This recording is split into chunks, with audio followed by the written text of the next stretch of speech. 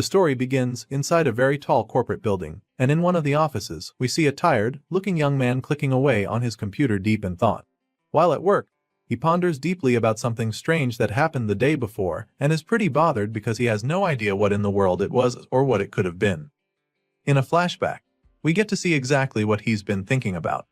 The previous night, he was having a light dinner when some kind of hologram popped up right in front of him out of nowhere. It startled him, but after staring at it for a few seconds, he realized that it was some kind of status window, which made him think that he was hallucinating or something. At first, he thought he was just seeing things, but even after a while, the status window didn't disappear, so his curiosity took over. On what appeared to be a shopping window, he noticed the option to purchase some canned tuna that cost 2 coins and clicked on it several times. However, nothing happened after multiple attempts, so it dawned on him that it didn't work because he didn't have any coins. Still puzzled by the whole thing, he also noticed another item in the options, which was a hammer for crushing zombie skulls. The weapon cost 5 coins. And it was a pretty strange thing to see since he had only ever seen a status window like it in Apocalypse webtoons. That's the idea that had popped up in his mind when it first happened, and even now in the office. That's exactly the same thing, making him unsettled. The protagonist finds it hard to believe, though, certain that he's not living in some kind of story from a novel. The mental argument goes on for him, making him wonder if he's starting to lose his mind from the exhaustion. Just then, Song is finally drawn out of his thoughts when his superior storms into the office yelling his name in annoyance. The furious man slams the door behind him and immediately starts beating the MC for spacing out yet again. At this point, Song is still in a daze, and it's only until the boss taps his hand that he finally regains consciousness completely. The man tells him to focus and immediately starts demanding answers for a job he passed to him the week before. Apparently, the MC didn't handle it properly, so now his boss is getting a call from the Hanbial Trading Company. Just when it looks like the boss is about to go off like a bomb, Song explains that the Hanbial Trading Company failed to prepare the documents properly, which required a re-examination to be conducted. Clearly, this isn't the first time the boss is behaving this way, because the MC doesn't look surprised at all. It turns out that this angry man has failed to get a promotion twice due to his own incompetence, and now he's here again, throwing another tantrum for everyone to see. As you can imagine, the man doesn't appreciate Song's tone, even though he didn't say anything wrong, so takes it personal, feeling that the MC is talking back to him rudely.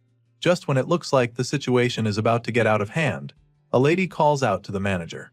The gorgeous woman offers him some kind of drink, telling him to calm down, and the moment he turns to look at her again, all the rage vanishes from his body. It's pretty obvious that he has a thing for this lady, Miss so he immediately rushes over to her, assuring her that he's definitely going to let Song off the hook for her sake. All of a sudden, the manager starts to get all touchy with her, probably misinterpreting her intentions. He asks her out to dinner after work, suggesting that some grilled intestines and soju would be a nice meal to end the day. But the lady wasn't even thinking in that direction at all. She's starting to get visibly uncomfortable, especially since he says it would be a shame for her to go straight home when she's dressed so nicely. At this point, they're no longer on the same page, but she doesn't want to upset him, so she politely declines the invitation, explaining that she has other plans later. Thankfully, the manager doesn't get mad at her for it. He's just surprised, but since it can't be helped, he lets her off, suggesting that they grab a drink sometime later. The man leaves the office right after that, and the moment he's gone, both Song and Miss sigh in relief. Clearly, they're already used to the manager's annoying behavior, and while some still don't know how to handle it, others have obviously mastered the art. Knowing how much trouble he was able to face, the MC thanks her for helping him out, and she just smiles softly in response. Later that day, it's time for Song's break, but he's so tired already that he just wants to go home. At the moment, he's taking a smoke outside to relax and recalling the scene from earlier. He's not ready to go back into the office right now since his annoying manager Cho is still in there. As frustrating as the job is, Song remains aware that it's pretty difficult to get a new one these days. As such, he knows that he just has to endure it even if it's tough. After all, this is still one of the largest corporations around. While thinking about this, the thought of Miss crosses his mind, and he figures that it wouldn't be a bad idea to get her a coffee later. As if she read his mind, the lady in question suddenly pops up right beside him, acting surprised to see him there on the rooftop. Song, on the other hand, is actually surprised to see her, so he asks her what she came to do here, since he knows that she doesn't even smoke. In response, she just sighs first before admitting that she came up there just to get away from the manager. Apparently, a client disappeared without paying their bill, and now Cho is taking out his frustration on everyone in the office, finding fault with every single person in there. Miss Sion, wasn't ready to be one of the scapegoats, so she snuck out before he could get to her desk. The MC is amused to hear this and simply commends her for making a good escape. At this point, the lady feels comfortable enough to start ranting about how the manager makes her feel. It turns out that he keeps asking to eat out with her when he's not even paying, but the most annoying part for her is how he subtly tries to touch her every chance he gets. Suddenly, she stops mid-rant and starts talking about how cold it is today, but Song can't relate because he actually thought that it was pretty cool for a summer day. However, she does agree with him because the temperature seems abnormal to her. So much so that she even has goosebumps right now despite wearing long sleeves. He's surprised when she suddenly rolls up her sleeves to show him, but then he just teases her for being really sensitive to the cold since he doesn't feel anything. The lady starts to get a little worked up when she sees that he doesn't believe her, so she takes out her phone to show him a video that would change his mind. Determined to prove her point, Son shoves her phone in his face and shows him a strange video of snow falling in Africa. As you already know, that's definitely not normal, so the MC isn't completely sure that it's real. He expresses his shock and the lady agrees with him because it is indeed strange. At this point Song believes that there's something seriously wrong going on, and while he's still saying this, Sion's phone starts buzzing from a new notification. They quickly check the phone and are surprised to see a cold wave advisory being announced. That doesn't make any sense because they're in the summer and the MC begins to wonder if the meteorological agency got hacked or something. They're still trying to wrap their heads around the first message when a second emergency alert comes in. Apparently, the cold wave warning has been issued due to a rapid drop in temperature, so now, all civilians are being advised to prepare thoroughly for colds and other illnesses that could result from this sudden temperature drop. They both stare at the phone screen in bemusement, and because of how strange the whole thing is, they conclude that it has to be some kind of error. As far as Seong is concerned, it doesn't even make sense to joke about having a cold wave warning in the middle of June. However, while he's still trying to make this point, a tiny snowflake suddenly falls on his hand and even Son starts to feel even colder in that moment. Puzzled by this, they both look up at the sky and are absolutely stunned to see that it's actually snowing already. It turns out that the cold wave is coming a lot faster than they could have imagined. It only takes a few hours for all the rooftops to be covered in snow. And even though it's been going on for a while now, the MC still can't wrap his head around the whole thing. He stands out on the balcony with a cup of hot coffee in hand as he struggles to make sense of the situation. It's literally snowing heavily in the summer, which makes no sense to him. It's almost as if the world has gone completely insane. Despite warning himself with a cigarette and some coffee, it's still absolutely freezing to him, and it's clearly colder than it was when Son was there with him. Looking down at the heaps of snow on the roads, he can already tell that the traffic this night would be on another level, so he figures that it would be wise to pack up and head home right away. With this in mind, Song makes his way to the elevator, but after trying to open the door for a while, nothing happens. Of course, this leaves him puzzled and wondering if the elevator is broken or something. He's still trying to figure out what's wrong when a freezing gust of wind hits him in a flash. The cold seeps into his body instantly, so he starts shivering even more. Now, he's even more desperate to get home quickly to go warm himself, so rather than wasting any more time at the elevator, he makes his way down the stairs. With everything going on now, he still can't help but feel very bothered about that strange status window that popped up in front of him the day before. He clearly needs answers, but right now, the most important thing is finding a way to deal with this strange cold weather. By the time he reaches the bottom floor, he notices that the elevator doors are closing, which means that someone just used it. Now, he's sure that it wasn't broken, but upon getting closer, he hears the machine opening and closing the doors rapidly, which makes him feel that someone might be holding the elevator door. That's what he thought at first, but it still doesn't make much sense because it's way too quiet. If someone was holding the door, then there would at least be some kind of noise around. At this point, the most logical explanation is an elevator malfunction, but our MC is about to witness some even more strange stuff. In the blink of an eye, all the lights go out and Seong is suddenly surrounded by pitch black darkness. Seeing that there's just been a blackout, our MC begins to get pretty nervous and a lot more desperate to get the hell out of the building. He knows that this is not a good situation, so he decides to forget about packing up. He makes up his mind to just leave, but then all of a sudden, he's startled by an ominous sound of metal scraping in the distance. Song can barely see anything, and now there's a strange sound coming from the darkness, so he's really creeped out. His pupils dilate as he carefully makes his way to the dark office to get his stuff, and that's when he gets even more freaked out. The place is completely deserted, almost like everyone left already, which is pretty strange. He could have sworn that a few people were still in there when he went up to the roof, so the current situation makes him even more nervous. Besides that fact that there's no one else around, he's also very creeped out by the sudden darkness. As he slowly moves along the office, he notices how messy the place is, which is very unusual. It's as if everyone else fled in a hurry, so now, Jin Song is sure that there's a problem. Desperate to calm himself down, he calls out into the darkness, asking if anyone else is there. Of course, there's no response, and that's when that creepy metal scraping sound continues. Jin Song's adrenaline levels spike and he immediately gets into flight mode. Bro quickly takes his backpack and starts to make his way out of the building, knowing that he definitely needs to move as fast as he can. Just as he's about to make a run for it, he senses an ominous figure behind him. He can't see it yet, but there's a zombie-shaped shadow right behind him that's already sending chills running down his spine. Our boy doesn't even bother turning to look at it, he just shuffles ahead to increase his pace. He can clearly sense that there's something terrible lurking in the meeting room ahead, and he's not too keen on seeing it for himself, so he continues on his quest to escape, but then all of a sudden, he steps on something. Jin Song looks down to see the ID card he just stepped on, and it's covered in blood. He picks it up and sees that it belongs to one of his colleagues, Kim Hyun-sok. Of course, he's very puzzled as to why it's covered in blood and whose blood it even is. Seeing the trail of blood leaves the MC frozen in shock, wondering what on earth happened in the place.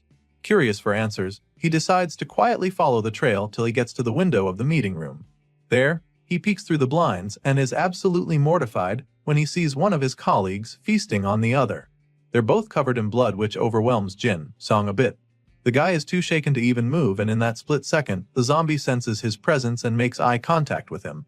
The moment they lock eyes, our boy finally snaps out of his trance, but it's too late because now, the blood-thirsty creature is completely focused on him. The zombie stands up, and in the blink of an eye, our boy finds himself standing face to face with the monster. He's extremely terrified now, but the shock keeps his feet tethered to the ground for a while. Thankfully, this quickly changes when the zombie attacks him. As soon as the creature charges at him, Jin Song turns on the jets and starts running for his life. At first, he didn't know exactly what was going on, but now that he's trying to escape death, it becomes pretty clear to him that this might actually be a real zombie. Bro realizes that he's not winning this race, so just as he enters the office, his eyes lock in one of the chairs. At this point, he decides to fight back by grabbing the office chair. With all the power he can muster, he lifts the chair and hurls it at the zombie. He's hopeful that this would at least slow the monster down, even if it doesn't kill it, and thankfully, it works. With the zombie now a little occupied with the pain, the MC slams the door before the zombie can get to him, and this seems to have bought him some time because the blood-thirsty monster bangs on the door for a few seconds before stopping. Eventually, the zombie decides to walk away, and when our guy realizes that it's no longer trying to get him, he decides to let his guard down by quietly sitting on the floor to rest for a bit. It's obvious that it was definitely a zombie just now, and this is further confirmed when his phone buzzes in his pocket. He takes it out to see the notification of an emergency alert. Apparently, there is an infection suspected to be a variant of the rabies virus spreading rapidly throughout downtown Seoul. All citizens are being advised to refrain from going outside as much as possible and wait indoors for instructions from the government. As you can imagine, the most baffling thing he picked out from the entire message was the fact that this is a rabies outbreak. He just holds his head in confusion and annoyance as he reads the message, because it sounds like a load of shit as far as he's concerned. I mean, you can't blame him for feeling this way. After what he just faced, he's definitely sure that this doesn't have anything to do with rabies.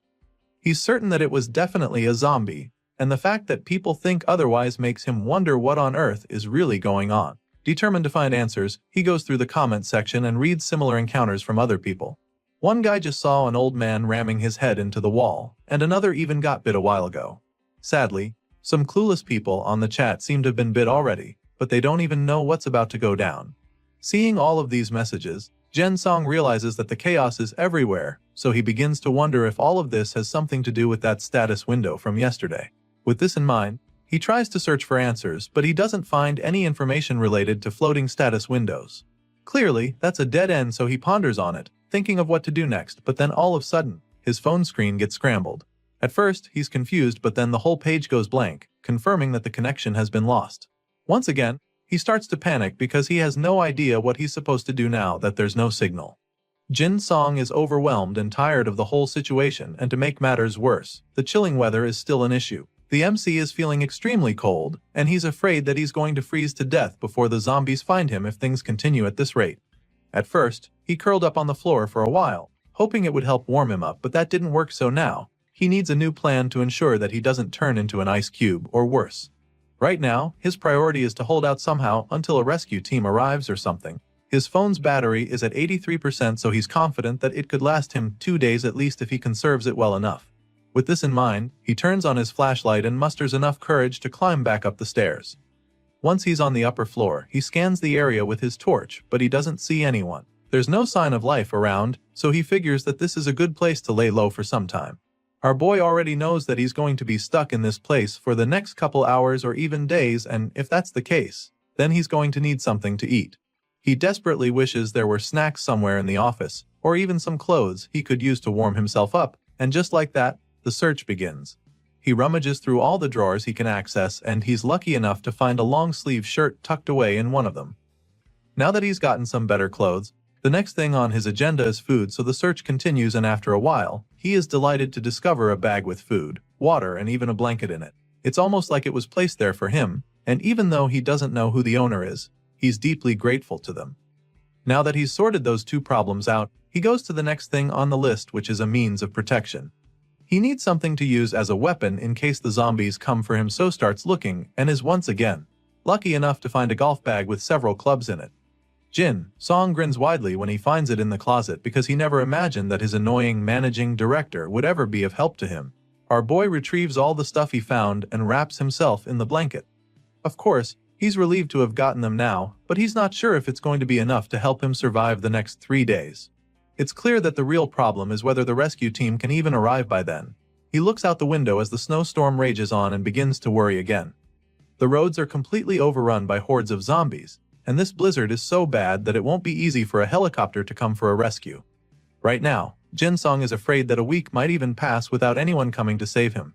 To make matters worse for him, it's getting even colder despite covering himself up with the blanket. He's shivering seriously, and it's only a matter of time before he chips his teeth with the way they're smashing against each other. Bro brings up the status window again and stares longingly at the page with the winter clothes there. He's desperate for them, but he can't afford it, and he has no idea how he can even get coins. His situation is looking pretty bleak right now, and he's truly afraid that he might not make it, so he just sits there in silence. Jin Song sits in the stairway waiting for help, but just when he thinks he's about to get a little peace, he hears footsteps approaching. Without any hesitation, he shoots up from the floor and grabs one of the golf clubs, determined to protect himself no matter what. He braces himself for what's to come, and all of a sudden, the footsteps become a lot louder and faster, as if the zombie is charging at him. The door bursts open in a flash and our boy takes a mighty swing, but just when he's about to land the hit, he realizes that it wasn't actually a zombie, it's his colleague. The guy introduces himself as Kim Ju, Manager Choi's replacement from the sales department, and the MC immediately recognizes him. He's heard about how annoying the guy is, but right now is not the time you get into that. The two get back to hiding and Kim tells Jin Song where he's been. The guy was in the break room when he suddenly heard loud banging on the door from outside, so he quickly locked the door from the inside early enough. Hearing this, Jin Song is curious as to how he got out and made it to this point without being taken down by the zombies. In response, the guy admits that he just burst through the door and ran through all the zombies in his path till he got to the emergency exit. At this point, our boy can tell that this guy is just trying to brag about his strength because nothing he's said so far has been useful.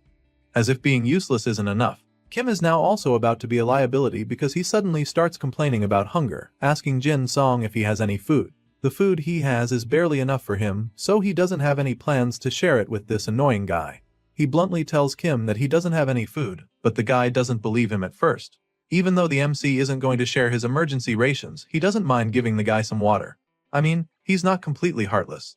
Anyway, he takes out the can of water and hands it to Kim, who thanks him for it. At this point, you'd think the guy would just take the water and be grateful, but that's not the case. All of a sudden, Kim grabs Jin Song's arm very firmly, and with a twisted look in his eyes, he asks our guy once again if he really doesn't have any food. Now, the MC can clearly see that there's something strange going on with Kim, so he knows that he has to be very careful. While getting the water, Jin Song notes something unsettling about the guy. At first, he thought that Kim was sweating because he had been running, but the guy has been dripping with sweat the whole time, even though it's freezing. Our boy feels that he might just be feeling too paranoid, but just as the thought crosses his mind, Kim suddenly lunges at him like a madman. Thankfully, he's quick enough to notice it, so slams him in the face with the water flask. He disorients Kim with the hit, lands a powerful kick to the side and sends him crashing into the wall. At this point, Jin Song has his golf club in hand, ready to strike because he's clearly facing a zombie now. Kim was fine just a moment ago, but now, the guy is foaming at the mouth and growling at him with crazy eyes. As much as our boy hates to have to do this, he also knows that he doesn't have much of a choice. If he doesn't take out this zombie, his own life will be in danger, so without any hesitation, he buries the golf club in the zombie's head. This is no longer his colleague Kim. It's now a bloodthirsty zombie ready to infect him, so he can't let that happen. Jin Song pummels the zombie until the whole place is covered in blood. He lands repeated blows to the head till it stops moving. At this point, it's clearly dead, so he can finally take a breather. The MC takes a moment to catch his breath, and then all of a sudden, he sees a status window appear right in front of him. It's a notification confirming that he just earned 1 coin. As you can imagine, he's taken aback by this because he has no idea what the hell is going on. After pondering over it for a while, it finally starts to make sense to him. The only place he's seen anything about coins was on the shopping window. So, he pulls up the shop to confirm, and sure enough, he sees several items that can be purchased with coins. Right now, he has 1 coin, so he can't really afford anything since most of the items cost more than that, including the winter clothes he so desperately needs. Seeing all of this, Jin Song begins to understand what exactly is going on. He realizes that he's probably going to get 1 coin each time he deals with a zombie, and frankly, that's quite disappointing to him. He literally just risked his life to fight and survive that, so he's pretty pissed that all he got was 1 coin. It's a really tough system, as he can already tell, and just thinking about it exhausts him. Jin Song simply falls to his knees, thinking about what his fate is, and that's when he spots something intriguing on the zombie. The MC notices the throbbing bite mark on the decreased Kim's arm and just sighs as the reality dawns on him. Kim probably got bit while trying to run through the zombies in the building, and he clearly didn't even know he had been bit. Our guy can't blame the guy for not even knowing, since he looked completely fine when they first met. It's really crazy that one can already be infected and have no idea. So with this in mind, Jin Song decides that he can't trust anyone by their appearance moving forward. The MC makes his way back to one of the offices to have a smoke and relax a little. While he's at it, he can't help but notice how good this cigarette he found earlier is. He remembers finding it when he was rummaging around the building for useful stuff, and he's really glad he did, because it's the only small comfort he has in this crappy situation. After some time, Jin Song figures that he should probably start moving back to his hiding spot soon if he doesn't find any other useful stuff. Just as he's thinking about this, a loud screech disrupts his thoughts. So he looks out the window to see what's going on outside, and that's when he sees the sea of zombies flooding the streets. There are only a few people who haven't been infected yet, but with the hordes swarming them, it's only a matter of time. Some of them try to fight back with weapons and whatever they can get their hands on, while others just succumb and accept their fate. Sadly, in a situation like this, there's really no use fighting, and the last man standing learns this the hard way. The zombies devour him in a flash, and all that's left of him is a bloody corpse. Well, that's before his transformation begins. Our guy watches the horrific scenes down there from the building, and he's truly shaken by it. It's so disturbing to him, but more importantly, it makes him understand just how screwed he is. As if the endless waves of zombies aren't enough, the snowstorm refuses to end as well. The blizzard rages on throughout the night, and our exhausted protagonist decides to just lie down and hope for the best. By the 3rd day, there's still no sign of any rescue team coming to save him, and it's not getting any warmer either. On top of that, his phone battery is now at 3%, which means that he's about to be really hopeless in a while. From the look on his face, you can tell that he doesn't really have high hopes anymore. All he has left with him now is 1 bag of snacks and 4 chocolate bars. As you can imagine, the last 3 days have been really frustrating for him. He's spent most of his time just staring out the window to conserve as much energy as possible. During that time, he saw several people attempting to escape from the zombies, and of course, every single one of them turned into a zombie in the end. Seeing such things can really kill a man's hope, and some might even lose the will to fight or keep living. However, that's not the case for our hero. Despite seeing how the efforts of others ended in futility, Jin Song has come to the conclusion that he has to get moving. As far as he's concerned, there's really nothing else he can do if he wants to live. Sure, it's safer inside the building, but staying here like this will only bring him closer to death with each passing day. He decides that he can't keep hiding in one spot staring out the window till death comes for him, so first, he intends to find some trustworthy survivors within the building. Jin Song still believes that there are others like him and that his best shot is finding them. So, with the little energy left in him, he clears out the barricade in front of the office door, prepared to finally walk out. The MC is definitely afraid, but he knows that this is what he has to do. He must find the others and combine forces with them to get out of this building. For now, his main objective is the 6th floor. This is where he wants to begin his search, and to do that, he needs to check if the entrance is blocked like Kim Ju Man said it was. For the first time in days, Jin Song opens the door to walk out, and the moment he does it, something shocking happens. All of a sudden, the power is restored and all the light bulbs come back on. As soon as he sees this, he doesn't even waste a second before running back into the office window to check if it's still snowing. Sadly, when he gets there, he's disappointed to see that the blizzard is still very much there. He looks out and sees that all the other buildings don't have any power. It's still very dark outside, but the lights in the building are on, so this can only mean one thing. Jin Song got his hopes for a second there, but the lights inside are still on, which means that someone must have turned on the emergency generator. The last time he checked, zombies aren't exactly cut out for stuff like that, so he is convinced that there's another survivor in the building. This is exactly what he's been praying for, and now he has a chance to join forces with someone else, so he dashes out of the room to begin his search. The MC takes all the stuff he needs with him and makes his way to the stairs once again. He knows that he needs to be quick about this little mission, because the lights could go out at any moment, and he wouldn't want to be in the zombies' territory when that happens. With this in mind, he resolves to find the others before the lights go out and makes his way down the stairs. Jin Song believes that the survivor is likely located in either the management office or the security office, since those guys are the ones with access to the generators. The thing is, both of those offices are on the first floor, so he'd have to go down a couple stairs, but it's a relief for him. On the way down, he notices that something is going on with his shoes. As much as it's keeping his feet warm, he knows that he can't risk attracting the zombies with the noise, so he takes off his shoes and continues the journey in socks. Our guy is determined to make it out alive, and he no longer cares what it's going to take in order to achieve this. Soon, he arrives on the 6th floor. Right now, he's pressed for time and needs to find the other survivor before the backup generator fails, but he also needs to check if the emergency exit is truly blocked. So, Jin Song takes a quick stop on the 6th floor to check for it. Our boy stealthily moves around there and eventually gets to the exit, and just like Kim said, it's blocked indeed. Now that he's done with that, he needs to get back to finding the other survivors in the building. That's the most urgent thing right now, so the emergency exit can wait for now since he's confirmed that it's blocked. Not long after that little detour, the MC finally reaches the 1st floor, and upon getting there, he notices that everything still seems normal. It doesn't look like the zombies from outside have been able to break in yet, and that's a good sign. However, considering the usual foot traffic in the lobby, there's a high chance that zombies are roaming about. He listens carefully, but doesn't hear any noise, so he attempts to open the door and is relieved to see that it's not locked. Jin Song opens the door slightly to take a peek, and sure enough, he finds numerous signs to confirm the zombies' presence. There are blood stains all over the place, and he even sees a few of the undead patrolling the area. On looking closer some more, he sees many others roaming about like it's some twisted Halloween party. He's astounded by how many there are and starts to feel that this might even be the entire horde of zombies. Just as he expected, it's practically impossible to escape the building at the moment. There are just way too many zombies in the way. Still, he's glad that the zombies from outside haven't gotten in yet, because that would just make the situation a lot worse for him. Sadly, with the way things are going, it's only a matter of time before those front doors come down. The multitude of zombies outside seem to be looking for a way in, and if the population goes any higher, then they'll definitely break in.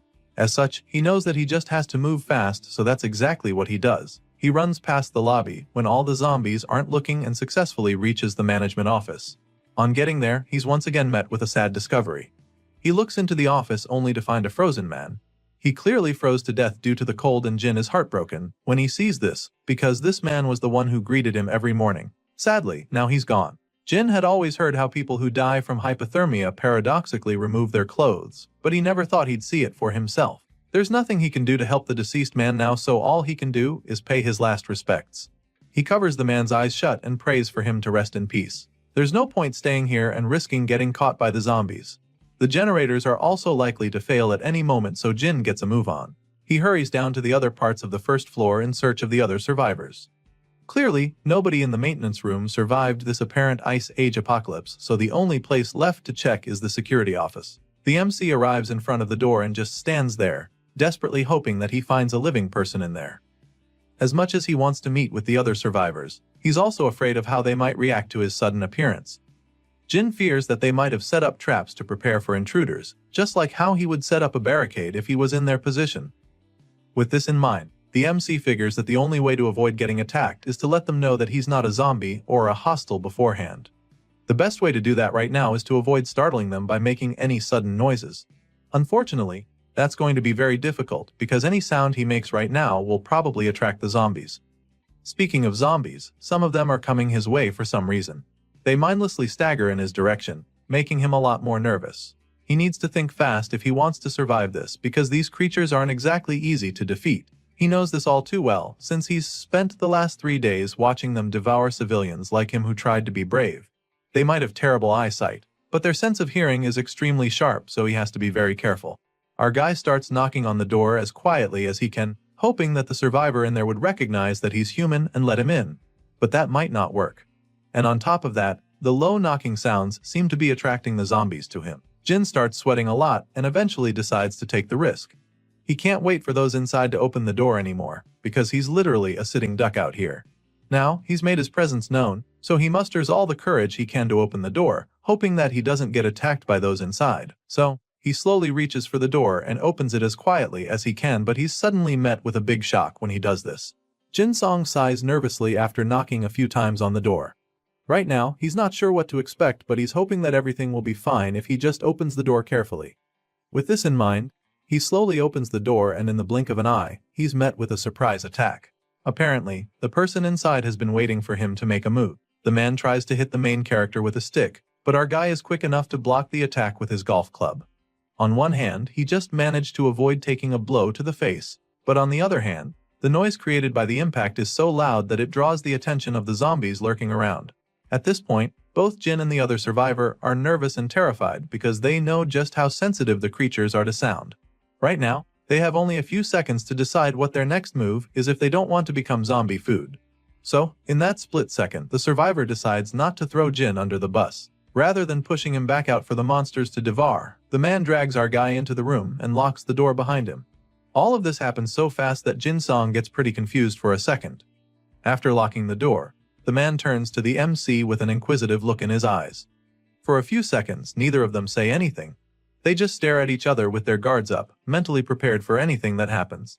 Jin finally interrupts the heated staring contest by asking the man with the stick if he's still human, which he confirms before asking the MC the same question. Our protagonist reveals that he's also human, but the other guy doesn't seem to be convinced yet. He still doesn't believe Jin, and you can't blame him for being this skeptical. Seeing this, Jin tries to explain and make the guy understand that they're on the same side. He reveals that he came all this way since the emergency generator suddenly came on because he thought that there might be another survivor. He attempts to go closer, but the N refuses to let his guard down. At this point, Song finally introduces himself as the assistant manager from Sales Team 2, hoping that this would ring a bell.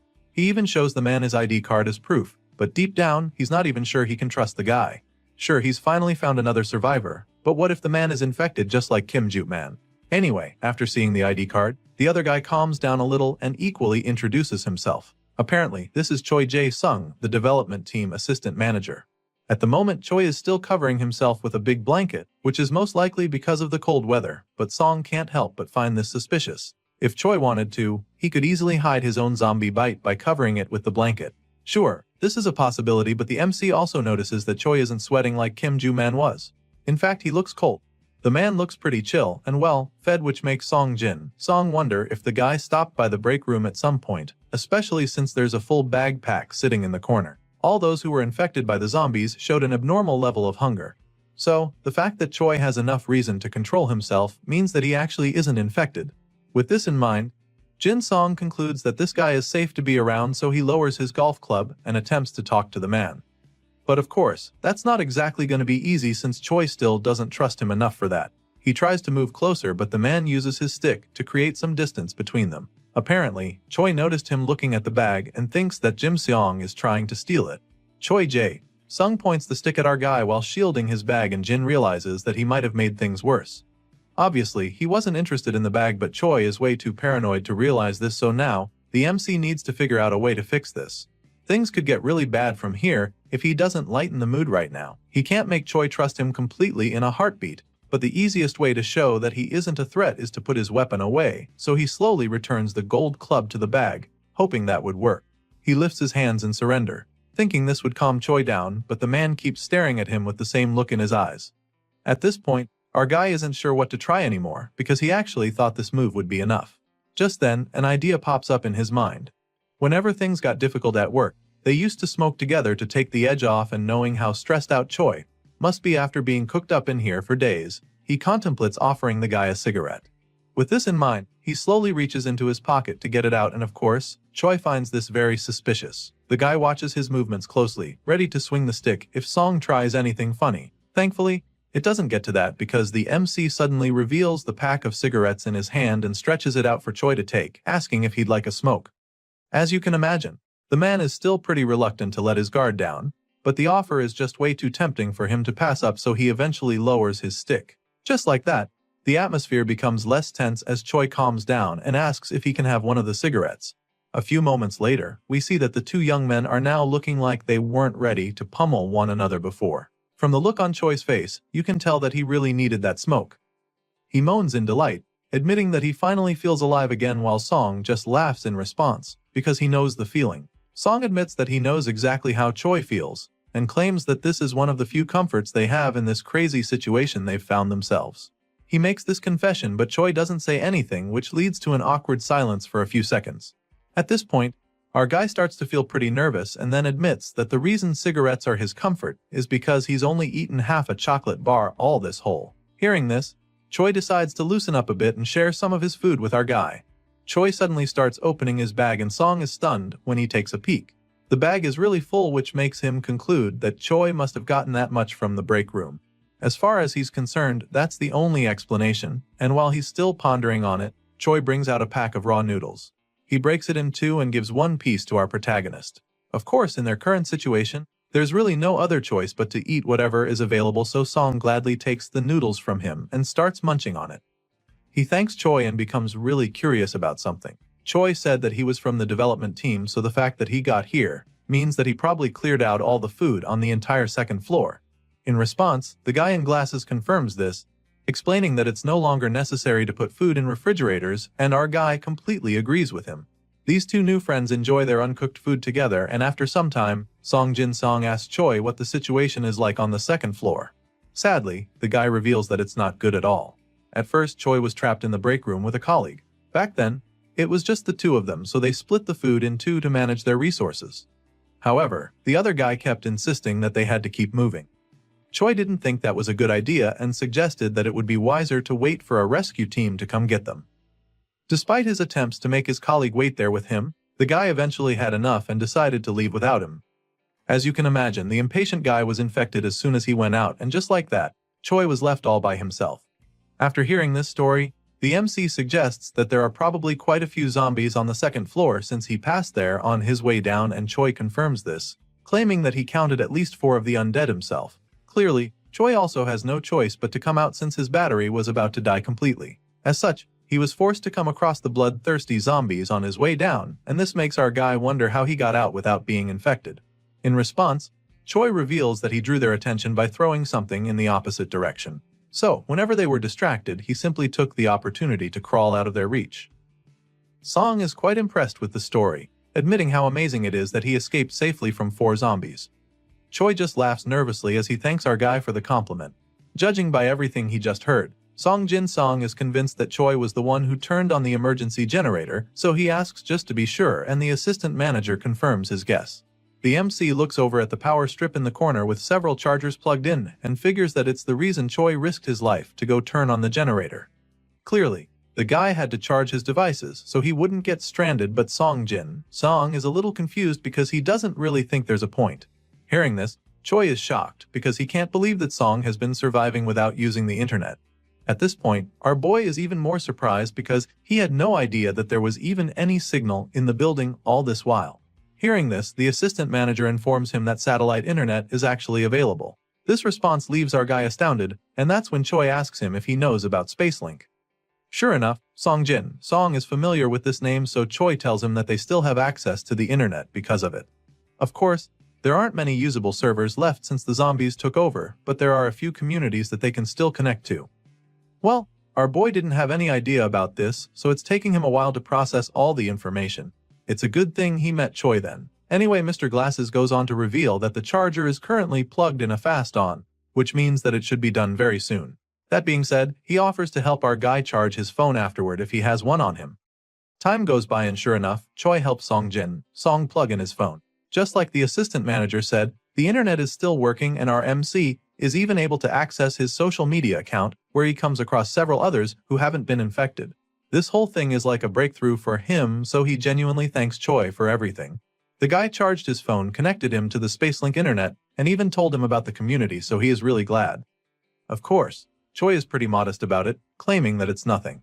Not long after that, they notice the lights above them flickering and Song immediately suggests that the emergency generator is about to run out of power. Of course, this is really tragic news for Choi, even though he already knew that it was going to happen eventually. Things are about to get a lot more difficult for them, which makes him wonder what Song plans to do in this situation. Before our guy can even say anything, Choi makes his intentions very clear, stating that he will be staying right in the room. The assistant manager doesn't have any intention of leaving the room, and stating this, Song just stares at him with a disappointed look on his face. Clearly Choi only said this just now because he wants Song to leave. The guy suddenly starts reaching for his wooden stick again, like he's preparing to attack our guy if an argument breaks out. Song doesn't seem to notice this though, but he understands why the assistant manager would want him to leave. The MC knows that he's probably just a burden considering Choi's current disposition. The assistant manager's strategy is obviously to hold out for as long as possible in the safest location, so he truly has no need for a companion who would just consume more of his food while waiting around. Song also doesn't consider Choi a good companion in this situation because they have conflicting ideas. As far as the MC is concerned, he needs to keep exploring in order to find a way out, and this means that Choi would only be an obstacle. As such, he believes that it's only right for them to part ways here and now. After considering all of these factors, our guy finally informs Choi that he will be leaving instead. Of course, Mr. Glasses over here doesn't have any problems with this. In fact, he's even relieved to hear it. Without any hesitation, he goes over to his bag to take out a flashlight and a small power bank. Apparently, he has about 2 more of these to spare, so he doesn't mind giving them to Song as a parting gift. He presents them to our boy, proving that he's not all self-centered, and of course, Song is really grateful for the gift. He thanks the assistant manager sincerely because he knows how incredible these items will be in a situation without any electricity. Grateful for Choi's generosity, our guy decides to return the favor, so he takes out a few sticks from his pack of cigarettes and gives them to the guy as well. Of course, Choi really appreciates it, so he thanks Song as well, and the 2 survivors finally part ways. Our guy makes his way to the door and Choi wishes him luck. Before stepping out, the MC turns to the guy, hoping that they get to see each other alive again. Song exits the room after that, and as soon as he's outside, he's overwhelmed by the horde of zombies flooding the area. Right now, he knows that he has to hurry because the electricity will be cut off soon, leaving him stuck in the dark with the undead creatures. To avoid this, he needs to get the hell out of here. Thankfully, the door is still holding up so he can escape very quickly. Song contemplates his next course of action. If he goes down to the basement, he can easily access his company car in the parking lot. There's a chance he can escape with it, but at the same time, he's not even sure that leaving the building right now is the correct choice. At the moment, he's starting to reconsider his idea, feeling that the time to escape the company building will come eventually, so there's no need to rush. A part of him knows that leaving the company right now could turn out to be a rash decision, so, for the meantime, he feels that it is wiser to go back up and get all the information he can from the company. That way, he'll be more equipped with everything he needs to enable him to escape safely. With this in mind, our guy starts marching up the stairs with his bloody golf club in hand. He's only a few steps in when everything goes dark all of a sudden. He curses in frustration when this happens because it means that the emergency generator finally ran out of power. Thankfully, he still has a flashlight, so rather than freaking out, he's able to stay calm. Song uses the light to navigate his way up the stairs as carefully as he can because there's a good chance the zombies moved when he was downstairs. By being extremely careful and quiet, Song is able to reach the 4th, 5th, and then the 6th floor without being attacked by the zombies. Now, he just needs to move a little higher to reach his destination, but then all of a sudden, he hears a noise coming from the floor above.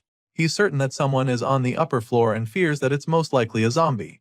Despite being absolutely terrified right now, the MC knows that there's really no turning back at this point. He has no choice but to keep going, so he tightens his grip on the golf club and braces himself for what is to come, confident that he'll break through no matter what. A few seconds later, we see that our determined hero has hung the flashlight in the railing to enable him go face the zombie with both of his hands free. He slowly goes up with his trusty golf club in hand and, quietly closing in on the monster as he prepares to knock it out. By the time he gets close enough, he is finally able to see the zombie fully, and is even relieved that it's also facing the rooftop. With the creature turning its back to him, this means that he'll be able to sneak up on it from behind, so he's even more motivated to use this opportunity before it's too late. Determined to take out the zombie, he moves even closer, waiting for the perfect opening to strike, but things take a huge twist when the zombie senses him.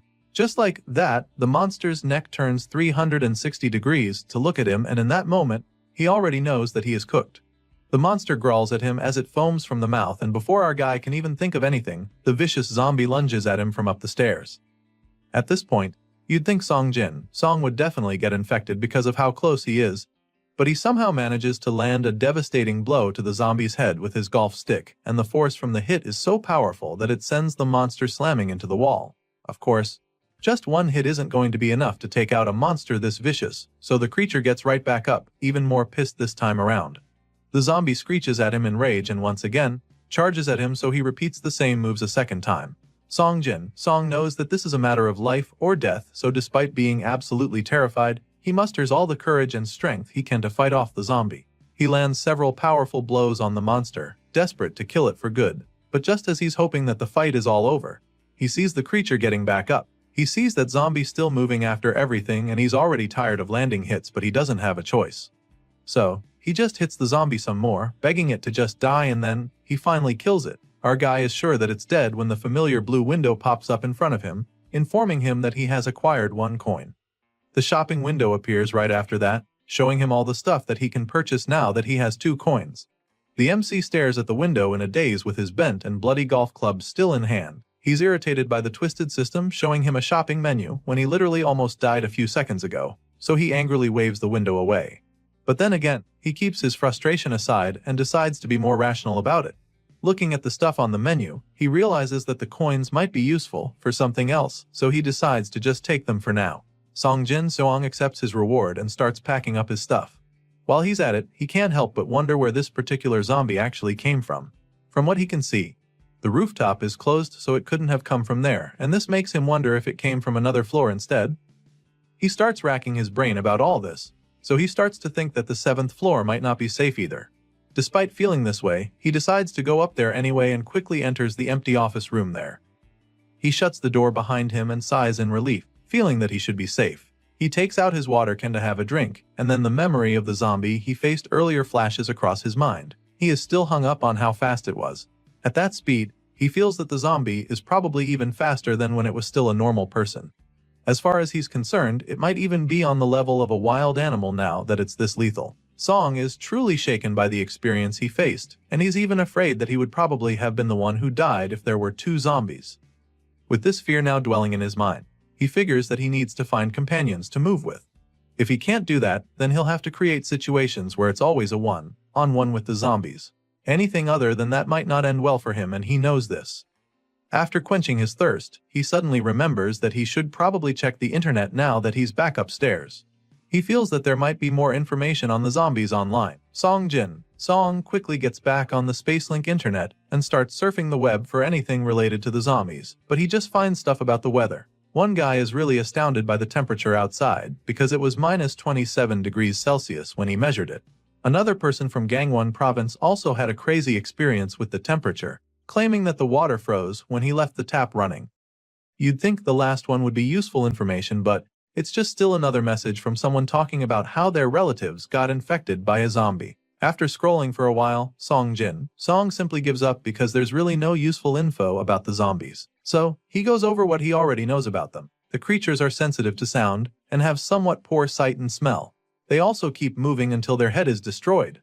And the most obvious fact, if you're bitten by a zombie, then you become one as well. These things online are all stuff he already knew before now, and it's mostly just survivors crying out for rescue on the servers. As annoying as the situation is, it's actually helped him to confirm one thing, which is the fact that the government has now completely collapsed. It's now very obvious that no one is coming to save them, and so now, the harsh reality dawns on him. Song finally accepts the fact that he has to survive on his own, by himself in this godforsaken world. The thought runs through his mind just as the harsh cold seeps deeper into his body, causing him to cough violently. Of course, that's never a good sign. Soon, it's day 5 of survival and our guy is literally shaking like a leaf. The cold seems to have really gotten to him now, because he's covering himself in a blanket, but still shivering tremendously. For some reason, he still thinks that he hasn't caught a cold yet. Bro claims that he can't let that happen when he's clearly sick already. I mean, you can't blame him for not wanting to accept that he's sick. After all, in this situation, a cold practically means death. Song Jin-song is determined to stay healthy, so he motivates himself to move his body in order to generate some heat. This might turn out to be a bad idea since he'll probably need to replenish the lost energy afterward. Anyway, our guy proceeds to do some jumping jacks to generate heat, and of course it doesn't take long for his belly to start growling. He's clearly very hungry now and tired too, so he goes straight to one of his chocolate bars. Normally, he would have eaten only half, but right now, his body needs the calories, so he throws conservation out the window and eats the whole thing. After eating, Song takes off his shoes, feeling pretty irritated by the cold. He probably thought his body would have adapted to the temperature by now, but after 5 days of this Ice Age apocalypse, he is now sure that he can never get used to this cold. As such, he decides that it's time to go light, feeling that it would just be cumbersome to move with his shoes on. He drops them on the desk, feeling that leaving them there would be better since it makes less noise. Once that's out of the way, he realizes that he needs to find proper food before things get worse. To do this, he'll need to leave the office for his search. According to Assistant Manager Choi's information, half of the food from the break room should still be there, so now, his mission is to make it there alive and find it. He needs to get to the development team floor and find the bag of Choi's colleague who turned into a zombie. The only problem with this little mission now is the fact that there are probably more than 4 zombies in that area, waiting for their next human victim. This makes things very difficult for him because it's going to be almost impossible to snatch the bag from the zombified colleague without the other undead creatures noticing. The only way to get the bag back now is to take the zombies out one by one. With this in mind, our boy goes into assassin mode. He scans the area to locate all the zombies. The first one is in the Development Team 1 office. There's another in Development Team 2 as well.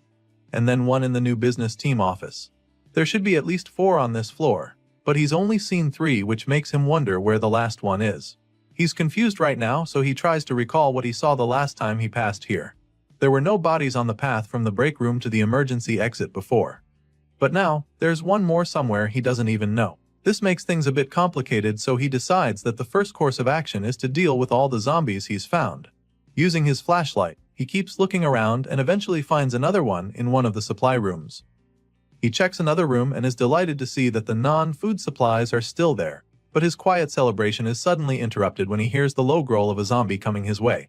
Song Jin-song quickly hides to avoid getting spotted, but he also marks the zombie's location. And so, now that he's gotten all his targets, it's time for him to begin the hunt. To set the plan in motion, he hurls a cup across the room to get the zombie's attention, knowing that the mindless creature would run in that direction. Sure enough, when the undead monster dashes toward the noise, Song emerges from the shadows with his golf club and takes a big swing at the zombie's head. The bloodthirsty monster doesn't see him on time, and by the time it realizes that it just got played, it's already too late.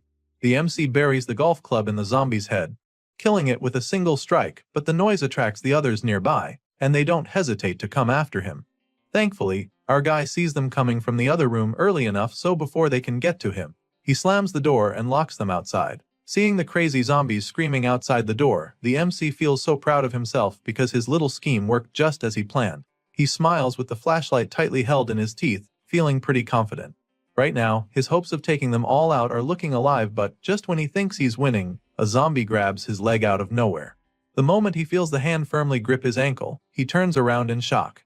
He looks down at the zombie growling at him, and of course, this leaves him very petrified because being this close to one of them is literally a death sentence.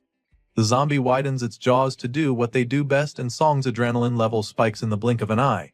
The flashlight falls from his mouth in his panic, but thankfully, he is able to avoid getting bit. Before the monster can get him, he forcefully stomps on its head. He slams it and proceeds to hammer it with the gold club until there's blood everywhere and the zombie stops moving. As you can imagine, even after killing the zombie, he's still overwhelmed by what just happened. It was a very terrifying experience for sure, but it's still not over yet because there are still 2 other zombies waiting outside the door for him. Well, at least they can't get to him now, so he calmly picks up his flashlight from the pool of zombie blood. Now, he's already attracted 2 of them to him, so he resolves to finish this before any more zombies are drawn by the noise. Determined to come out of this alive, he puts the flashlight back in his mouth and charges right out the door. He opens the door and immediately throws a spoon across the office to distract them. Of course, this works pretty well since one of the 2 mindlessly runs toward the noise. The other one is a bit more suspicious about the situation, so if just stands there looking baffled, and this allows our boy to strike. Meanwhile, the other zombie that went after the spoon appears to have a backpack on, and it's probably the one Song is looking for. Our boy attacks the first one and goes after the second one with his golf club like a gladiator. The zombie tries to run away, but of course, the MC is way too locked in to let it escape. He goes after the undead creature with murderous intent, and a few seconds later, we see his golf club bent beyond recognition. The metal stick is completely deformed and covered in zombie blood at this point. The final confirmation that he killed the two creatures is the sudden message that pops up, revealing that he just acquired 4 coins. After the crazy ambush he just laid on the zombies, he uses his flashlight to see the bag properly. He almost died while taking them on, but it wasn't for nothing because now he's finally gotten the bag of food he came for. He inspects the dead zombie with the backpack, and that's when he sees how deformed his golf club is now. Looking at it, he can immediately see that he won't be able to use it anymore. It's time to let it go. Song quickly unstraps the backpack and takes it off the zombie corpse. He puts on the bag and is delighted by how heavy it is because that just means there's a lot of food in there. Before leaving, it dawns on him that he no longer has a weapon to protect himself. Going back down to other floors without a weapon would be pretty risky, but he doesn't have a choice, so he figures that it's better to just move quickly. But then again, now that he's cleared this area, he thinks that it might not be a bad idea to search the place some more for something that could be useful to him. Since he's still there, he decides to take a look around. Assistant Manager Choi said that his colleague hid in the break room, which means that the two of them probably didn't get a chance to search anywhere else while they were on this floor. Well, our boy has managed to make the place safer for exploring, so that's exactly what he does. He looks around the place, and it doesn't take him long to find some interesting stuff. He finds a pretty good haul, and he's impressed. Just from the desks in Development Team 1, he found a power bank and even nutritional supplements, so he's feeling really lucky. Things are looking really good right now, so he feels that it would be good to also search Development Team 2 as well. On his way there, he suddenly hears something that catches his attention. It definitely sounds like a zombie, so he begins to panic since he doesn't have a weapon on him anymore. This might turn into a big problem for him if he's not careful, so he quietly jogs in the opposite direction. If he runs into the zombie right now, then he'll be done for, so he decides to go back. There's no point risking his life in search of another good haul. A few moments later, we see that Song has found somewhere safe to check out what's in the bag. It's pretty safe now, so he's finally starting to calm down. He laughs in excitement as he hugs the bag tightly. He never imagined that he'd end up feeling safe at the office, especially in a situation like this.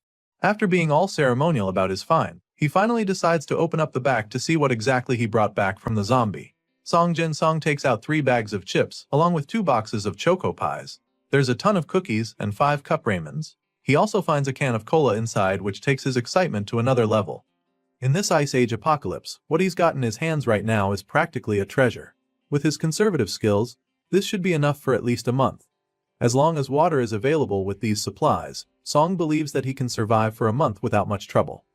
Our guy leans back with a look of satisfaction on his face, convinced that this stash was definitely worth risking his life for. Unfortunately, just when he's finally about to feel good for the first time in days, the familiar chills rush back into his body. He starts shivering all over again now that the excitement has died down. His socks are soaked in blood and sweat, which means that his wet feet are making it even colder for him. He doesn't even know how to handle his current predicament. He feels like he should wash up a little to get the blood off. So he takes off his socks and starts washing his feet with ice water. Of course, the moment the water touches his feet, the cold shocks him. It's way too cold and he can't even believe that he's doing this. He never imagined that he would be washing his feet with ice water in his life. After washing off most of the blood, he suddenly comes across something horrifying. It's a wound, and for some reason, it resembles a bite mark way too much. He's shocked because he doesn't remember getting injured during his encounter with the zombies earlier. Song's eyes widen in horror as he thinks back to the time the zombie grabbed his legs. He's starting to think that he might have gotten scratched by it then, because he's certain that he didn't get bitten. From what he knows about these undead creatures, he definitely has to be bitten to become a zombie. He takes out his phone to confirm what he saw online, and sure enough, he comes across the post from a person who was scratched and wasn't infected even after several days. The MC is so excited when he reads this message because it means that he's still safe. The guy is so relieved now because it definitely wouldn't have been easy to deal with the fact that he'll soon be turned into a zombie. Now, he's done washing his feet, so he goes to dry them with his blanket. After cleaning his legs, he can finally see how serious the wound is. Once again, his legs start shivering from the cold and he begins to get worried. At this rate, he's afraid that this wound will lead to frostbite. On top of that, his toes are exposed, and if that continues, he'll be in some serious trouble. He knows that he needs to warm his foot up somehow, so he finally decides to visit that strange shop that's been popping up. He opens the shopping window in search of something to help him get warm, and like always, he's reminded of his balance. The floating window informs him that he possesses 6 coins now and shows him all the necessary items he can purchase with them. He vividly remembers seeing winter clothes on the shopping window, so he immediately starts scrolling to find them.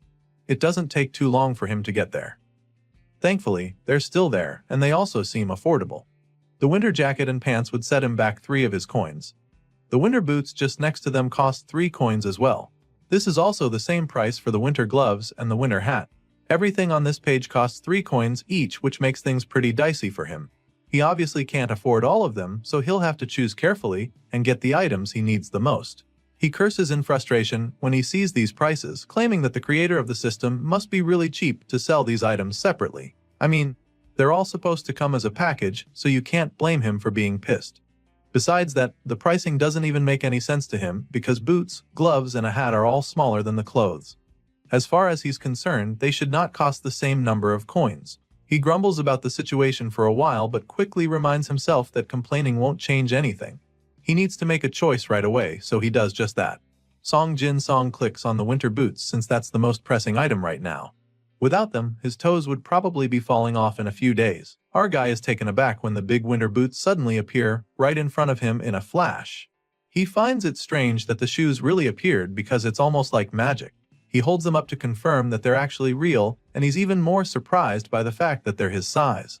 He was actually worried that the boots might be too big or too small for him, but somehow, they're just the perfect fit for him. He's still trying them on at this point, and the whole thing just makes him wonder if this means that everything he buys on the shopping window will come out customized for him. After wearing the comfy winter boots, his feet are feeling a lot better, but he knows that it's not enough. Sure, he's saved his toes and feet from the frostbite now, but he's still shaking like a leaf. Song doesn't think the boots will be enough to save him from the cold, so he goes back to the shopping window to look for anything else that can be of help. Determined to heal his wound, fight the cold, and also manage his coins, this stranded office worker scrolls endlessly through the shopping window in search of the perfect item. Sadly, after searching for a while, he still doesn't find what he's looking for, and this leaves him a little frustrated. Just when it looks like he's not going to have any luck, his eyes widen all of a sudden. His gaze locks in on a particular item that we can't see yet. It seems to be that he's finally found what he's been searching for, because he does even think twice before clicking the button to buy it. He purchases this mystery item in a flash and 1 coin is deducted from his balance. Well, we still can't see what Song just acquired, but what we do know is that it's definitely something useful. Remember that mystery item that Song purchased without a second thought? Well, it turned out to be a hot pack for the wounds on his feet. The MC quickly takes it out of the wrapper and starts massaging his feet with it. Right now, he feels more alive than he's been in the past 5 days. Well, it actually makes a lot of sense since this is pretty much the most relief he's felt since the apocalypse started. Sure, buying a single hot pack with 1 precious coin was pretty expensive, but this young man doesn't mind at all. He rubs the hot pack all over his feet, and the soothing feeling pretty much intoxicates him for a second. The hot pack wasn't cheap, but it was definitely worth it for him because he finally feels like he can live in these unbearable conditions. Soon it's day 7 of survival in this Ice Age apocalypse, and tragedy strikes. Song goes to the sink to get some water and is absolutely horrified when not even a single drop comes out of the faucet. As you can imagine, this is a very terrible discovery for him, and he almost doesn't believe it at first. He quickly comes to terms with reality though, since he actually saw it coming. It was really just a matter of time, and now, in the end, the water has finally been cut off. Thankfully, he's not exactly stranded now because he made preparations for this very calamity. Song was smart enough to keep his water supply full just in case this happened. Bro filled several water cans, but there's only so much water he can store. Despite his best efforts, he was only able to gather about 2 liters of water, which is definitely underwhelming for someone in his situation. Well, our guy knows this too and already has an idea of what he's going to face. The water he stored is only going to be enough for 3 to 4 days at best. Anything more than that would mean that he'd probably have to turn himself into a camel overnight somehow. Just when he started to feel alive in this icy prison, this kind of shit happens. As you can imagine, he's pretty frustrated by the situation, but he can't do much to change it. So he just lies back down on the desk, wondering why this is happening to him. Song takes out his phone to check the servers, hoping to see some good news at least. On the server, a couple other survivors are still communicating with one another. One brave fellow confirms that there are some zombies on the first floor, but still wants to go check out the supermarket across the street regardless. The man takes a frying pan with him as he makes his way out to the street. For some reason, he thinks one metal pan is enough to fight off the zombies. Anyway, he completes his preparation and updates the others on the servers, informing them as soon as he sets out. Song is one of the anonymous members of the chat, so he asks him if he's really going, so the guy confirms this once again, promising to post again if he survives this dangerous mission. Seeing this, the others just wish him good luck, knowing just how risky it is. Seong remains on the desk after reading all the messages on the chat. Bro looks like he's about to give up any second now, and you can't really blame him. He's probably feeling discouraged after seeing that the number of posts is gradually decreasing. Since he joined the server, the number of messages have dropped quite a lot, so he fears that most of the survivors he met on there are probably now dead. It's a really harsh reality, but he knows that he just has to face it because he can barely see any signs of survivors out the window anymore. Before, he'd at least see a few civilians running around in attempts to evade the zombies, but now, all he can see are the mindless creatures roaming the streets. At this rate, he's afraid that he'll be the last human in the city in a couple of days. This thought lingers in his mind, but at the same time, he forces himself to be positive. Song refuses to think about the worst of his situation, feeling that there might just be many survivors like him in places that he doesn't know about. After all, nobody on the outside knew that he'd been trapped in the company building until he joined the server using the Spacelink internet. The next day, which is the 8th day of him being stuck in this Ice Age apocalypse, Song checks his phone again for updates. He finds 7 new notifications on the server, so he reads through all of them. The anonymous member from the previous day, who was talking to the brave guy, is starting to freak out now. It's been a day since the man set out to go to the supermarket, but he still hasn't posted anything, so it's starting to look like he didn't make it. The zombies probably got him, so when Song sees these messages, he finds it very difficult to remain positive. He had a little hope that the man would actually survive, but the mission proved as difficult as he thought. And now, he's completely certain that there's no way to survive out on the streets. Sure, he still has food and water that can last a couple more days, but he knows that he can't just wait here like this. When the time comes to leave this place, going out alone would mean death, so once again, he makes up his mind to go out and find another survivor. Our guy knows that he needs to get an ally as soon as possible, no matter what it takes. However, there's one glaring problem with this plan, which is the fact that our guy still doesn't have a weapon. He needs a good one if he's going to start wandering around the company building. Song looks over at the golf bag he found several days ago and quickly confirms that there's only one decent golf club left in it. He takes it out to have a look, and after inspecting it, he realizes that it's less durable than he thought. It might look pretty solid now, but it becomes useless after taking down 3 or 4 zombies. Obviously, there's a very good chance that he'll come across way more zombies than that if he truly sets out on his mission again. This means that he'll need something more durable to protect himself with if he wants to survive. And so, he opens that shopping window earlier to see what might be of use to him there. The first weapon he sees is the hammer for crushing zombie skulls. It looks pretty cool, with a spiked end that's pretty menacing, but there's one major problem with this weapon, which is the fact that it's too expensive for our guy. Right now, Song can't afford the hammer because it costs 5 coins to get and he's already down to his last 2. After taking a good look at the weapon again, our guy admits that it actually looks really good. However, this doesn't make him think it's worth it.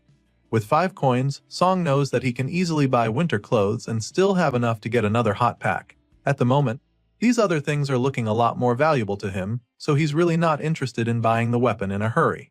After all, he still has a golf club that could hold up for a while. With this in mind, he sets out on his stealthy mission. First plan on the agenda is to check out the other floors and see what he can scavenge. So, with his flashlight in one hand and the golf stick in the other, Song quietly moves down to the other floors, and it doesn't take too long for him to discover something really disturbing. He enters one of the dark offices and is instantly taken aback when he finds fresh blood stains on the desk. He goes over to investigate, feeling very confused because there's no one around. He's been seeing these blood stains for a while now, but this one especially caught his attention. Our guy goes closer, hoping to find answers because even the smell is really disturbing. It smells just like the zombies, but it doesn't make any sense because he can't find any bodies around. By the time he scans the office with his flashlight, he realizes that the place is truly a mess with bloodstains everywhere.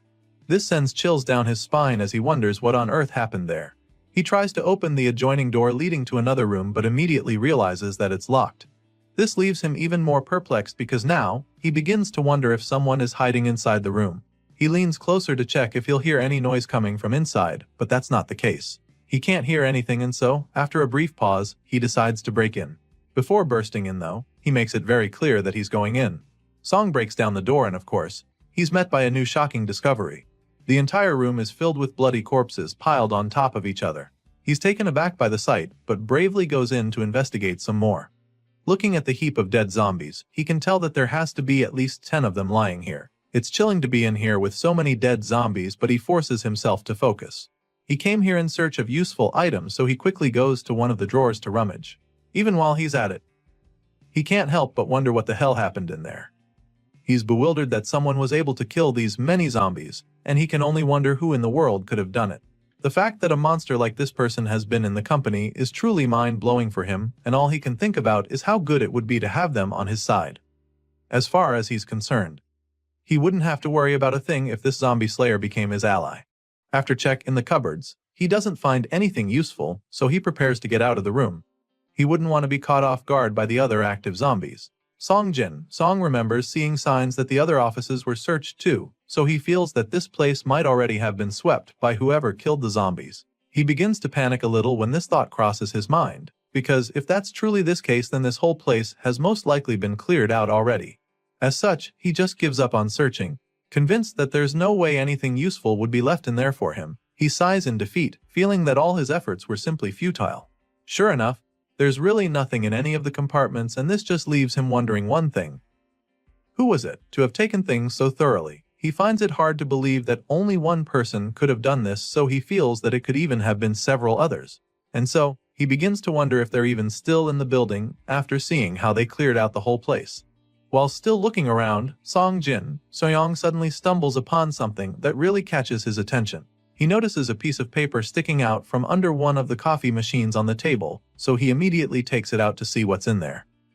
That's when he realizes that it's a note from another survivor. In the letter, the person claims that they're glad to know a fellow human made it to the 4th floor. They also apologize for taking everything on the floor that could be used as food. They then advise Song not to waste his time or energy checking the break room, since they've already searched all the drawers. They also tell him not to bother opening the managing director's office since they've piled up the zombie corpses there. Clearly, this note was written by the person who cleared the floor and slaughtered all those zombies, but that's not the only information that was left in the letter. Song continues to read the paper and gets to the part where the person reveals that they left a shirt in the cabinet for whoever finds it. They also recommended that he avoid going to the 5th floor if he can. Apparently, this person intends to leave the city and head toward the west coast because it seems to be a good place to guard against zombies. After all, there are a couple islands over there. The writer left at exactly 10 am on the 8th day since the zombie attack, which Song is pretty horrified to see because it was the day before. He curses in frustration, feeling that he could have met the person if he had just moved one day earlier. At the end of the letter, the writer finally reveals their identity. He's assistant manager upon Hyuk, Jay from the accounting team, and he ends the note by wishing Song good luck, hoping to see the reader of his letter again one day. Song is pretty familiar with Hyuk, Jay because they were colleagues from the same year.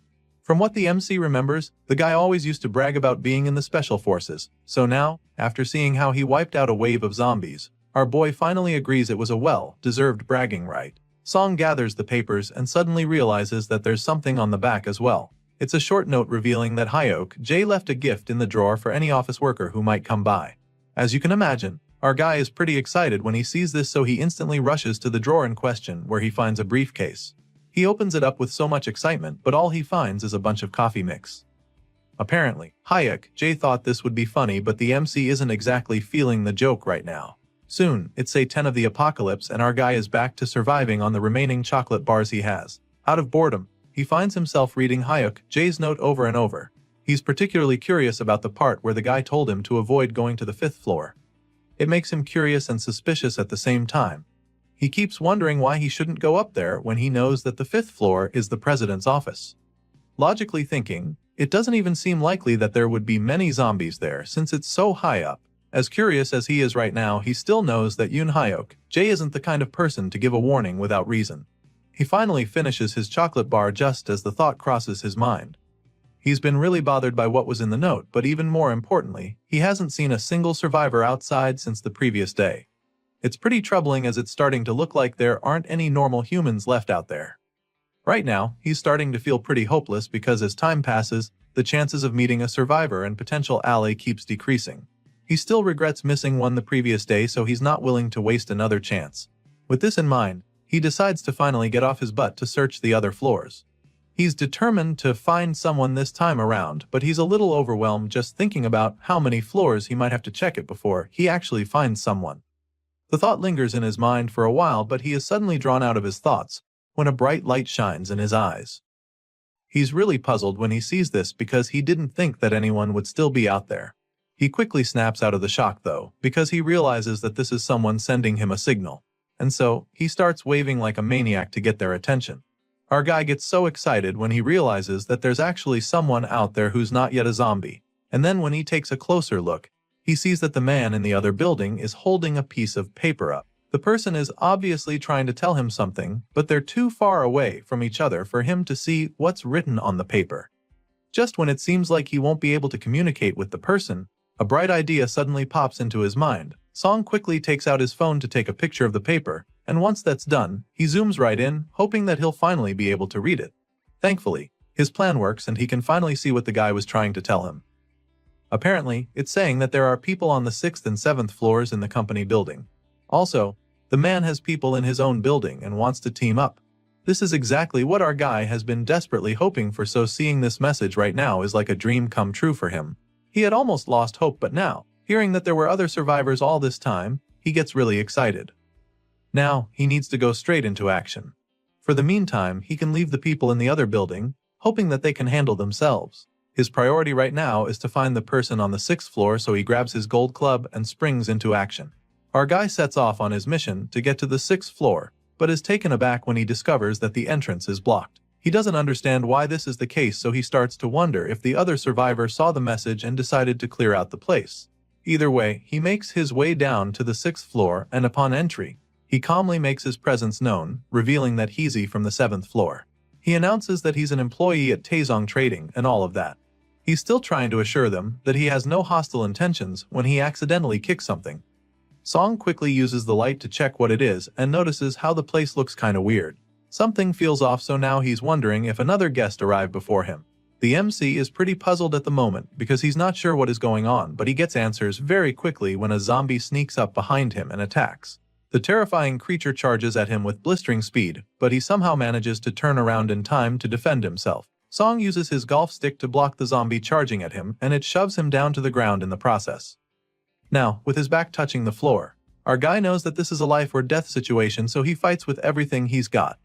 First, he creates some space by kicking the zombie in the gut. This gives him the chance to get back on his feet, so this time, he doesn't hesitate to unleash his own attack on the zombie. Song charges at the monster and takes it out pretty quickly with his golf club. A few seconds later, our guy is standing above the brutalized zombie with sweat dripping down his face. He's managed to take out the monster, but he's not done yet, so to finish the job, he lifts one of the metal tables and smashes the zombie with it. Song mercilessly squashes the zombie's head, leaving a bloody mess in the floor, and it's at this point that the kill is finally confirmed because the mysterious window pops up once again to inform him that he just acquired another coin. The MC finds this pretty amusing because with the way the windows keep appearing, it's starting to feel more like a death notification at this point. As much as he'd like to dwell on that, he has more pressing issues on his hands.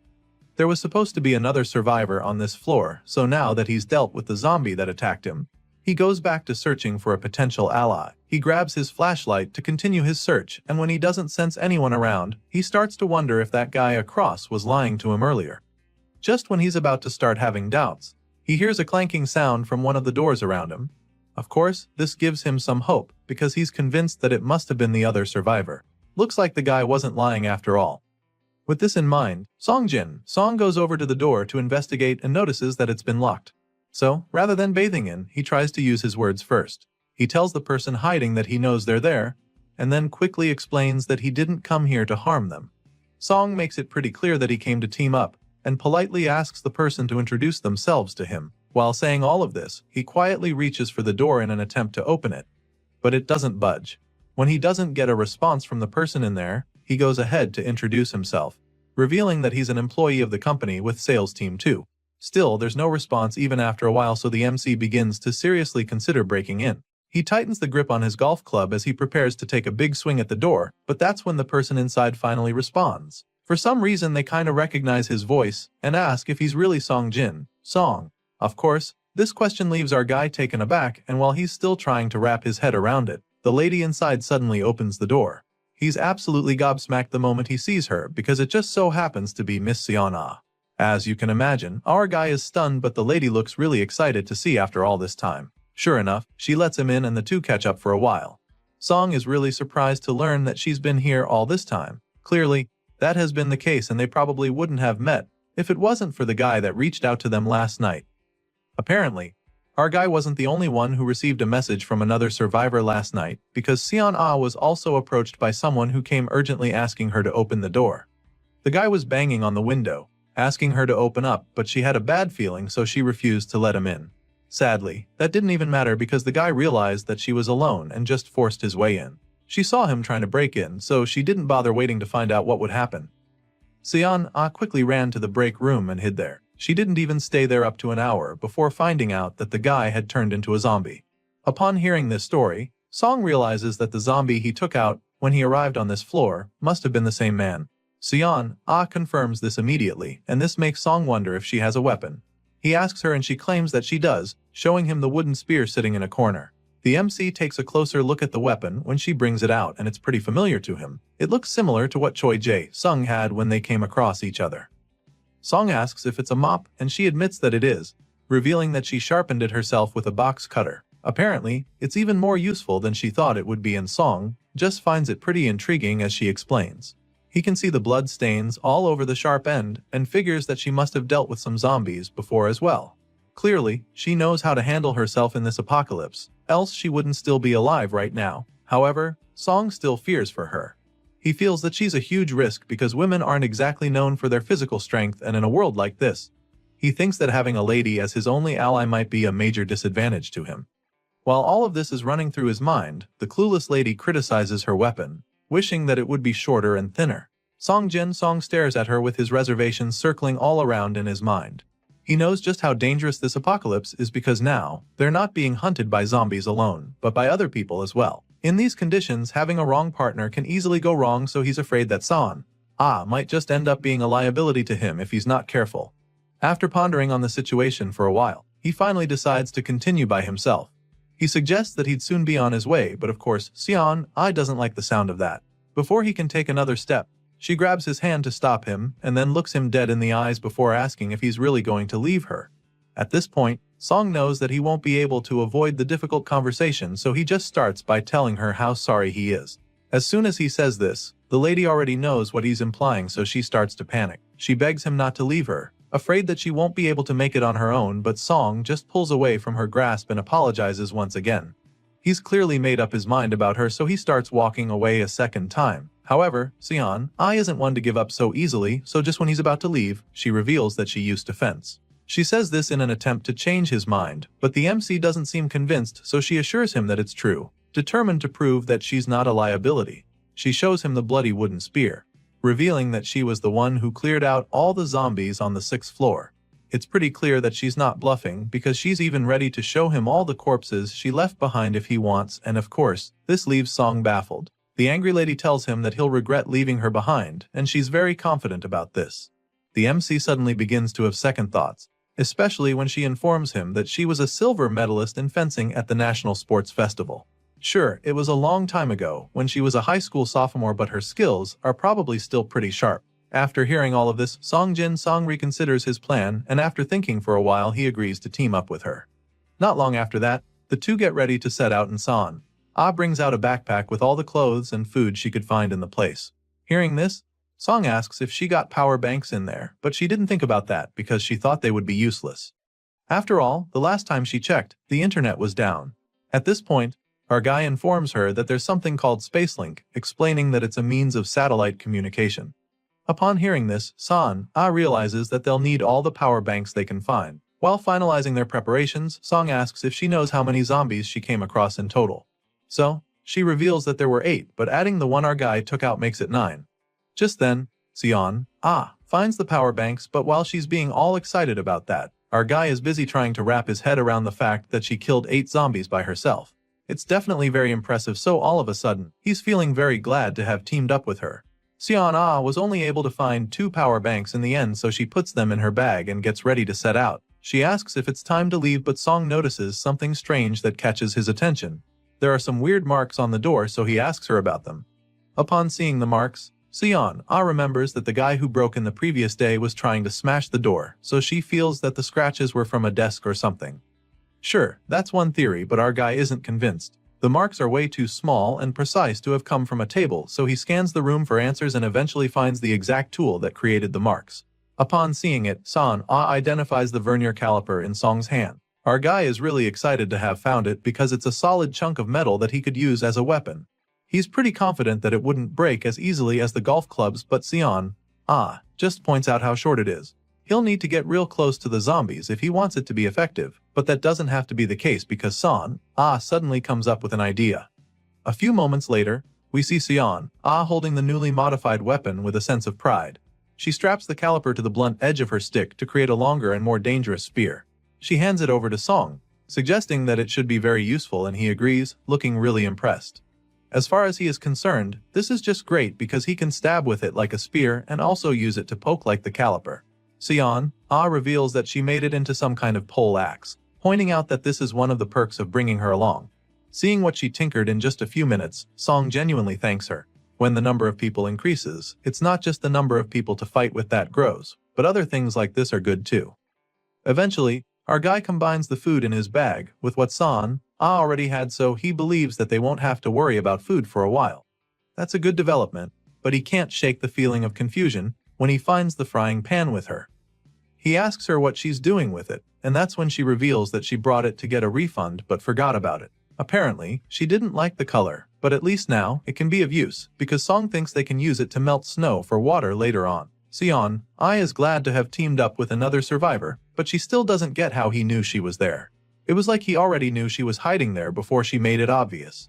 Seeing her confusion, the MC tells her about the man who tipped him off from the building across. Apparently, San didn't have any idea about this. She didn't even notice the building he's talking about, so Song tells her how the man there signaled him with a light before asking to team up. He shows her the picture he took on his phone, and after reading the part about teaming up, she gets a little nervous. She's not sure if that will be a good idea, and Song doesn't know either. Teaming up with a stranger is definitely risky, and this is what the both of them are worried about right now. Sion is really bothered about that. It's the reason why she desperately wanted to go with Song. She knew that it would be difficult to find someone she can trust, and in the current situation, our guy is the only one she's willing to go with. Sion makes this very clear to Song, and he understands perfectly, so he decides that they're not going to team up with the people across the way. Hearing this, the lady is pretty relieved, so she thanks him for considering her opinion. Now that they've gotten that out of the way, she informs him that their manager might actually still be alive. Song is taken aback by this, but Sion has a very strong feeling about it. Manager Choi is currently on a different floor as far as she knows, because when the apocalypse first started, she was trapped with him on the 6th floor. That was before he ran away though. At first, Sion was in the break room back then while Manager Choi was in the bathroom. The man had asked for her help then, but she ignored him because she was still too scared. It was later that she confirmed that he had escaped, but now, she doesn't know where he went. The manager ran away on the 2nd night from what she remembers.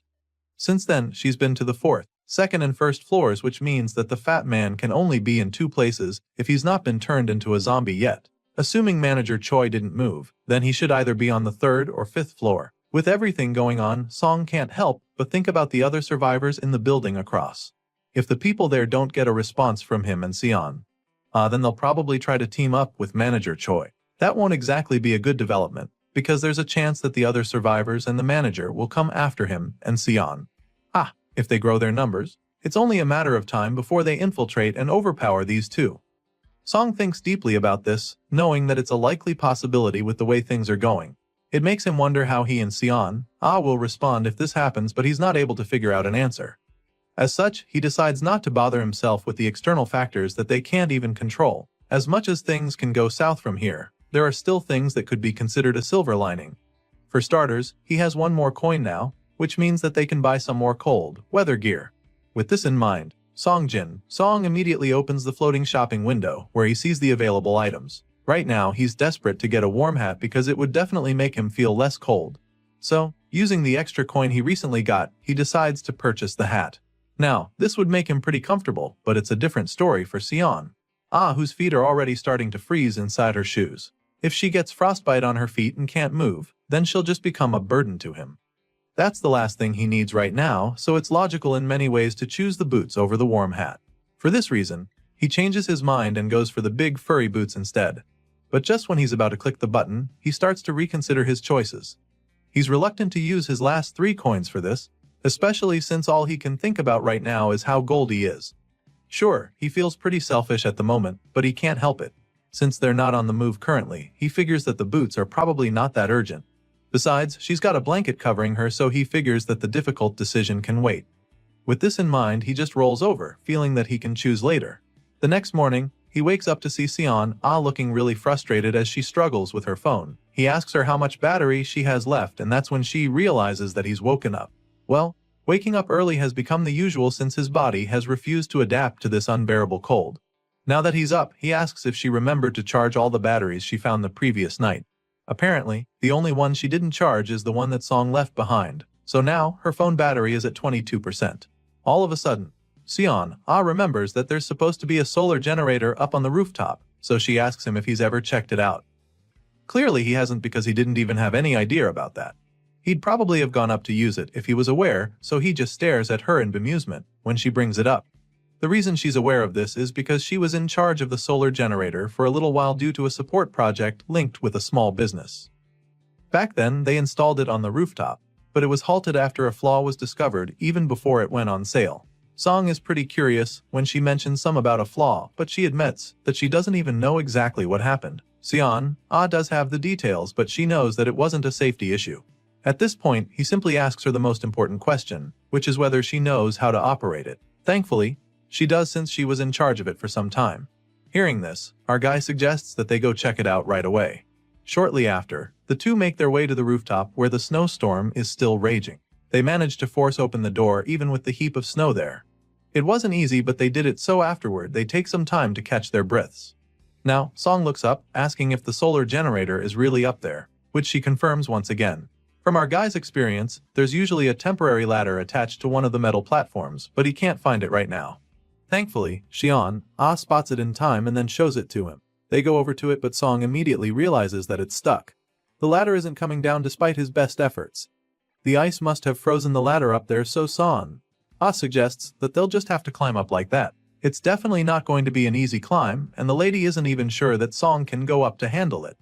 He doesn't say anything when she asks him, which suggests that he can't, so she volunteers to climb up and asks him to hold her up. Of course, he doesn't mind helping her, so he jacks her up on the count of 3, and she floats up to the top with ease afterward. Song watches her climb so gracefully and starts to see the athleticism she was talking about earlier. After a few seconds, he calls out to her, asking if she's seen the solar generator. At first, she doesn't see anything, but after a little digging through the snow, she finds the big solar panels lying there, so she lets him know that she's seen them. Sure, it's not very big, but she's still pretty excited to find it still there in good condition. Since it's small enough, she can take it apart to bring it down, but she'll need Song to catch it to avoid it getting damaged. Our guy assures her that he can handle that, so she slides down the first solar panel to him. Of course, he's in place and easily catches it. San then passes the second, third, and fourth one to him. He catches all of them, and shortly after that, the lady comes back down to help him set them up. It takes time a while, but they eventually mount the panels for the generator. It was pretty tough, so they're both panting by the time they're done. From the look of things, Song thinks they should be done, and she confirms this, stating that the installation is now complete. It should normally be installed outside, but they can't do that with all the snow settling on the panels. It's fairly bright enough, so Song wonders if the efficiency will be high with all the clouds in the sky. From what she remembers, the generator could charge a phone to 50% when the sun shines brightly. But that's if they collected power for half a day. Sadly, the sun is barely out right now, so they'll have to wait a while to see any results. Our guy plugs in the phone at 1%, and by the next day, they come back to meet a pretty underwhelming battery level of 9%. As you can imagine, this is extremely disappointing. Apparently, the voltage is so low that the estimated charging time is 12 days to get to 100%. And so, the MC doesn't even know what to think. As you can imagine, Song and Sion are pretty disappointed when they see the extremely low battery level. The lady can't believe that they could only get 8% of battery life after charging the phone overnight. She's not the only one feeling this way though, since Song is also really pissed that they went through all that trouble the previous day just to get such a poor result. His thoughts are suddenly interrupted when he notices Son rubbing her cold feet against each other to get some warmth. As much as he wishes so much that he could solve all of this, he knows that there's actually nothing they can do since the sun isn't even out yet. The lady claims that she actually expected something like this, but even at that, it still feels really disheartening to see it unfold like this. Sure, right now things are looking pretty bleak, but our guy believes that there's still hope. After seeing what happened, he feels that they can be positive because he's actually learned something new from it. Of course, Seon-ai is very curious when she hears him say this because she has no idea what he could be talking about. She expresses her curiosity, and that's when he reveals that he knows where they'll go after they leave the office. At first, the lady doesn't understand what he means by this, but then in a flash, it suddenly clicks for her.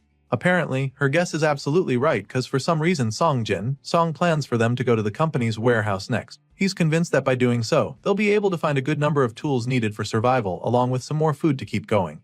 After he breaks down the plan to Seon, she assures him that she's very much in support of the idea. Great, they're on the same page, but there's one major problem holding them back, which is the fact that our guy doesn't even know how they're supposed to get to the warehouse from the office they're in. If the car GPS doesn't work, then they'll have to find their way with just a phone, and there's already a glaring obstacle with this method, since they don't have enough battery life for that kind of mission. Song is pretty stumped at this point because he's not sure if it would even be wiser to draw a map on paper instead. He ponders deeply on the matter, but Son quickly interrupts his brainstorming session by telling him that he shouldn't even be bothered about that. She walks over to him and of course he's taken aback by what she just said. Song turns around to look at her with a look of bemusement plastered on his face, and that's when she informs him that the company house is actually close to her house. That being said, she knows exactly where the place is because she used to see it often whenever she was out for a walk. Son-ai explains all this to the MC and assures him that he doesn't have to worry about finding his way there. Of course, this is amazing news for our guy since he was already beating himself up about it. He's relieved when she tells him all this and starts confessing how glad he is to have met her. Obviously, that makes both of them because even the lady was starting to feel hopeless when she was still all alone, but now that she has a goal, she feels a lot stronger. Looking back now, Song realizes that it was a really good decision to team up with Son-ai. The lady has proven to be very useful in such a short time. She knows how to do a lot of things and takes on the hard work. Even now, he can tell that her feet must be freezing, but she's never once tried to take his boots, which he finds really impressive. With all of this in mind, he finally decides to get her those winter boats he's been contemplating on. All of a sudden, he calls out to her, and when she turns to him wistfully, he asks her what her shoe size is. As you can imagine, this question came out of the blue, so she is pretty taken aback. She doesn't get where he's going with this, so she expresses her curiosity. Of course, Song isn't keen on telling her about the floating shopping window, so he just tells her that he came across some boots earlier, claiming that he'd like to give them to her if they fit. Seon-ai said that she wasn't cold the other day on the roof, but our guy knows that it's probably not true. He offers to get her the winter shoes and without any hesitation, she excitedly reveals that she's a size 230. Seeing the look on her face, Song is relieved that she's happy. Still feeling all excited, she asks if she can go with him to get the shoes, but he quickly tells her that he'll rather go by himself. Obviously, the winter shoes are not really in the building, so he tells her to wait and dashes off. Not long after, we see Son-ai trying on the new pair of white winter shoes, and she's really glad to see that they fit perfectly. Meanwhile, the MC receives some good news when a message from the system suddenly appears in front of him. It turns out that a party has just been formed, and as he reads further, we see that it's a party of 2. That's him and Son-ai. Besides that, the coins acquired by party members are automatically his, which is definitely a good thing. Despite being pretty excited, Seong is also quite puzzled. This is the first time he's seen something like this, so he wonders if the shop window was just the beginning of something much bigger.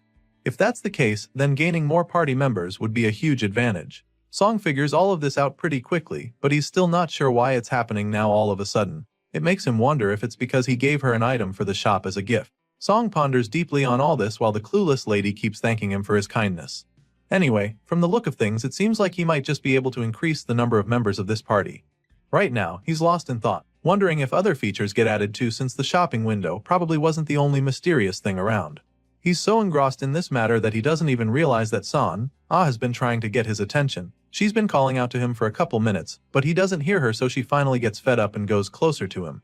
Obviously, she can't see the floating window, so when Song finally answers her, she asks him if he's actually okay. She informs him that he zoned out all of a sudden, which got her concerned. Hearing this, our guy quickly claims that he is just a little dizzy, suggesting that it's because he hasn't been eating well lately. This makes sense, so Seon-ai figures that they should probably eat something before it turns into a problem. Song realizes that Seon-ai hasn't noticed anything yet, which makes him pretty curious. It's starting to look like he's still the only one who can see the floating windows even though he's formed a party with her. He's not sure, so he decides to just watch closely for the meantime. With this in mind, he supports San Ai's idea, claiming that he'll feel better after eating something. Days pass and the Ice Age apocalypse extends to 2 weeks. It's the 14th day of being trapped in the zombie-infested building, and it's also been 3 days since their water ran out. At this point, our guy is starting to find his thirst unbearable, so he's desperate for any water he can find. Song looks like he's about to lose his mind as a result of the thirst, and Sion Ai is no different, so it becomes clear that they need to melt some snow. The lady agrees with him and decides to go get the papers and documents that she came across earlier. She springs into action, so the MC does the same. As desperate as he is, he still knows that they should probably light the fire on the rooftop since they wouldn't want to have to deal with flames inside. That being said, he picks up a table and heads up to the roof to make a spot for the fire. Soon enough, they are outside and Song is going through the papers and documents that Sion Ai brought with her. While he's at it, he keeps thinking of the risks involved with what they're about to do. If they light a fire outside, then the smoke will likely attract the plunderers who have been in hiding. Song is aware that there are people who mainly roam in groups, committing all forms of crimes from robbery to sexual assault to even murder. The MC didn't want to do anything that could catch the attention of the people in the building next door, but he's way too thirsty and cold right now, so he can't take it anymore. That being said, he creates a decent spot and finally starts the fire by lighting up the papers. As you can imagine, the heat from the flames is absolutely amazing to the both of them. It's so surreal, and Song is still really excited that they managed to achieve this. As for Sion Ai, the warmth from the fire makes her feel alive again for the first time in days. Soon enough, the snow that they gathered begins to melt, and so she happily informs Song that they now have water. It doesn't take long for the pan of ice to be filled with water, so the two of them get their little cups and start drinking. As soon as Song takes his first sip, his eyes widen in amazement because he realizes how long it's been since he has warm water. Sion Ai is so delighted as well because she had forgotten that this kind of warmth even existed in the world. After a while, she tells Song how glad she is that they didn't give up, and our boy just says the same thing.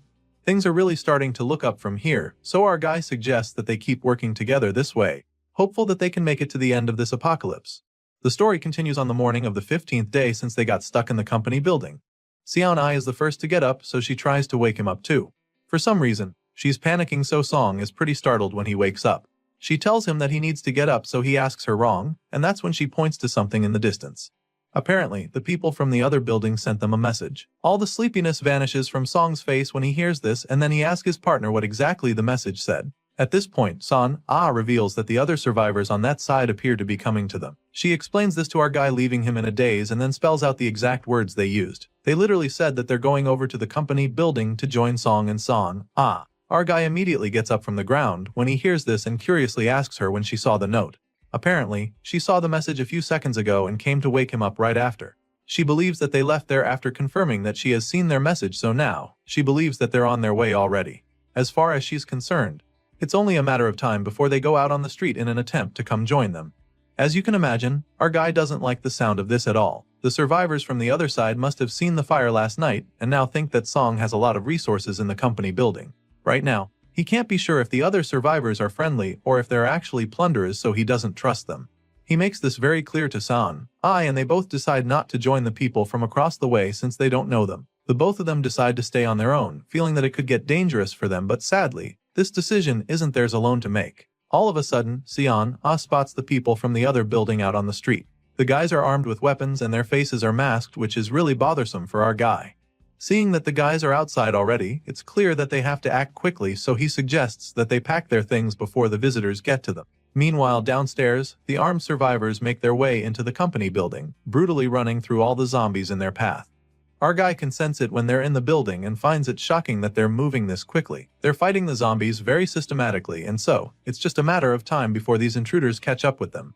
At this rate, the armed survivors would get to them in 15 minutes, so the MC packs his things to get the hell out. After grabbing his stuff, he checks on Sion Ai to see if she's done, but she's not. Meanwhile, back outside, the other survivors suddenly begin to get overwhelmed with the number of zombies that are coming after them. They're severely outnumbered, and it becomes clear that they can't keep out all the monsters, so they decide to run for their lives instead. The intruders take a break from fighting and burst through the glass doors of the building to escape the zombies. Of course, when our guy sees this, he begins to panic even more. He curses in frustration because now the other guys are going to reach them even sooner. Desperate to escape, he turns to check on Sion Ai again. He asks if she's okay when he sees her crouched down to the ground. Apparently, she gathered everything already, but she wasn't able to carry the big solar panels. Sure, they need the panels for energy, but right now, it's only gonna slow them down if they try to carry them, so Song tells her to leave them behind. Of course, the lady is reluctant to do this since the panels are the only power supply they have. However, our guy insists that survival comes first. So, after contemplating for a while, she agrees with him and decides to move out. The two grab their stuff along with their weapons and make their way out to the stairway. As soon as they come out, they realize that the other survivors are already coming upstairs. Sadly, now they have another problem because they're not sure if they should go up to the rooftop or down to the lower floors. It would be easier to go up to the roof, and it will also be easier to defend themselves at first. However, if this drags on, they could get stuck up there and the cold would put them at a serious disadvantage. Our boy can already foresee some of the problems that could come with being stuck on the roof, so he decides that it's wiser to go down to the lower floor. Song and San make the way downstairs despite the risk of coming across the intruders. They make it safely to the 6th floor and immediately begin to make preparations. Our boy suggests that they block the entrance immediately and hold their ground to avoid getting caught off guard. Of course, Sion is ready to give her all, so they both stand guard at the entrance and brace themselves for what is to come.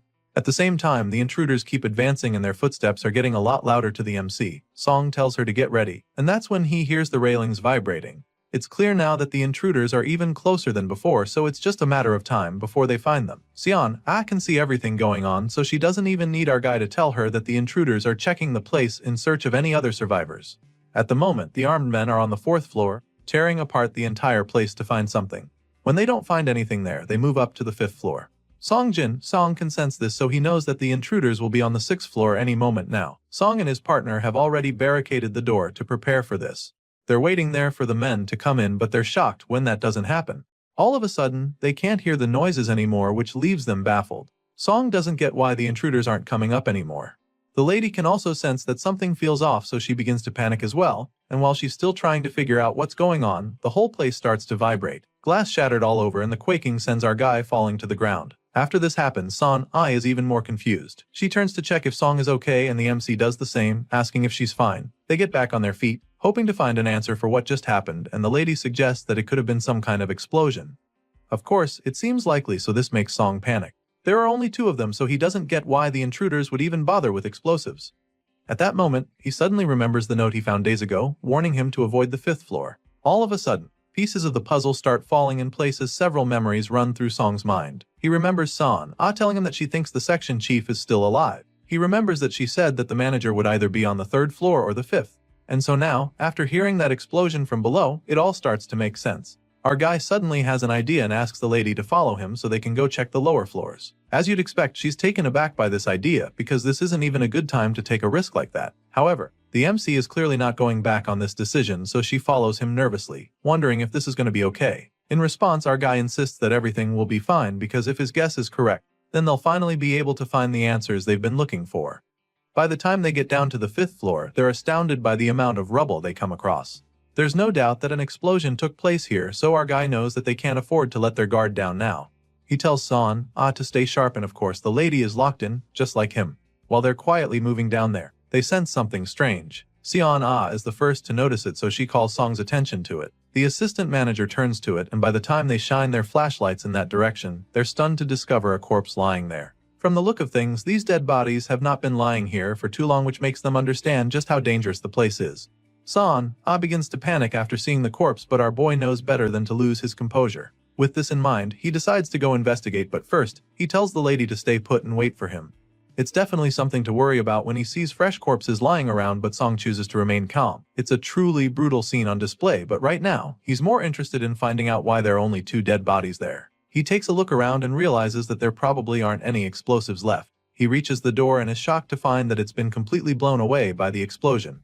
It's pretty scary, but the brave hero goes in anyway to investigate some more. And that's when he begins to hear some voices. The person talking seems to be very upset with his shitty life, and it appears that a group of people are trying to kill him. For some reason, the voice sounds pretty familiar to our guy, and after listening for a while, he realizes that it's Chief Choi talking. With this in mind, our guy confirms that the explosion must have been the old man's doing. So far, that's the only thing Song has been able to confirm, and he still needs to figure out what and who the man is talking to.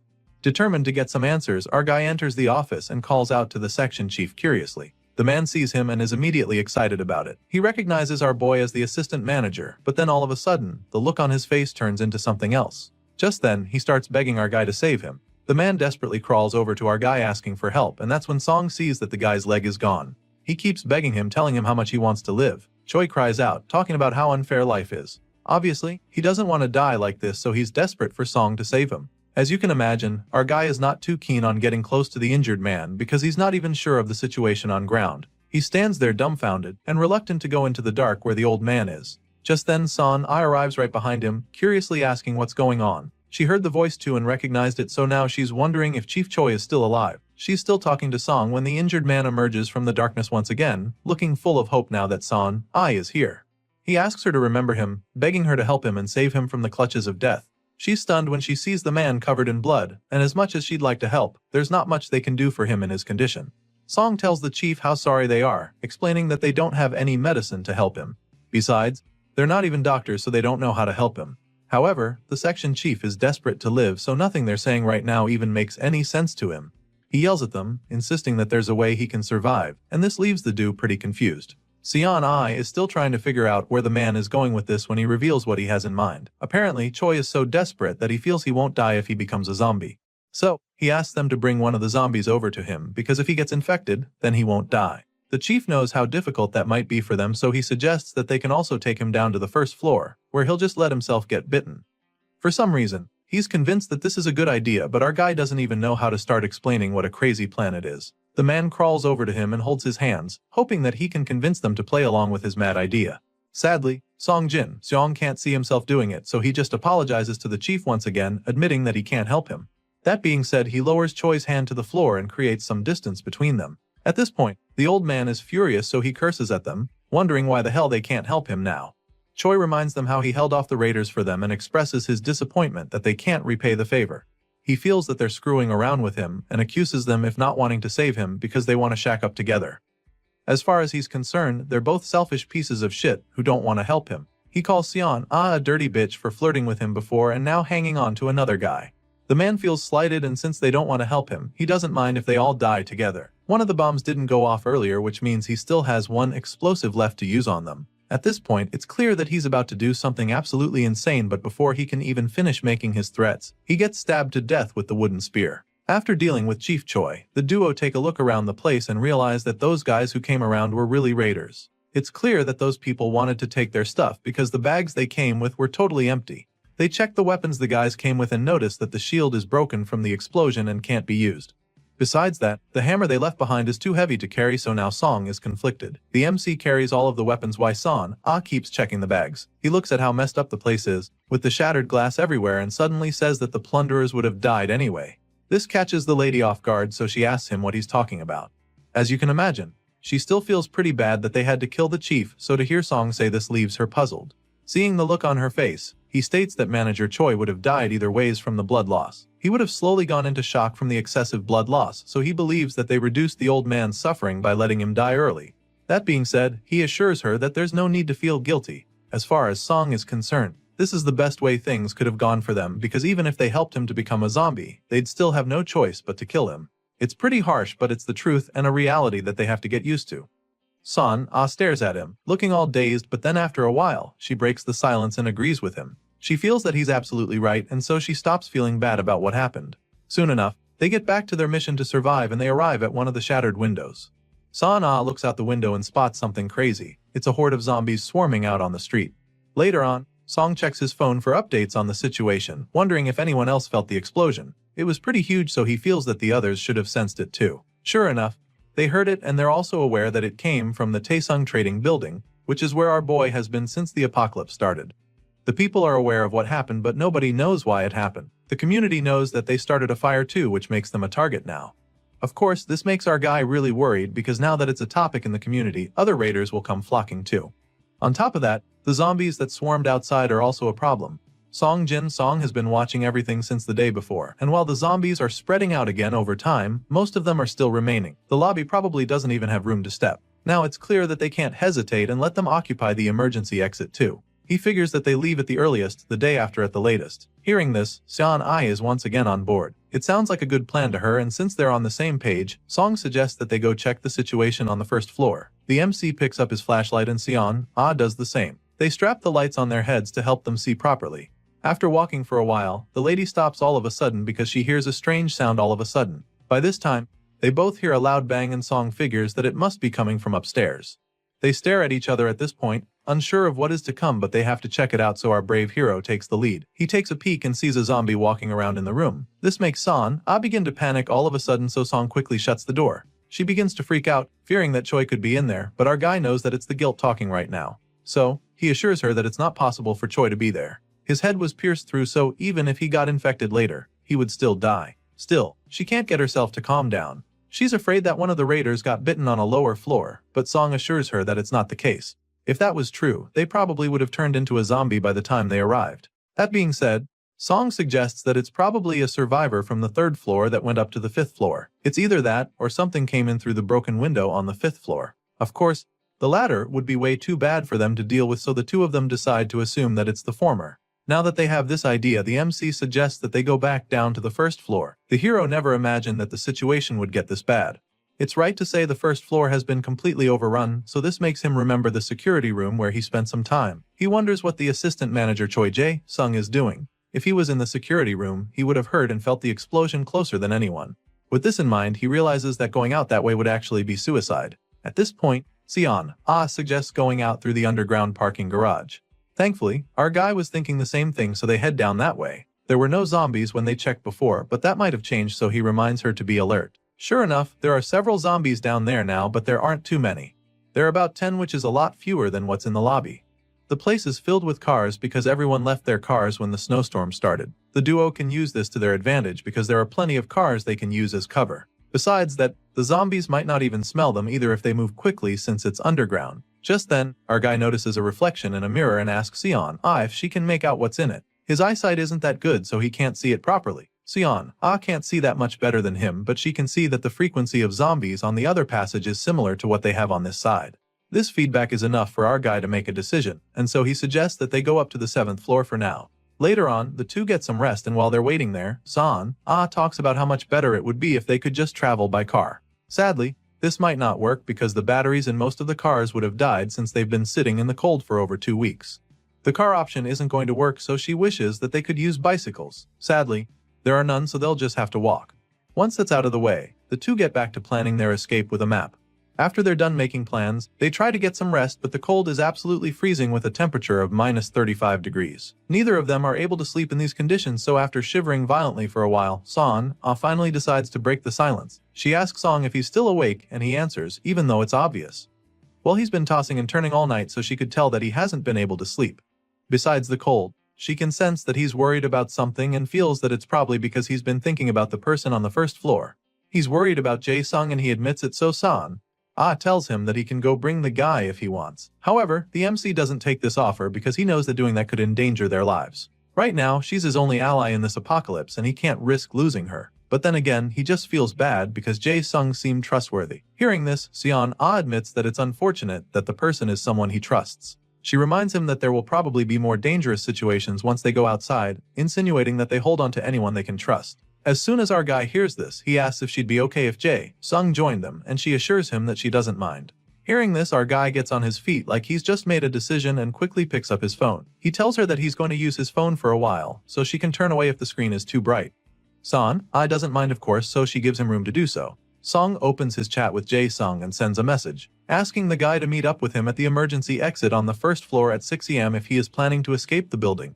The next day, which is 17 days since the apocalypse started, our boy and his partner get ready for the big move. It's 5:40 AM and Song is anxiously waiting to hear from Jae-sung. There's still no response from his fellow assistant manager. He's disappointed when he sees this, but Seon reminds him that they might be waiting for him at the emergency exit, urging him to go with him and stay positive. So, they too make their way down the building from the 5th floor to the 3rd, and finally to the 1st floor. By the time they get to the emergency exit, there's no one else there, which just confirms what Song has been worrying about. Still, they wait for a while, and 3 minutes after the appointed time, they're still not joined by anyone. Seon knows that this is important to him, so she asks if he'd like to wait a while longer. Of course he does, so they wait for 2 more minutes, and by the time it's 6:05 am, there's still no one that comes around. Now at this point, it's time for our boy to make the difficult choice. By the time Song, and Seon make it to the exit on the ground floor, it's pretty clear that no one else will be joining them. Our guy was really hoping that their other colleagues would see the message and come on time, but seeing that nobody else is there, there's nothing they can do about it. They just have to keep moving before the zombies get to them. Before setting off, They look out the glass door and notice a lone zombie wandering outside. This zombie wasn't there before, which means that it's just a matter of time before more appear. That being said, our guy suggests that they'll have to take it out immediately, but for that they'll need to go with Plan A. Back at the underground parking lot, we see the two stealthily trying to make their way past the zombies. Looking around, they can confirm that it's just like the community said. The zombies keep circling the same spots and the ones who aren't moving this way are just standing still. While they're trying to be as quiet as possible behind a car, they suddenly come across one zombie standing right next to the vehicle. It only takes a single look at one another for them to know that they have to take it out. So, Song slowly stands up to make the move, but as soon as he takes a step toward the zombie, the noise comes out a lot louder than he hoped, and the undead monster instantly detects it. These zombies are already notorious for having insanely enhanced hearing abilities, so the sound gives his location away and the creature charges at him. This zombie in particular is pretty quick, but our guy sees the attack coming and of course, he braces himself for it. Song grips his weapon tightly with a confident smirk on his face as the zombie comes towards him. But just when it looks like he's about to take on the monster, comes out of nowhere to strike the undead monster. She whacks the zombie in the head and mercilessly beats it to death. We're certain she killed it because a notification pops up, stating that Song's party member has just mined a coin. Our guy is also informed that this coin is now bound to the party leader, who just happens to be him. In other words, Song just gained another coin thanks to Son's wonderful fighting skills. As you'd expect, the MC is more than happy to see that the lady is more than capable of taking out a zombie, so he quietly commends her with a thumbs-up gesture. At the same time, Seon is pretty proud of herself, especially after seeing how impressed Song is. She smiles at him with bright red cheeks, and they both continue their journey shortly after. They keep moving through the parking lot as quietly as they can, and it doesn't take too long before they finally make it outside. Once they're out there, they're instantly reminded of the endless snowstorm that's been going on for weeks now. The air is absolutely freezing, and even though they expected it to be very cold, they definitely didn't imagine it would be this bad. It's so unbearable that Song fears that they'll freeze to death if they even consider sleeping out there. Obviously, they can't stay out for much longer, so our guy suggests that they keep moving. Son agrees with him, but insists that they head down to Cheongjaekyeon before anywhere else. Our boy finds this to be a brilliant idea since it's safer for them. After all, zombies can't go up or downstairs. These two keep moving through the snowy, zombie-infested streets, determined to survive despite the incredibly harsh conditions. After a while, the hazardous elements start to get to them and Seon is the first to complain. As far as she's concerned, they're moving way slower than she expected and she'd definitely like to pick up the pace. However, our guy reminds her that they don't have much of a choice. After all, moving slowly is way better than getting spotted by the zombies and having to fight them. Of course, she knows that he's right, so she sucks it up and forces herself to keep moving through the blizzard. Thankfully, after a very arduous journey, their destination is finally in sight. Seon is so relieved to see that they're almost at Cheongjaekyeon. As excited as Song also is, he reminds her that they can't let their guard down. He urges her to be very careful, because there's a ton of zombies swarming near the police station. After a while, their destination is only 30 meters ahead, and shortly after that, they only have to keep walking for about 20 meters. Soon, it's 17 meters, and just like that, step by step, the two get closer to their goal. Unfortunately, just when they're so close to the end of the journey, the snow suddenly starts coming down harder. Song immediately knows that this is very bad for them, especially since the wind picks up in a flash. This makes things a lot harder for them since their scents will be carried toward the horde of zombies in no time. Before he can even finish the thought, Son notices it as well. The wind is blowing rapidly toward the police station, so they've only got a few seconds before the zombies catch their scent. Sure enough, the wind blows their human essence right into the nostrils of the undead, and just like that, there's a swarm of zombies charging at them. Seon starts panicking when she sees the monsters coming, so she asks Song what to do. I mean, he's the party leader, so he should have a plan, right? Well, he doesn't have one right away, but seeing that they'll be mauled to death in a few seconds, the gears in his head start turning real quick. Song knows that going down to Cheongjaekyeon right now would be suicide, so that's out of their options. The zombies can't walk down the stairs, but that doesn't mean they can't come down the steps now that they've caught their scent. It's a chase now, so whether these two like it or not, these mindless brain eaters will probably tumble down somehow. Of course, our guy has already thought of this, so he knows that such a thing will make a lot of noise and just attract more zombies to come swarming in. With this in mind, he concludes that the best way to go would be to get into a building as soon as possible. Right now, any building would be enough, but there's a major problem with that plan. You see, all the open entrances are already surrounded by the zombies, and if they try breaking into a locked building, the noise will only draw the undead creatures to them. Our guy is seriously brainstorming right now, but it's clear that he needs to speed it up if he doesn't want to be torn apart in seconds. Sion points this out to him, stating that they have to do something and not just wait there like sitting ducks. In that moment, the MC is forced to make a decision, so without overthinking it, he decides that they head left. He looks over there, referring to the bus just sitting there. As soon as they see the opportunity, they run as fast as they can toward it. But that's when they're met with another challenge. The door is locked shut, and despite all their pushing and pulling, they're unable to open it. San gets frustrated and concludes that there is no point trying anymore. She considers breaking the glass window with her stick, but of course, that's not a very good idea, so our guy tells her to wait a second. He looks through the window and notices that the key is still in the ignition. As you can imagine, this is enough motivation to keep trying, so he shoves the metal part of his weapon in between the door and finally gets it open. Sion goes in first, and by the time Song looks to the side, he sees that the zombies are merely a few feet away from getting to him. Thankfully, he gets into the bus before they can reach him, and then uses his stick to keep the door shut. Of course, he knows that this is just a temporary fix, so he gets right to work, trying to figure out how to start the bus. He knows that it's only a matter of time before the zombies get in, and San confirms his fear by telling him just how close the brain eaters are. He tries to start the engine, but it doesn't work at first, and it's looking like they're finally going to be sitting ducks. The stick holding the door will definitely not stay there for long, so he suggests that they try blocking the entrance before the zombies get to them.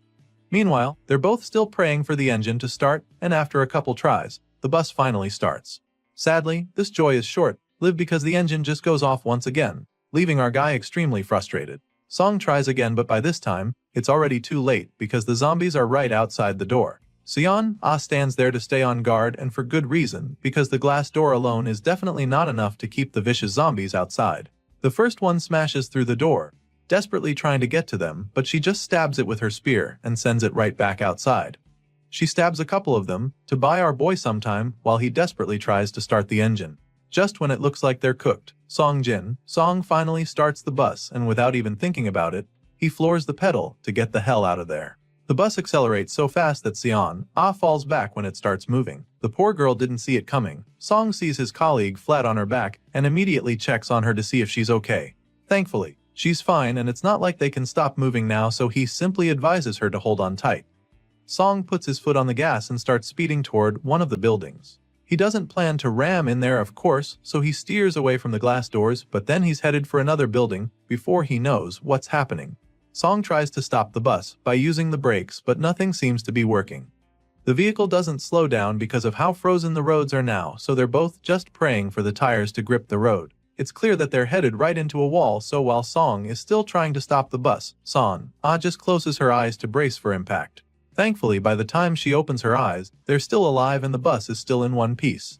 Of course, this is a big relief to see that the bus finally stopped. San goes straight to the window and confirms that the door is still locked properly.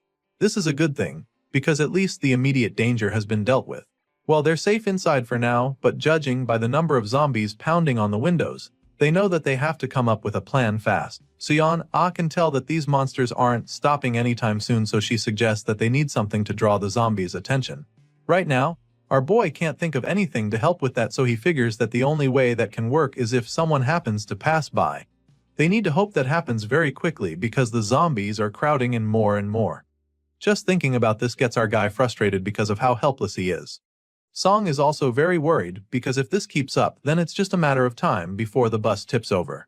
The number of zombies keeps increasing and they keep banging on the bus, which scares the two partners. At this point, the MC begins to wonder if this is really the end. It's looking like this is where his story ends, and just thinking about it makes his blood boil.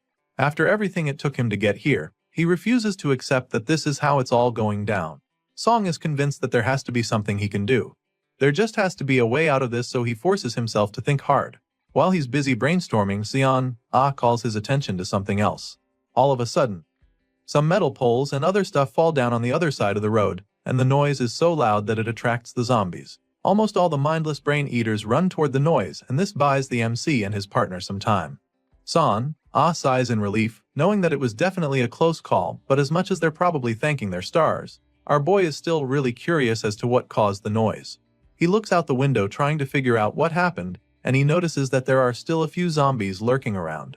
Hearing this, Sion assures him that the others will go away too soon enough, and that's when he asks her if she saw where those metal objects came from. Apparently, she saw it happen, so she tells him that it was from the second or third floor.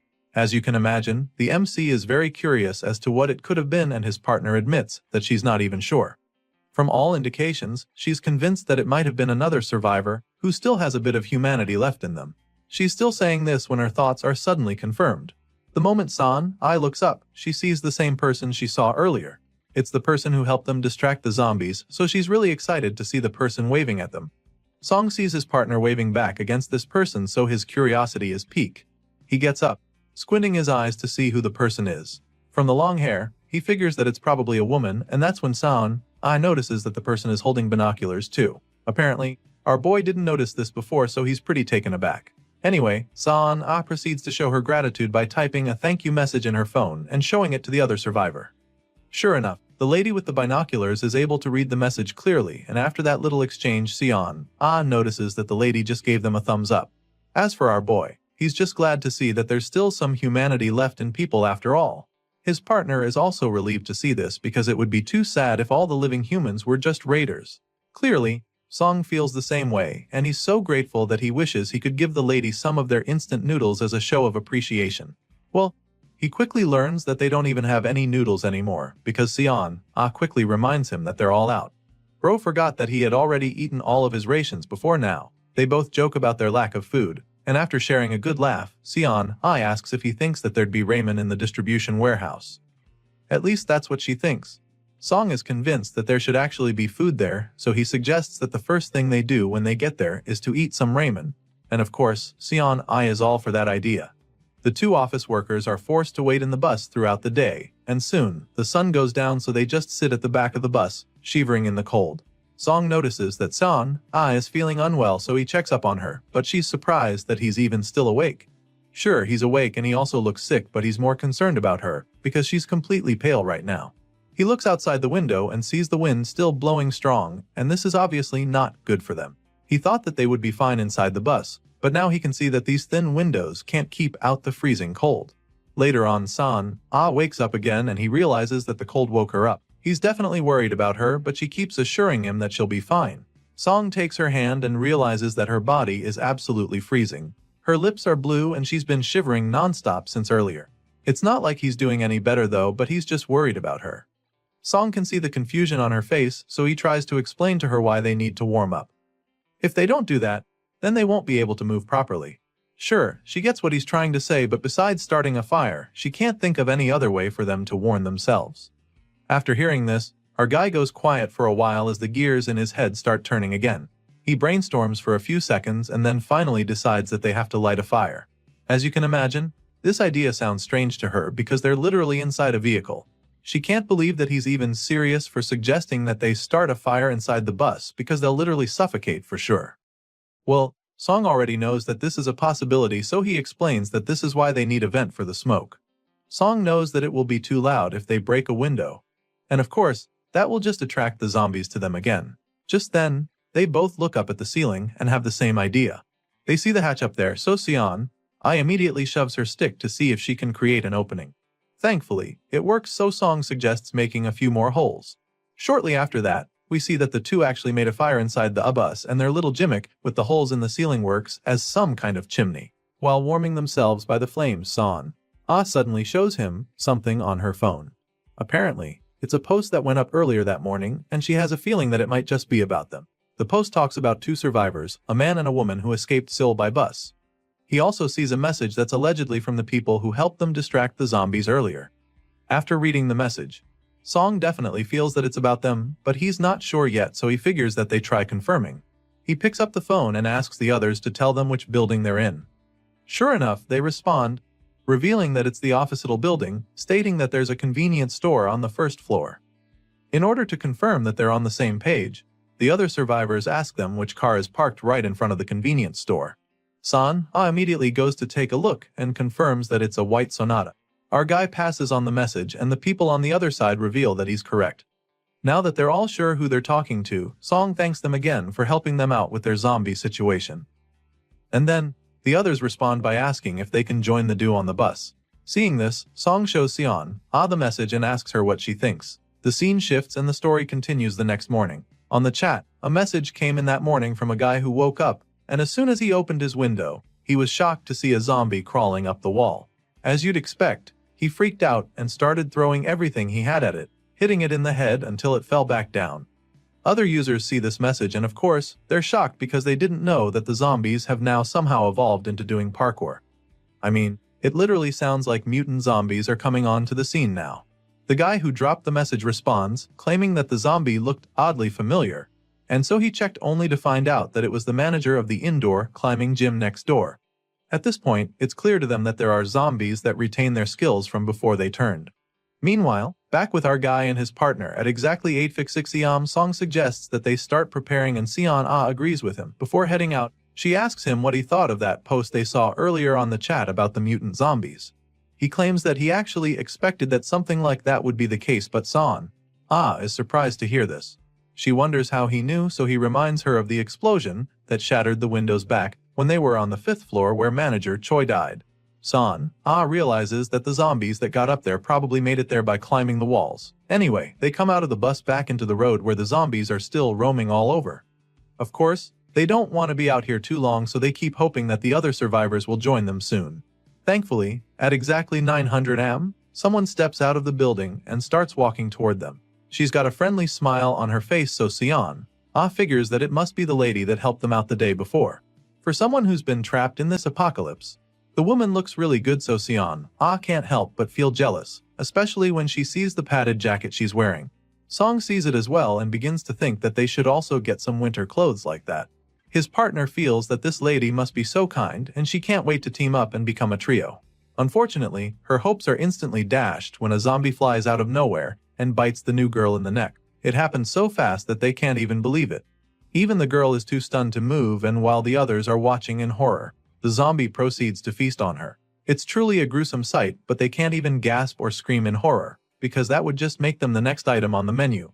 To make matters worse, the potent smell of blood fills the air immediately, so Song knows that it's just a matter of seconds before the other zombies swarm the place. He covers his mouth to stop himself from making a sound, and even though he feels bad for the new girl, staying here just puts them at risk, so he decides that they get the hell out of there. He starts walking away, but Sion doesn't move a muscle. He realizes that she's not following him, so he turns around to call her, and that's when he sees that she's still in a daze. She keeps staring at the poor girl getting devoured by the zombie, so he pulls her arm to get her attention. Thankfully, she finally spans out of the trance and urges her to move on despite what just happened. After all, it's the only thing they can do if they want to survive.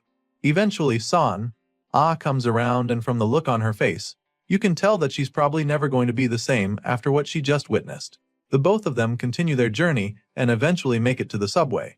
Of course, it's very dark down there, so Song just stands at the top of the stairs to consider their options for a second. While looking down the dark stairway, Sion asks if this is really the right way to go.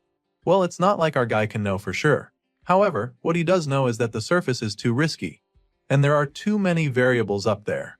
But then again, there's a possibility that all the people who were on the trains and the station got infected after the apocalypse started. There's a chance that they'd be walking into a zombie-infested death trap, so our guy is hesitant to go down. He's still brainstorming when all of a sudden, the wind picks up again. Son notices immediately, so she calls out to him, but he already knows. He's also aware that it's never a good thing when that happens, so he ultimately decides that they head down to the subway. They turn on their flashlights and make it down the stairs, but after walking for a while, they don't come across any zombies. Sion is surprised to see this because she was probably expecting the place to be swarming with the undead brain eaters. Either way, our guy is not exactly relieved because, zombies or not, all that's left are corpses, which is not a good sign. Seeing all the dead bodies, Sion figures that they were trampled by a crowd or something. The corpses aren't that many, which catches Song's attention. He surmises that the ones who died were probably stuck in the subway and couldn't escape. He's still investigating the scene when his partner taps him on the shoulder from behind to get his attention. He turns around with an anxious look on his face, and that's when she shows him a convenience store. A big smile creeps up on his face when he sees it because he feels that they just hit the jackpot or something. They both enter the place, eager to get some supplies and, more importantly, food. However, that smile is quickly wiped off his face because as soon as they enter the place, they find that it's completely empty. All of a sudden, he's starting to see exactly why there weren't any zombies around. It's looking really hopeless right now, but Sion I still feels that they can salvage something out of the place. She noticed the leftover soda cans were smashed, so she thinks that it's a sign and suggests that they check the storage room for some stuff. They get into the room and surprisingly, there's actually a few cans of beer sitting on the shelf. As you can imagine, our boy is so excited to finally get his hands on some booze for the first time in weeks. Maybe he did hit the jackpot after all. Anyway, from the look of things, someone probably left these behind on purpose, so he doesn't think they should take everything. Song asks Sion if they should just take a can or two, and the lady just nods in agreement. Shortly after that, they make their way out of the store and back to the subway. Song was able to get something he was craving, but that's not exactly the case for Sion. She really hoped that the clothing stores would have something for them, but they were looted till nothing was left. When she says this, Song admits that he was also hoping to get a few things from the store too. I mean, their biggest issue right now is surviving the freezing cold, so San really wanted some winter clothes. I mean, it's still only summer and she knew that there'd be mostly summer clothes, but she didn't even expect that every single piece of clothing would be gone.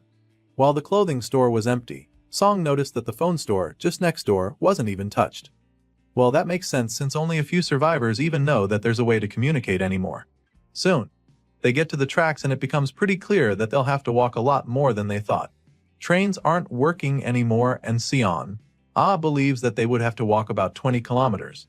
As soon as Song hears this, he starts moving, but before he can march ahead of her, she pulls him back to show him something weird that she saw earlier. It was so weird that she took a photo. Sion takes out her phone and shows him the picture in her gallery. It appears to be some kind of note left behind by someone. The writer claims that they expected chaos to come, but not like this. That it's far beyond anything they imagined and that they're scared now, not sure what to do or where to go because they can't find their way. After reading this note, our boy immediately gets the feeling that whoever wrote the note is somehow responsible for the apocalypse. They might have caused all this, but he can't be sure, so he just tells Sion how creepy he thinks the note is. Just then, her phone battery dies, so the MC simply suggests that they keep moving. The two walk down the tracks for several kilometers, and the farther they go, the more anxious they get. It's so clean along the tracks that it's unsettling, and Sion feels the same way. She thought that there would be bats or animals at least, but there's no sign of anything. Not even zombie corpses anywhere, which makes Song conclude that they're all gathered somewhere. Just thinking about it gives Sion chills, and she keeps wondering what would happen if they run into the zombies soon. Just then, they finally come across the abandoned train, so they stop in their tracks, unsure of their next move. The story continues with our guy and his partner going right into the abandoned train to look for anything that can be useful to them. Seong focuses on the lower levels like the floor and under the seats, while Sion searches the ceiling in the meantime. However, even after looking for a while, they don't find anything at all, not even a single corpse. It's starting to look pretty fishy at this point, because there should actually be some abandoned stuff in there.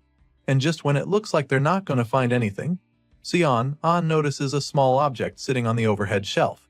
She quickly calls Song's attention to it and then brings it down, revealing the box. Our guy comes around to see, and by the time she opens the box, they both discover that it is a kitchen knife sitting in there. It's still pretty shiny with no rust, suggesting that it's quite new. Despite being pretty confused by the whole thing, Sion inspects the knife without hesitation.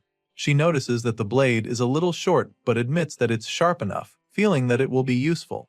It turns out she's not the only one who found something, because our guy suddenly reveals that he also discovered something over in the other compartment, so he opens his backpack to take out the item. Song hands it over to her and she immediately recognizes it as a Bluetooth speaker, but she's not exactly sure why he took it.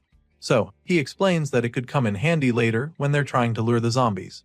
Shortly after finding the knife and the speaker, the duo resume their search inside the train car, but they don't find anything at all and start to realize that they should probably have come here sooner. At this point, it's looking like there's nothing else that can be of use to them in there, so Song suggests that they head out and keep moving. He helps Sion get off the train, and after walking a few meters, they notice something strange ahead of them. They stop in their tracks to take a closer look, and that's when they see the human-like figure standing in the middle of the tracks. Song and Sion are immediately alarmed at this point because they know that it's probably a zombie. Sure enough, their fears are confirmed when the zombie slowly emerges from the shadows and starts walking toward them. For some reason, the zombie doesn't show any reaction despite sensing their presence. It just keeps staring at them, which leaves our boy pretty confused and anxious. Besides the fact that the undead monster is standing in their way, Song is even more worried by the sheer size of the thing. The zombie is so huge, and he's almost certain that it is at least 2 meters tall. But while he's still trying to wrap his head around his bug the zombie is Sion, suddenly reveals that she recognizes the zombie. Apparently, she knew the man before he got infected, so she immediately tells Song that the guy they're looking at used to be a pro baseball player from the KBO. Song isn't too surprised when she says this. In fact, it makes a lot of sense because it explains why the zombie is so huge.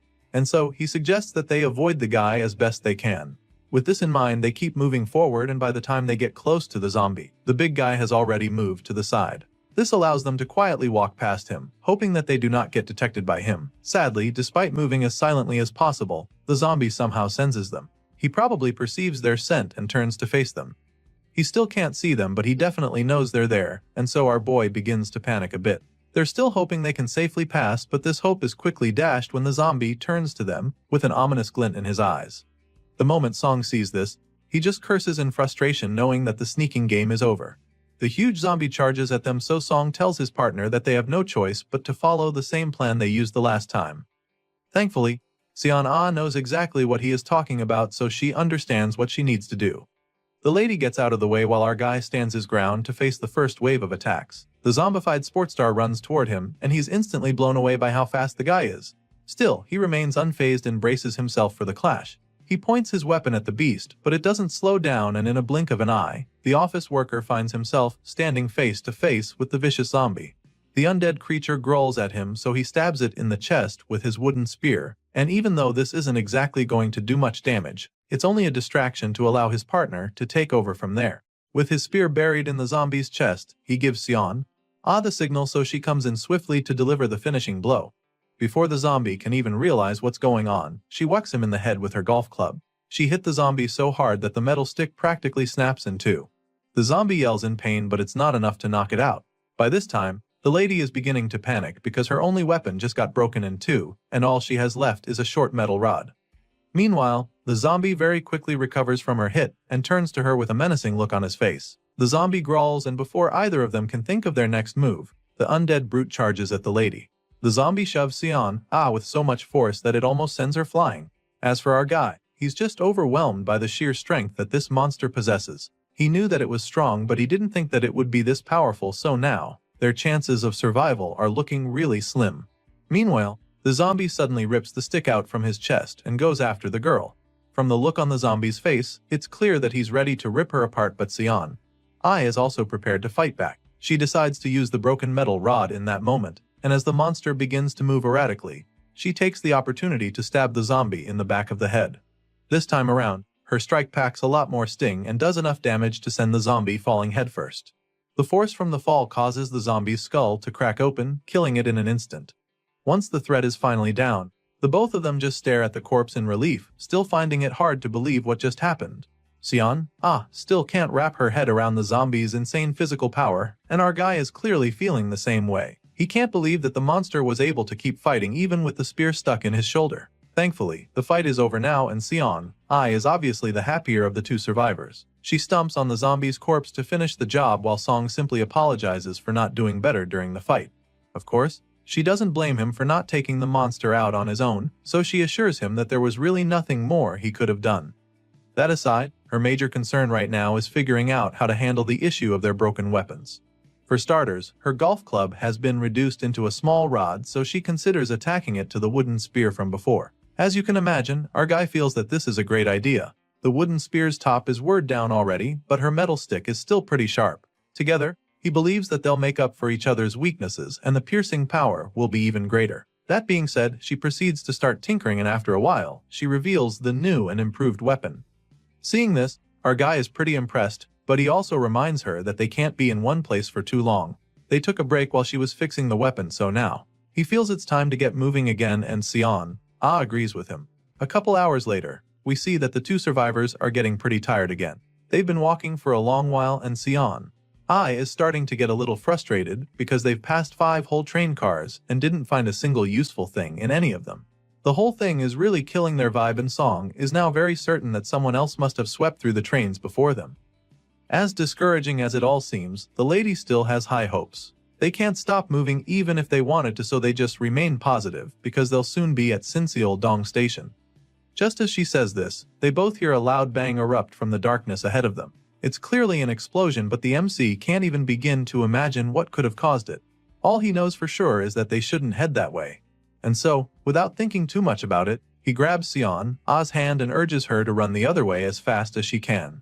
The two run away from the explosion, and after a while, when it feels like they're safe, they stop to catch their breaths. They're both panting in exhaustion, and that's when Sion, finally asks him what he thinks that was back there. But before she can even say another word, he tells her to be quiet. Currently, they're hiding in one of the abandoned train cars, and the last thing Song wants is for them to draw any attention to themselves. He looks out the window to check what's going on there, and he's instantly startled by what he sees. All of a sudden, there's a lot of noise outside, and after taking another look, Song confirms that there's something bad charging towards them. It turns out that there's a very ferocious horde of zombies heading their way, and just looking at it is overwhelming. Son takes a look as well and immediately starts panicking, wondering if it's wiser to fight or run from the zombies. Of course, Song understands their current situation very well, so he knows that they can't take on that many zombies head-on, so he tells his partner to just hold on for the meantime. In a matter of seconds, the zombies are right behind the train, and then they slow down all of a sudden like they just sensed something. Our boy braces himself just in case they decide to attack, but then the zombies just run past the train once again. At this point, it looks like they're off the hook, but they can't be sure, so Song urges Son to keep her guard up. As far as he's concerned, that wasn't the end back there. Sure, the first wave of zombies passed, and it looked like they were good for a while. But just as our guy suspected, there were a lot more zombies to come. They look out the window and see another horde heading toward them. The number of zombies is just overwhelming, and they're not even sure what to do at this point. Now, the office worker is torn between going toward the station and going back. At the station, there are at least dozens of zombies swarming there, and in the opposite direction, an explosion just occurred there. Even worse, it's a place they've never even been to before, so they don't even know what's lurking on that side. Our boy is seriously brainstorming, trying to figure out what the best decision would be, and that's when Sion suggests that they consider just hiding. After all, she feels that this second wave of zombies will probably just pass them by like the first time, but our guy thinks that it's too risky. The last time, the zombies were in a frenzy, so they didn't have time to pick up their scents. However, that's not the case this time around, because this second wave of zombies is moving a lot slower. Some of them are even crawling into the train already, so Song is afraid that they might actually smell them. At this point, the two survivors are forced to make up their minds with no time to think further. And then Son agrees to follow the MC's lead. And this just makes our guy even more nervous, because now it's all on him to make the right call. After a very brief mental debate, he decides that they go back the way they came. To him, it's better to go back now before the zombies spot them, and Sion doesn't argue. She follows his lead as promised, and the two make their way out of the train before any of the zombies can pick up their scents properly. He has a plan in mind right now, and all they have to do is reach the next section without getting caught. The MC climbs off the tracks, and suddenly, it looks like they'll be able to shake the zombies off their tails. By this time, they notice that there aren't any undead close to them anymore. Our guy is quite relieved, feeling that they'll be fine as long as they are careful. Song believes that they can avoid the remaining zombies as long as they don't make a mistake. So he reaches down to help pull Son off the tracks as well, but that's when he realizes how slippery his palms are. Apparently, his sweat made it impossible to hold on to her, so she slips out of his grip and falls down onto the tracks. The poor girl suffers a heavy fall and lands directly on her back. She's probably in a lot of pain already, but that's not even their biggest problem at the moment. You see, the noise from her fall is so loud that it attracts the zombies lurking nearby. Just when they thought they were off the hook, they're right back in the running game. As you can imagine, the extremely sensitive creatures pinpoint the location where the noise came from and immediately start going there. Meanwhile, Son is still wincing in pain after that nasty fall. She doesn't even have enough time to recover before she realizes that she's about to be surrounded by the vicious brain eaters. She looks back and sees them charging towards her, which just leaves her frozen in shock. Thankfully, Song helps her snap out of the daze by calling out to her, urging her to get back up, and he gives her a hand. This time, she grabs a hold in his wrist over his sleeve, and he does the same, which allows him to pull her up from the tracks. The lady is finally so close to safety, but then suddenly, one of the zombies grabs a hold of her boot. Her eyes widen in horror when she feels the hand wrap around her ankle, but she thinks fast and immediately kicks the zombie off her. She frees herself very quickly, and as you can imagine, the rest of the zombies don't appreciate that. This just makes them even more annoyed, so they start attempting to climb up from the tracks as well. Now, it's clear that the pavement is no longer safe at all, so the two survivors take to their heels. Our guy leads the way, urging Son to run as fast as she can to keep up with him. He decides to go up the stairs, knowing how difficult it is for the zombies to climb, but to his surprise, a couple of these undead monsters already found their way up there. One of them tries to sneak up on him, but he sees the attack coming just in time. Still, the zombie is already flying at him, so there's very little he can do. All he can do is jump out of the way, but this just leaves San exposed to the incoming attack. Luckily, this lady is also very capable of handling herself, and she proves this by taking out the zombie without a second thought. She drives her newly improved spear into the monster's body, killing it on the spot. Sure, they just took out one of the threats, but they still have to keep moving. They're relieved for sure because that was very close. Currently, they're hiding in a room, so it's pretty safe for a while. Song tells his partner to look out the glass window and check what the situation outside is like. Thankfully, things are looking better for them now because Sion can't see any zombies nearby. She tells the office manager what she's seeing, and the moment Song hears it, he lets out a heavy sigh of relief. He's so glad that he can even say that they're still alive, because with what they've been through in the last couple minutes, it's a miracle that they survived. Our guy takes a moment to really soak in the fact that they aren't dead yet, but that's when he remembers what happened to San a few moments ago. That fall she suffered was definitely a serious one for sure. But that's not even the big concern now, because a couple of seconds ago, one of the zombies grabbed a hold of her leg. Our guy has been in this apocalypse long enough to know that such an exposure could just turn into something much more problematic, and he surely hopes that it's not the case. So, he asks her about her leg, reminding her that she was grabbed by a zombie not too long ago. There's blood on her white winter boot, which is pretty shocking to her.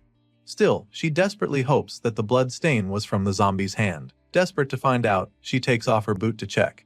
She remembers the zombie brushing against her, which gets her pretty anxious. Of course, our guy can see that she's scared, so he offers to help her take a look and find out what their fate really is. San shows him her food after taking off her winter boots, and he immediately begins to inspect. Song looks really hard, and he does indeed find something. It's pretty clear that she got scratched by the zombie, and our guy is very relieved about this, because he knows how much of a problem it would have been if it was a bite mark he just found. Song tells her that it's nothing to be worried about, but it doesn't really calm her down. She's still hung up on the fact that the zombie got her with its claw, and the look on her face right now is that pure horror. Still, the MC assures her that she'll be fine, revealing that he also got scratched a little, but nothing happened. At this point, the girl desperately asks if he's sure of what he's saying, and once again, he assures her that she will be fine. Hearing this, she finally calms down, admitting that she thought it was already the end for her. This scratch mark that somehow resembles a snake bite appears to be swelling a bit, which is pretty normal, so R helps her attend the wound. Afterward, Sion admits that she feels a lot safer now that he's disinfected it, and Song is just grateful that they were able to find a first aid kit a while ago. Sadly, the box is pretty lacking, and it makes the MC conclude that the manager who handled it was very careless. There's no saline, no alcohol swabs, or even coagulants in the first aid box, but still, he admits that they're even lucky to have gotten their hands on it in this apocalypse. After all, he didn't even expect to find a lot when the other scavengers have taken almost everything of use. At the moment, it appears that the last group of scavengers to get here didn't exactly take everything. Sure, they took almost anything that can be considered food, but it still looks like they only skimmed through the place, so our guy is pretty positive. After cleaning San's wound for her, he tells her to just rest for a while, and then proceeds to continue his search. He rummages through all the stuff there, and it doesn't take too long for him to find something truly useful. It's literally a key, and even though he doesn't know what it opens yet, he's now very sure that there's still stuff for them here. Song is feeling very lucky now that he's got the key, because this means that he won't have to worry about where to sleep tonight. Now that he's gotten into the room, he's determined to find some valuable items, so he begins his search immediately. But even after poking around the room, nothing seems to come forth for him. This makes him even more eager to find something. He's sure that it's somewhere in the room, so he begins to retrace his steps. He feels that he might have rummaged through too quickly, so he slows down the second time around, carefully checking the place. Once he's more focused, it doesn't take too long for him to find the logbook, so he excitedly starts going through the pages, line by line, determined to find the information he needs. Sure enough, he comes across the line stating that the locker password was changed, so he takes the new password and rushes to open the locker. San sees him and expresses how shocked she is. She didn't realize that he knew what he was doing the whole time, but now, it's pretty obvious. She's so curious as to how he knew to look for the logbook, so that's when he turns to inform her that he actually used to work in the subway. It turns out that it was during his time here that he learned that they always jot down the safe codes in the logbook. Well, now that he's gotten into the locker, Sion is wondering if there's something special inside the safe. In response, Song admits that he doesn't know for sure. All he knows is that the safe is mostly just for keys used inside the station. However, the main thing he believes can be of use to them is still sitting in a box in the safe. So, he takes out the box and reveals the gun sitting inside. The MC explains that this is actually a gas gun, and he knows this because subway stations always keep firearms in storage. Still, the lady can't understand why something like that would be in a train station. So, Song explains that station staff need to be prepared in the case of a robbery or an attack because they collect cash every morning. He gives her the box to keep after explaining this, but she feels that he should be the one to hold on to it. Besides, she's never even touched a gun, so she doesn't think she would know how to use it when it matters the most. Our guy agrees with her and keeps the gun instead. Since she can't hold the gun, he informs her about the key he found earlier. She asks him what it's for, so he tells her that he thinks it is the key to the station staff room. The two rush over to the staff room to try the key, and they immediately beat the clock as the door opens. The two smile at each other in excitement before going inside, and the first thing our guy notices is the size of the place. It's about 16 to 20 square meters, which is even worse than the place where he worked before. While looking around, they're shocked to see a pale figure sitting in the corner. They're startled at first, but upon closer inspection, they confirm that the guy froze to death already. The guy doesn't look like he was infected. He probably died of starvation, so Song proceeds to politely take his clothes off him. They get out all the blankets and pillows they can find, and for the first time in weeks, they can enjoy a good night's sleep. Song is really liking this, so she suggests taking the blanket along even if they leave here. But Song isn't sure if they can move with that kind of weight. Well, she doesn't agree with him. She feels they can take the blanket since their food bags are almost empty anyway. At this point, they're finally on the same page, so the office worker agrees with her idea. The bed is surely very comfortable, and it's just a matter of time before they fall asleep. They've been running around all day, so Song encourages her to get some rest. Later that night, while our guy is keeping watch, he checks the floating shop for some items. The food they have left can only last for the next 2 days, so they have to get to the warehouse before then. At this rate, getting there shouldn't be a problem if nothing major happens. At the moment, he's got his eyes on some winter clothes that cost 3 coins. It's getting colder by the day, and even though being underground helps for the meantime, they'll still have to go back to the surface eventually. The situation underground is gradually getting worse too, and if things go wrong they'll need to cover more ground, so he's really considering the winter gear. Currently, he can afford sets for him and his partner, but he's not sure if spending that much on clothes is the wisest choice. After much deliberation, it looks like he is about to click the button, but he stops midway. He ultimately decides that they're fine for now, so he postpones this difficult choice he has to make. Still, there are a couple things he can't ignore much longer. There seems to be an update on the floating window which piques his curiosity. He taps on it and is instantly intrigued by what he sees. He feels that it could be a real game changer for them if he uses it right, so he explores it some more. The next morning, he wakes Sion up, and after much reluctance, she finally gets up to pack their stuff. She's still pretty sleepy the whole time, but our guy is absolutely ready to get moving. They make their way out of the station staff room back onto the tracks, and that's when they find something very shocking waiting for them there. A couple of train cars seem to have fallen off the tracks, blocking the way, and even though it might look like an accident, our guy is convinced that someone placed them there on purpose. Hearing this, Sion immediately volunteers to check if out, so she climbs the train from the side, but as soon as she reaches the top, the look on her face is instantly replaced with a horrified one. There's an actual sea of zombies behind the blockade, and they're definitely the most terrifying she's seen since this apocalypse started. There's so many that there's probably hundreds of them waiting there. At this point, our guy already knows that passing there is not an option, so he suggests trying the other side. The two take their flashlights and slowly make their way through the other route. The path with the swarm of zombies is the only subway line connecting to their destination, so Sion really doesn't know what they're going to do now. Our guy is also really stressed out by this option, but he has to make the call, and right now, the only option they have is to go up to the surface. Unfortunately, the wind up there is even more brutal now. Still, they can't hesitate because there's no telling when that sea of zombies will break through the blockade. Well, going up is just as risky because their sense will give them away for sure. That being said, Sion feels that they need to mask their sense somehow, but Song is not seeing the likelihood of that happening. I mean, it's not like they can take showers, so he suggests going back to check if they missed something out on the tracks. Once again, Song goes out to check, and he uses the opportunity to check the floating window again. He opens that new feature he discovered earlier. It's called Explorer, and it allows the purchase of hidden items not listed on the shop. If the item doesn't exist on the list, the scanner is not consumed, but if it does, the scanner is used up even if not purchased.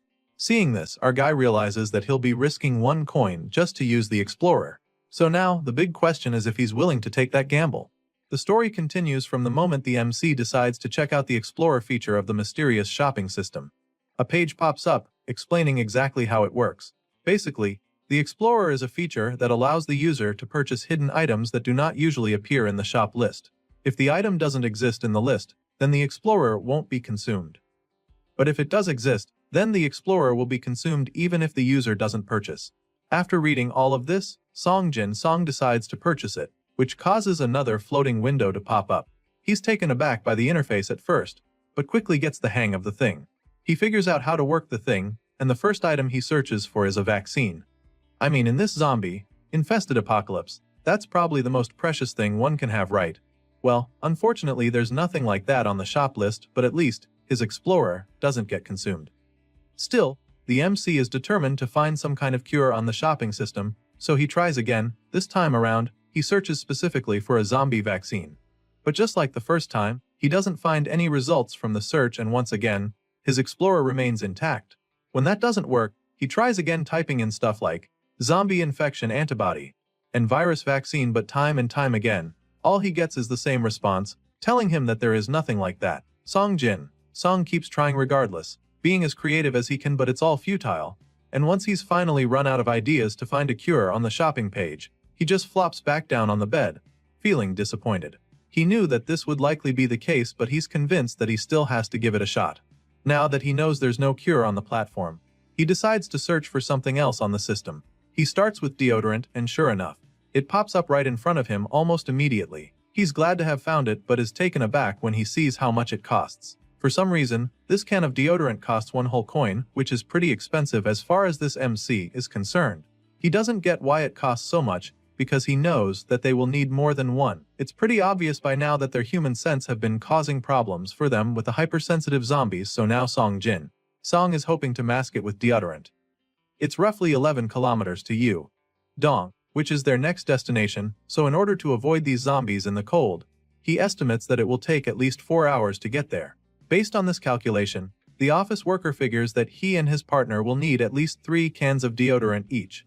As you can imagine, that's not exactly a cheap expenditure, but this is something that they can't afford to neglect anymore, so the MC is really considering the purchase. However, when he checks to see that he only owns 7 coins, he begins to have second thoughts about the matter. It's pretty disappointing for him when he sees this, because he was really hoping that he had gathered enough coins after all the zombies they've been slaying along the way. Well, to some people, getting the deodorant might not longer be a good idea, knowing that they'd be using practically everything they have, but it's clear that Song desperately needs them, so he begrudgingly clicks on the button to buy them. It's definitely not an easy decision, and it almost looks like he's about to cry when he clicks on buy, but he does it anyway, leaving him with only 1 coin left afterward. A few moments later, he goes to meet Sion, with the sprays, and as you'd expect, she has a couple questions. For starters, she'd like to know where he found them, but just like before, the MC isn't ready to tell her about the shopping system, so he lies to her, claiming that he found it at the platform inside a bag. Well, the lady has no reason not to believe him, so she buys the story, feeling all excited about it because she knows how useful these cans of deodorant will be during their journey. Still, she's not completely sure that these alone will be effective enough to keep the zombies off the zombies. Sure, it would mask their human scents, but Sion, I can't help but wonder if that will do the trick. In response, our guy simply suggests that they try it out first and see what happens. As far as Song is concerned, that's all they can do, and if it doesn't seem right, then they can always come back and strategize. The MC explains this to his partner, and she's all for it, so they begin to cover themselves with the deodorants. They help each other spray their bodies and other stuff like their bags to really hide the scent. After spending some time doing all that, Song asks his partner if she's ready to get a move on. Claims that she is, so the 2 office workers head back out onto the freezing subway. They begin their journey, and after walking for a while, they reach the signpost telling them exactly how far their destination is. It's definitely not an easy walk, because not only is the freezing weather making it difficult to breathe, but the snow has piled up so high that walking is equally a hard task. The MC huffs and puffs with each step, and suddenly gets the feeling that they might encounter zombies soon, so he suggests that they pace themselves. Of course, Sion agrees with this idea, so they both pick up the pace, but shortly after that, the wind speeds get higher, making it almost impossible for them to see anything ahead of them. Usually, this would be the time when they begin to panic, knowing that it's just a matter of time before nearby zombies catch their scents. They've been in that situation more times than they would like to do, even though they're wearing a heavy amount of deodorant right now. The lady can't help but panic when she spots a zombie lurking around. At first, she's pretty nervous, but then after a while, the zombie still doesn't sense them around despite the wind trying to rat them out. At this point, they're a lot more relaxed but also curious, wondering if the deodorant is actually working or if something is wrong with this zombie in particular. Songjin, Song and San, I slowly move closer to the zombie, curious to find out just how well this deodorant works. The two get pretty close to the zombie, anxiously waiting to see what happens, and then all of a sudden, the undead creature jerks and turns around to face them. The MC is alarmed by this, but he stands his ground, especially since this zombie doesn't seem to know exactly where they are yet. At the moment, he's not sure if they've been caught, so he remains brave as he grips his weapon tightly in case he needs to use it. However, this zombie just keeps turning around in confusion without actually figuring out where they are. It's like it knows something is there, but unlike before, it can't make out where or what it is.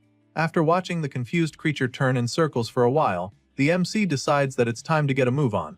Clearly, this zombie couldn't get them despite being a few feet away, so it's starting to look like his genius plan is working. San, I is really excited about this, so she tells him, and he just suggests that they keep going with this momentum.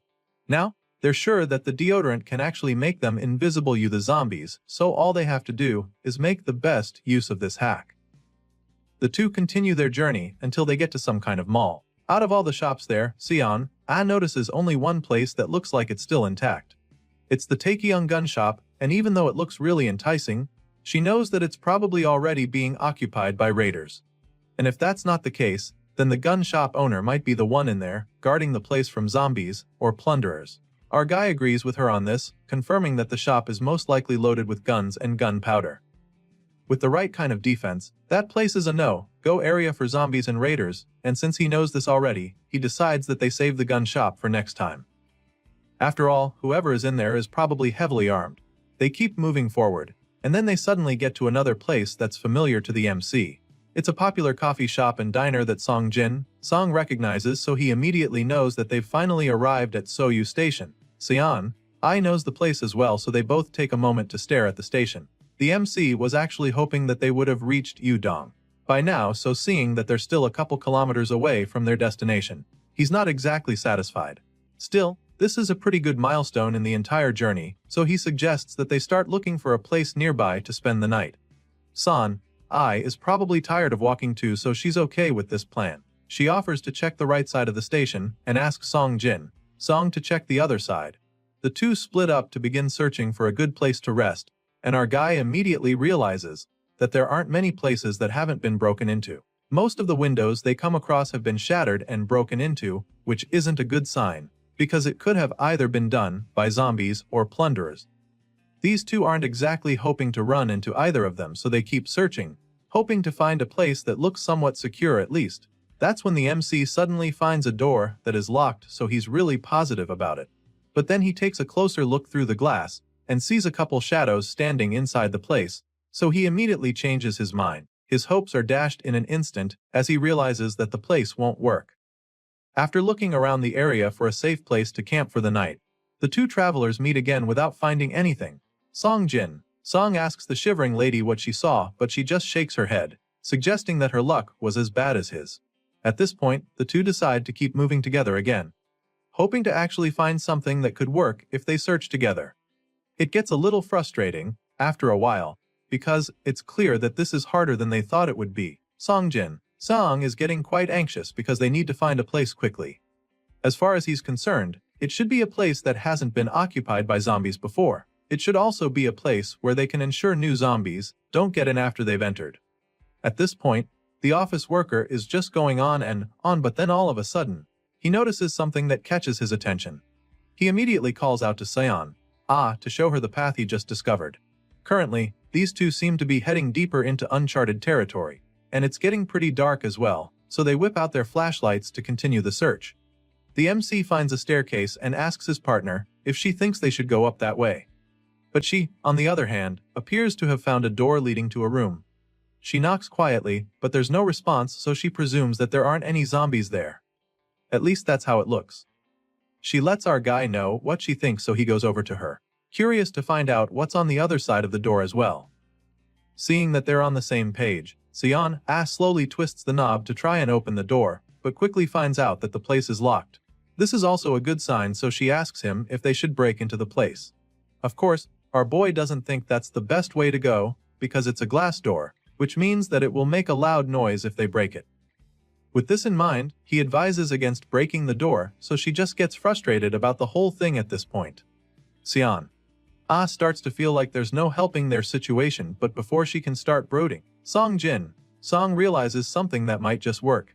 He notices something in the distance that gives him an idea, so he rushes over there, claiming that there might just be another way. Hearing this, Sion's hopes suddenly come back to life, so she curiously follows him as he rushes down the stairs. The MC goes downstairs and then suddenly stops in front of some kind of box hung on the wall. He's familiar with the thing, and for some reason, he's convinced that this is where they're going to find the solution to their problem. With this in mind, Song takes a leap of faith, reaching into the box for something, and just as he suspected, there's a bunch of keys inside it. He holds the keys up like a trophy, because he's almost certain that they're going to open that door. Meanwhile, his travel buddy just stares at him in amazement as he jaw drops to the floor. She is blown away by the fact that he found the keys, so she curiously asks him how he knew they would be there. Well, it turns out that the office worker somehow noticed earlier that the cafe's operating hours were quite long. And so, he figures that this means the place is divided into opening and closing shifts. And knowing that key problems happen often with that arrangement, it was a no-brainer for him since shops like that frequently hide spare keys nearby for emergency situations. The MC explains all of this while using the key to open the door, and thankfully, it works perfectly. As soon as they enter the room, the first thing that Sion notices are the bags of flour lined up on the ground, which leaves her stunned. But that's not all, because there are a couple crates of eggs sitting around too, which makes our guy realize that this place wasn't looted after the apocalypse started. No other survivors have gotten here yet, so this place is basically a jackpot. Anyway, Sion isn't sure what they should do with the flour, so she asks him what he thinks. At the moment, Song doesn't really see the need for flour, so he suggests that they leave the bags and come back later. Besides, it's too heavy for them to carry right now, and after he explains this, Sion decides that they'll have to hide the stuff if they're not taking them. She'd hate to come back and find out that someone else took the stuff, and the MC would hate that too, so she agrees with her. Besides finding the eggs and flour, Song is pretty relieved that they actually found a great place to spend the night. I mean, that was the thing they needed the most, so it's just amazing for him. On top of that, they also got a power bank and a wristwatch, which is great for their journey. Now that they have a place to rest properly, Song feels that they'll even be able to reach the logistics warehouse the following day. As far as he's concerned, they just have to get there by tomorrow, because they might start to have some problems otherwise. The hero explains this to his partner, revealing that they only have 4 chocolate bars left for food. As much as she's all about moving forward and staying alive, Sion still feels reluctant about going to the warehouse because she knows that there might be previous customers at the place who have also been turned into zombies, just like at the gun shop. Just thinking about the possibility makes her weak, and our guy suddenly realizes that she has a point. That being said, she suggests that they set up a code in case something dangerous happens to one of them. Of course, the MC thinks that this is a good idea since he wouldn't want anything bad to happen to her. San gets all flustered when he says this, and then proceeds to come up with an idea for this code she's talking about. Sion quickly comes up with the secret code that they'll use, suggesting that they should just speak normally if they're threatened with a gun or a ranged weapon. Song seems to find the whole thing exciting, so he comes up with one as well, claiming that they should use polite speech to interact if there's a Millie in the picture. They're starting to have fun coming up with this stuff, so San thinks of another code. She decides that she'll just say Appa if she can handle the number of enemies in her way. As for Song, he figures that he'll just say sir if the situation he's in is unclear to him at that point in time. As for a situation where they need to surrender, Sunbae will be the code word. The two partners go on like this for a while, coming up with different hidden messages that they can use, and after some time, they finally have enough. In order to perfect this place, Sion feels that they need to loosen up their speech so that they don't stand out that much. And of course, our guy agrees with her. At this point, they finally have a plan, so the lady is satisfied, feeling that they can finally rest, but just as she's saying this, A terrifying bolt of lightning strikes right above them. She's startled by the loud bang as you'd expect, but what really shocks her is the fact that snow starts coming down again just seconds after the bolt of lightning. She's truly baffled by this because she had no idea that it can thunder while it's snowing. Song Jin-song also hasn't ever seen something like this before, so he's just as puzzled as she is. Right now, it looks like the snow is piling up even more, and when the MC points this out, San chimes in, fearing that the following day is going to be rough. Our guy can help but agrees with her, even though he knows just how bad the news is. Seeing that they'll probably have a hectic day when the sun finally comes up, San decides to get some sleep right away. She covers herself with a blanket as she lies on the table, while the hero sits in the chair next to her, hoping that he'll be able to get some sleep as well. Soon, he's finally starting to get some shut. But that's when he hears a strange sound coming from outside all of a sudden.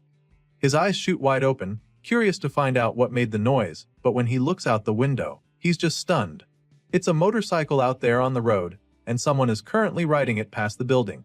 Song Jin-song is puzzled, because he didn't even know that motorcycles could cut through snowy roads, and he also doesn't understand why someone would be out this late. Besides that, the person is currently headed in the same direction that they've been traveling, so the office worker gets really curious. Sure, this person could just be riding somewhere else, but he can't help but feel restless about it. Song Jin-song is still panicking about the motorcycle when he's suddenly drawn out of his thoughts by something even worse. He looks at the other end of the road and is horrified to see a horde of zombies coming their way. Clearly, this is very bad for them, and it seems that the noise from the horde is so loud that it wakes San up. The lady shoots up from the table to check what is going on. At this point, our guy figures that the noise from the motorcycle that just passed the road was what drew the zombies out. It's not looking good for the two travelers, but at first glance, it seems that there are at least a few hundred of the zombies out there. And sure enough, this gets the MC pretty worked up, because he can already see how much harder this makes their journey.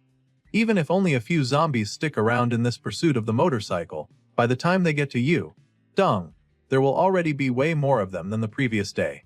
San is also disturbed by the situation, so she anxiously asks him what he thinks they should do. Well, at this point, the hero just starts by analyzing the situation. From the look of things, he presumes that the motorcycle must have stumbled into a zombie horde and fled. But if that's not the case, then his guess is that this rider is deliberately leading the zombies somewhere.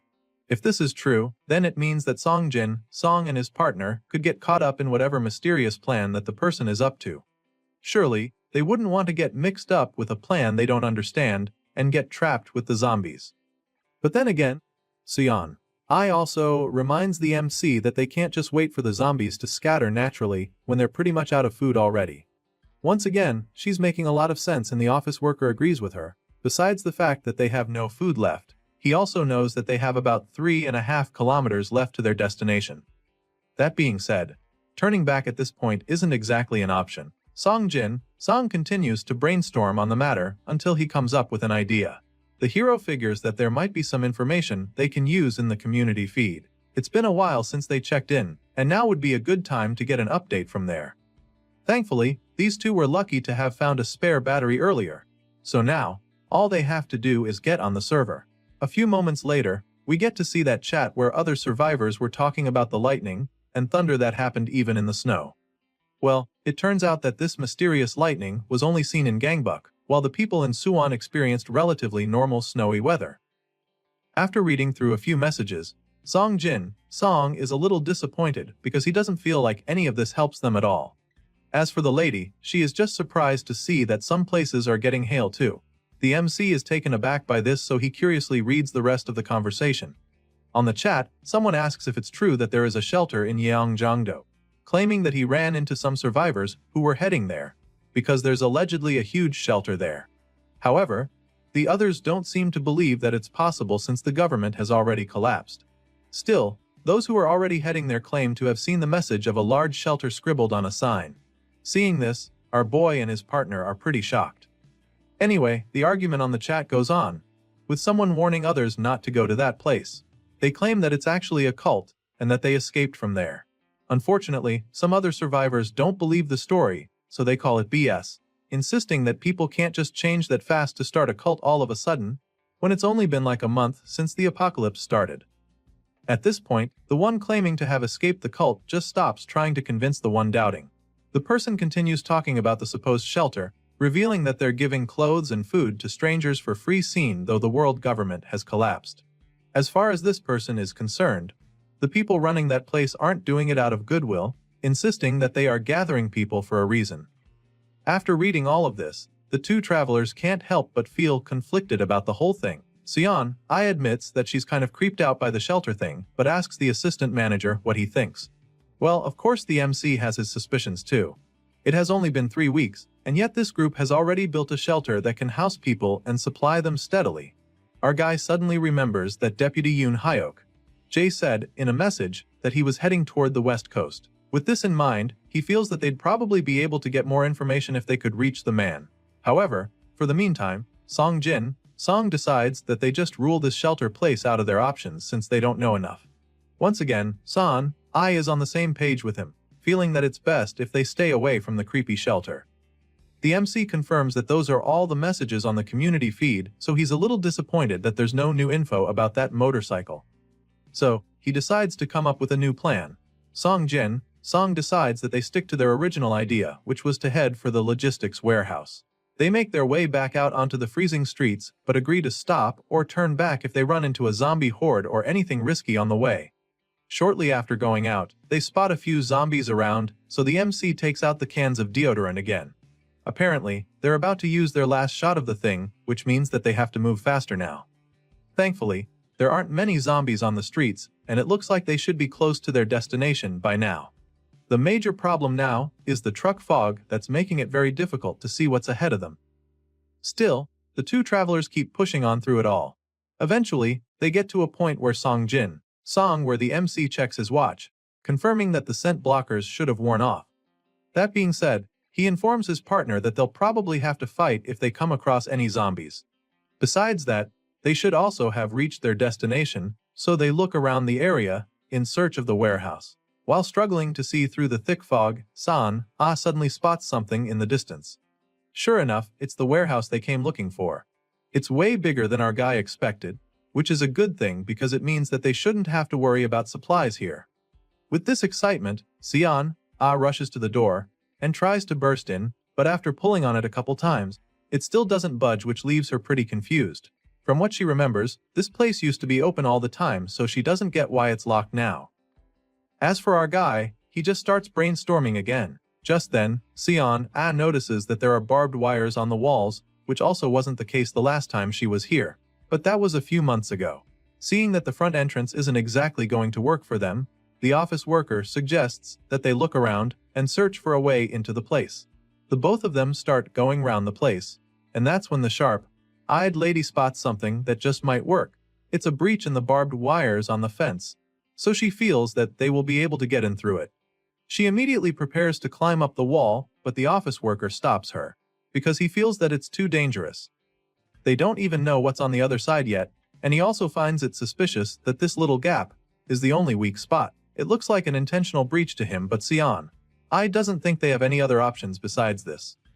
Despite being worried, the MC can't deny this fact.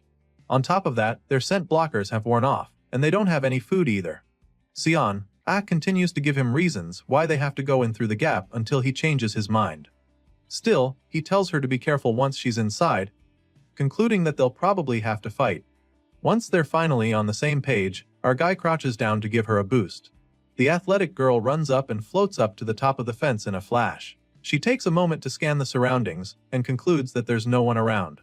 So, she jumps down into the warehouse, feeling very excited to finally be in, but before she can even take another step, someone pulls a gun on her head from behind.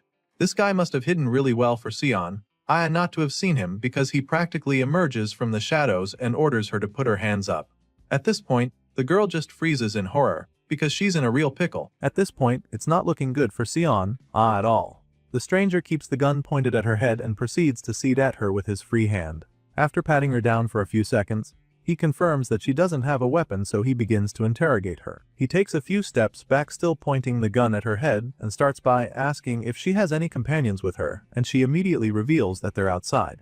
At this point, you can be sure what her train of thought is, but she probably says this to make the guy with the gun a little nervous. Well, he still has his gun, so he feels confident that he can take on her companions. He asks how many of her allies are outside, and she tells him the truth once again, revealing that it's just one person. Of course, this makes the man even more confident, so he orders her to call out to her companion and tell the person to come to the main entrance. At this point, Sion becomes reluctant because she's not sure what the guy has in mind. She hesitates to call Song Jin Song, fearing that the assistant manager might get hurt if he comes, but the guy with a gun to her head simply demands that she hurry up and do it. And since she doesn't want to get her brains blown out, she finally calls out to the MC, asking him to come to the main entrance. Meanwhile, our guy who's just on the other side of the fence begins to panic when she screams his name. He already had a strong feeling that someone was in there, so he feels really bad because this hostage situation could have been avoided. Well, it's already too late for that now since his partner is already trapped in there with God knows who. So now, the MC starts brainstorming, determined to figure out a plan. He starts by analyzing her manner of speech and confirms that it's informal. Based on the code that they made the previous night, this means that the other person in there must have a gun or a long-range weapon. Besides that, he also remembers that she called him, Jin Song, alone. And this means that she's currently faced with only one threat there. With this in mind, the hero is a little bit relieved because he knows that he can handle one person. Knowing all of this, he proceeds to check his backpack for something to help with the plan that's already formulating inside his brain. While he's ransacking the bag, Son calls out to him again, urging him to answer because right now, the guy with the gun might think she's lying or something. At this point, the MC takes out a gun from the bag and finally answers his partner, assuring her that he understands. A few moments later, they all make their way to the main entrance, where the lady is still being held at gunpoint. The kidnapper still hasn't seen Song Jin Song face to face yet, but he can sense that someone is outside the fence. So, he demands that our guy drop all his weapons and come forward. Of course, he wouldn't want to piss off this armed stranger, so he takes out his spear and shows it to the guy through the gate, displaying his readiness to cooperate. Now that Song Jin Song is here, he can confirm that the captor is one man with a gun just as he thought. With this in mind, he continues to wave the spear in front of the gate like a white flag, but the guy with the gun demands that he drop the weapon immediately. Sure enough, the office worker complies and tosses his spear into the snow before showing his empty hand. Now that he's dropped the weapon, the gunman orders him to come out from behind the wall and reveal himself. Well, this is where things might get tricky for the MC, because he still has a gas gun in his other hand, and he definitely wouldn't want the kidnapper to see it when he's still got Sion at his mercy. Our guy is torn at this point, not sure what he should do. Even if he tries to attack this man, the gas gun with him only has a short range. In order to be sure he'll actually do any damage, he needs to close the distance a bit more. The issue now is that he can't exactly go any closer because if Song Jin Song moves further, the other guy will see the gun. Eventually, the office worker comes up with a plan. He tells the captor that he's put down his weapon and asks for his companion to be set free. He makes it look like he's harmless, claiming that he can't do anything anymore without his weapon, and it seems that the guy with the gun actually decides to let her go. He grunts right after listening to everything that the MC says and then orders Son to move forward. Our boy hears footsteps coming and realizes that the guy is actually letting her go, so he braces himself for the next part of his plan. The office worker patiently waits for them to get close enough, and at the perfect moment, he comes about to strike. Song Jin Song pops out from behind the fence and tells his partner to duck so that he can get a clear shot. Of course, the athletic girl crouches down at incredible speed, so the MC is able to pull the trigger on his gas gun. The other guy is so stunned by all of this that he can't even react and ends up getting shot in the eye. In the chaos, he fires his gun as well, but since he can't even see anything, he just shoots without aiming.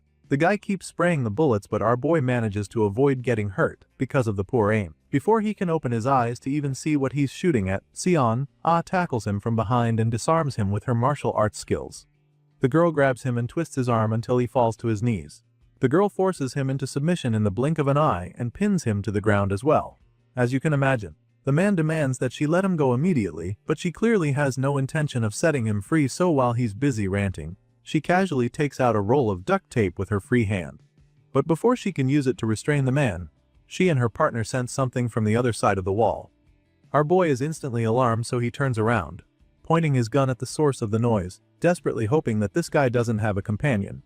The office worker only looks in that direction for a few seconds before realizing that a small group of zombies is headed their way.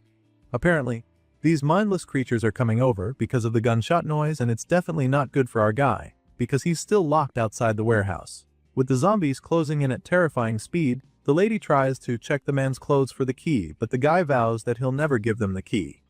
He refuses to cooperate and even starts yelling at her to get away from him. All of this just makes things worse for our guy who is still out there, exposed with the same zombies that can hear all the shouting. Sion gets pissed at this point, so she warns the man to stop messing around and just hand over the key.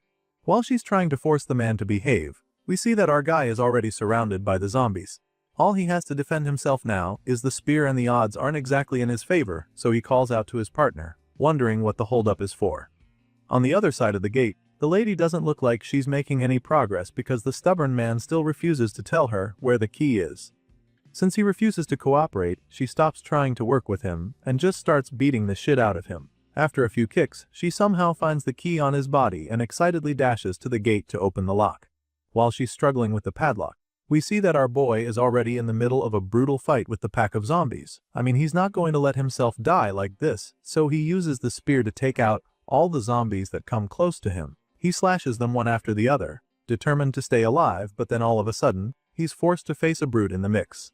This one is the biggest zombie in the horde so far, and it charges at him with murderous intent. Even though he's a little terrified, he stands up to the beast and holds his own against it. For a while, our guy is able to avoid getting hurt, but then after striking several times without dealing any significant damage, it becomes clear that he will not be able to take down this one. The zombie charges at him like a runaway train and slams him to the floor before he can do anything. His spear seems to be useless against this monster. It's so strong that it disarms him and knocks him down, but just when it looks like he's about to be done for, San opens the gate and shouts for him to come inside. The office worker runs into the warehouse as fast as his legs can carry him, and then San slams the gate once he's in, leaving all the hungry zombies locked out. The two partners just stand there, watching as the hungry zombies growl at the gate. Sure, they're in the warehouse now and the gate is shut, but they're also trapped in, and if these zombies don't go away, it would only be a matter of time before they force their way into the place. With the zombies now unable to get them for some time, Sion doesn't think twice before jamming the lock on the gate. She uses the key to make sure it's secure and then turns to Songjin, asking him if he's okay. She desperately hopes that he wasn't hurt in any way, and he asks her the same question before assuring her that he's alright. Once they're both certain that they aren't hurt, the assistant manager flops down to the floor to catch his breath. He's pretty relieved that the zombies didn't get to them, even though they're still hanging around. He's pretty convinced that these creatures gathered around after hearing the gunshot, and in order to avoid pissing them off any further, he suggests that they head inside the warehouse proper. But before they can do that, they'll have to deal with the injured man on the ground, who is still groaning in pain. Right now, he's almost crying like a baby because of how bad his eyes are hurting. Apparently, he still hasn't recovered from the blast of the gas gun our guy used on him. The MC watches the guy roll on the ground for a while, and decides that they'll take the man inside with them for the meantime. Sure, he threatened them with a gun and almost killed Songjin, but the office worker doesn't feel that he deserves to be left out here with the vicious zombies. Thankfully, Sion isn't heartless either, so she agrees to take the man in with them. Even though she was the one he threatened with the gun and treated like a hostile, the lady goes over to the man and helps him get back on his feet. He's not exactly a paper plate, so she struggles a little to pull him up, and right after he finally stands up, the MC is shocked by the face he sees. It turns out that the red-eyed man with tears running down his face is a colleague from the office building. This man happens to be assistant manager Choi Jae-sung, so the MC is really shocked to see him here. A few moments later, once they're inside the building, they help Choi relieve the pain in his eyes, and once he can finally see properly again, he puts on his glasses. While the man is cleaning up, Songjin and his partner take a brief sidebar to discuss, and that's when he tells her that Choi Jae-sung is the person he met in the first floor security room back in the office building. He confirms this without a doubt, and then Sion whispers to him, admitting that she didn't expect to meet Jae-sung like this. Just then, our guy notices Choi wiping his eyes with a towel, so he tells the man not to do that. Apparently Jae-sung already knew that, but his eyes are still hurting, so he can't really help it. Choi's eyes are still watering seriously, which just goes to show how bad it is. Seeing this, the MC starts feeling a little guilty, so he apologizes. The gas gun is quite potent, so he can already tell that the effect will probably last for a few days more. At this point, Choi just sighs, knowing that he's screwed for a couple days. Thankfully, he's not mad at our guy for it. I mean, if they had just said something beforehand, they wouldn't have had to fight at all. But then again, Choi admits that he was the one who attacked first, so he can't really complain about it too much. He started it. The guy puts a kettle on the stove, probably to prepare something for his new guests, who are grateful for his hospitality and understanding. Choi Jae-sung just smiles in response when he hears this and then brings the kettle over to serve them some warm tea. He pours it into 2 cups, and then gives it to his guests who are really appreciative of it. I mean, in this freezing weather, having something warm to drink is probably a luxury to them. They thank him for the tea and start sipping immediately in order to warm themselves. Choi Jae-sung sits with them to do some catching up, and our guy starts the conversation by asking him when he got to the warehouse. The man reveals that he arrived at the place 3 days earlier, admitting that he came here because he saw that the warehouse has solar panels. Sion is so shocked when she learns that solar panels are here too, because she can still remember how useful they were back when they were still in the office building. She seems pretty excited to hear this, and so Choi goes on to tell her more about them. It turns out that he was even installing the solar panels earlier in the morning when he spotted the 2 of them for the first time. Song Jin-song and Sion are shocked to hear this because they probably didn't think that anyone saw them outside. Well, Choi reveals that he did and goes on with the chatter, telling them how he had installed them on a window downstairs. Unfortunately, the ones downstairs weren't getting enough sunlight, so the efficiency was way too low for him. And so, he was moving the panels up to the roof, and that was when he spotted them. Sion has quite some experience with solar panel installation, so she knows that it must have been really difficult for Choi Jae-sung to do anything up on the roof when it was snowing. At this point, our guy just smiles as he stares at her. From the look of things, she looks pretty comfortable here, despite how she was when they first got in. Seeing how reluctant she is to leave anytime soon, the MC is glad because it looks like everything worked out well after all. Anyway, back to the conversation between her and the other assistant manager. Choi Jae-sung admits that it's not easy with the snow when working up on the roof, and this is why he was trying to figure out a way to cover the panels with a glass wave. After all, they have plenty of materials here in the warehouse. The guy explains this to Song Jin-song and his partner, so this gets the MC a little curious. Since there are a lot of materials over here, he wonders if by any chance there are enough supplies in the warehouse as well. Hearing this, Choi Jae-sung simply starts by confirming that there are quite a few materials like building frames here. At least, this he knows for sure, but in the food department, the guy admits that he truly isn't sure what the situation is. As far as he's concerned, it's a little uncertain, and he explains this to them. As soon as she hears this, Sion figures that this issue might be because the warehouse where food is stored is at a different site. Apparently, the food supplies aren't here, and Choi Jae-sung confirms her guess.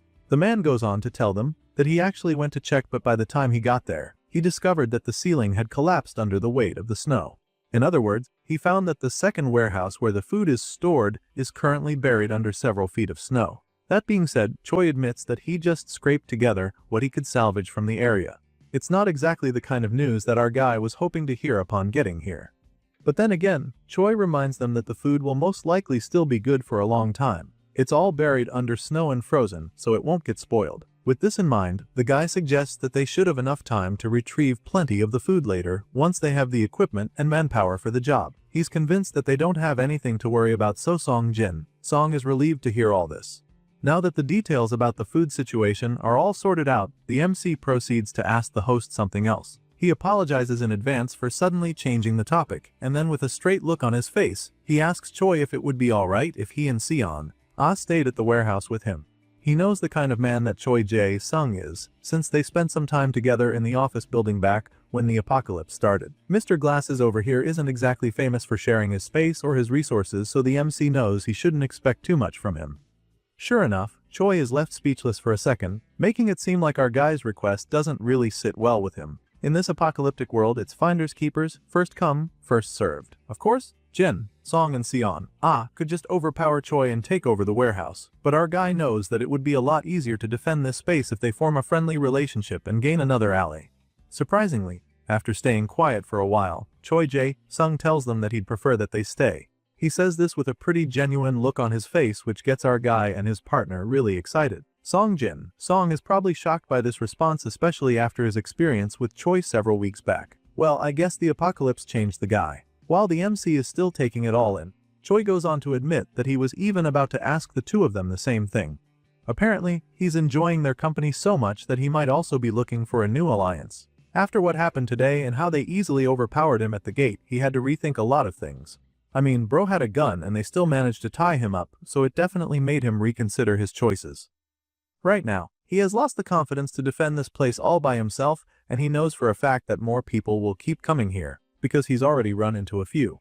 Sure, he was able to ward those guys off, but if he sends these kind guests away now, It would only be a matter of time before he is visited by other people who will overpower him, and well, they might not be as friendly as Jin, Song and Sion. If he's alone, he'll definitely lose this place someday and he doesn't want that. So for a trustworthy person to suggest becoming allies, the timing is just perfect to him. Choi explains all of this and then stretches his hand out so that they can shake to their new alliance. Seeing this, our guy starts by thanking the man for trusting him. Just then, Sion points out something that is bothering her. She recently noticed that the zombies from earlier haven't gone away yet. This is the same horde that attacked when they first arrived, so Choi is shocked because he expected the zombies to have dispersed by now. The man is pretty puzzled at this point because he's not sure why they're hanging around. His thoughts are interrupted when Jin, Song asks him how he got the gun he pulled on them. Well, it turns out that Mr. Glasses over here took the gun off a dead police officer who had killed himself earlier. The man probably didn't want to be turned into a zombie, so he took that drastic measure. The truth is that stuff like that isn't exactly uncommon in this apocalyptic world. They've all seen their fair share of corpses who killed themselves to avoid turning into zombies. Anyway, Choi Jae-sung kept the gun for self-defense, but then in the end, he somehow started using it for much more pointless reasons than he expected. At this point, our guy curiously asks the man if there are any bullets left in the gun. Sadly, there's none left, and Choi Jae-sung reveals this, leaving the MC quite disappointed. Sure, they're out of ammunition now, which makes it more difficult to defend themselves, but on the bright side, that horde of zombies hanging around outside the fence means that no other outsiders will be coming anywhere close to the warehouse soon. Well, I guess they can call it a blessing in disguise, at least for now. Song jokes about it for a second, but then all of a sudden, his stomach grumbles loudly, which is pretty embarrassing for him. His cheeks turn bright red after it happens and Choi is shocked at it. The guy gets all worried as soon as he hears the grumbling noise and then asks the MC if he really hasn't eaten anything yet. The guy didn't know they were starving that badly, so he takes the initiative to get something for them to eat. The guy prepares a pot of noodles for them and it looks really good. Because of how hungry they are, the ramen looks like it's calling out to them, and San can't take her eyes off it either. The two hungry travelers keep watching the pot of noodles boil over on the stove, and when Choi sees how excited they are, he offers to make some more for them if they want some more. Even though most of the food supplies are buried under the snow, Choi assures them that he has more than enough packs of ramen at his disposal. With the food on the way, Sion suddenly remembers that they have something they can use to make the meal even more enjoyable. She's talking about the beer that they found a while back, and the MC gets really excited when he hears it. They all get down to it, drinking and slurping the food down. Sion is having such a good time right now, she can literally feel the broth seeping into her soul. Just then, Choi suggests that they have a toast before the beer freezes, and they're all for it, so the three of them toast to new allies and this killer ramen. Later that evening, after eating all that food, Sion tells them how full she is, and Jin Song completely understands because it's been so long since he ate this much. Eating something hot has warmed our guy up, and it's such a nice feeling, which makes him feel that it was definitely worth pushing through that blizzard. Their bodies are warm, their bellies are full, they have a place to lie down, and it's peaceful. What more could they ask for? As the Ice Age apocalypse rages on, Song Jin, Seong and his new friends continue to hide out in the warehouse. Even though they tried drinking hot tea and all that, the warmth is leaving his body faster than he expected. Obviously, he's not the only one going through this, because his travel buddies are also shaking like leaves. Sion finally gets fed up with it, so she asks Choi Jae-sung if he knows of any heating system in the building. After all, he's been in here the longest, so if anyone knows where a heater is, he'd be the one. Sure enough, Jae-sung knows where the heaters are, but there's one major problem, which is the fact that none of them actually work. With the electricity cut off, it's not exactly shocking that nothing works in the building, and this just takes them back to square one. Song can no longer bear the cold anymore, so he's convinced that it's been getting colder than normal recently. He points out his observation to the others, and the man in glasses immediately says the same thing. Apparently, he actually reads something about it on the community board, where he saw that the weather has been holding steady at -30 degrees. And you don't need to be a genius at science to know that it is fatal for temperatures to drop that low. It's definitely something to be worried about, so Song asks Choi if there's anything they can bring in the building to generate some heat. Since the heaters are practically useless, he figures that this is the best way to go, but Sion immediately reminds him that their company doesn't handle electronic products. As soon as she says this, Choi Jae-sung reveals that there was a brazier in the warehouse the last time he checked, and he feels that they might be able to use it as a heater before they freeze to death. The MC's face lights up the moment he hears this, and San is just as excited as he is. Our guy pops up eagerly asking if there was firewood as well, but Jae-sung sadly reveals that there was no wood there. He actually did search for it, hoping that he could use it, but it was all futile. This is disappointing of course, but the office worker is determined to make it work. His hopes are up now that he knows there's a brazier, so he believes that they can just go out and find some new wood. At the same time, he considers another option, so he curiously asks whether there were any clothes in the warehouse too, but things aren't looking good in that regard either. Jae-sung informs them that there's not much wood among the supplies and reveals that most of the clothing he found has a lot of plastic in it too.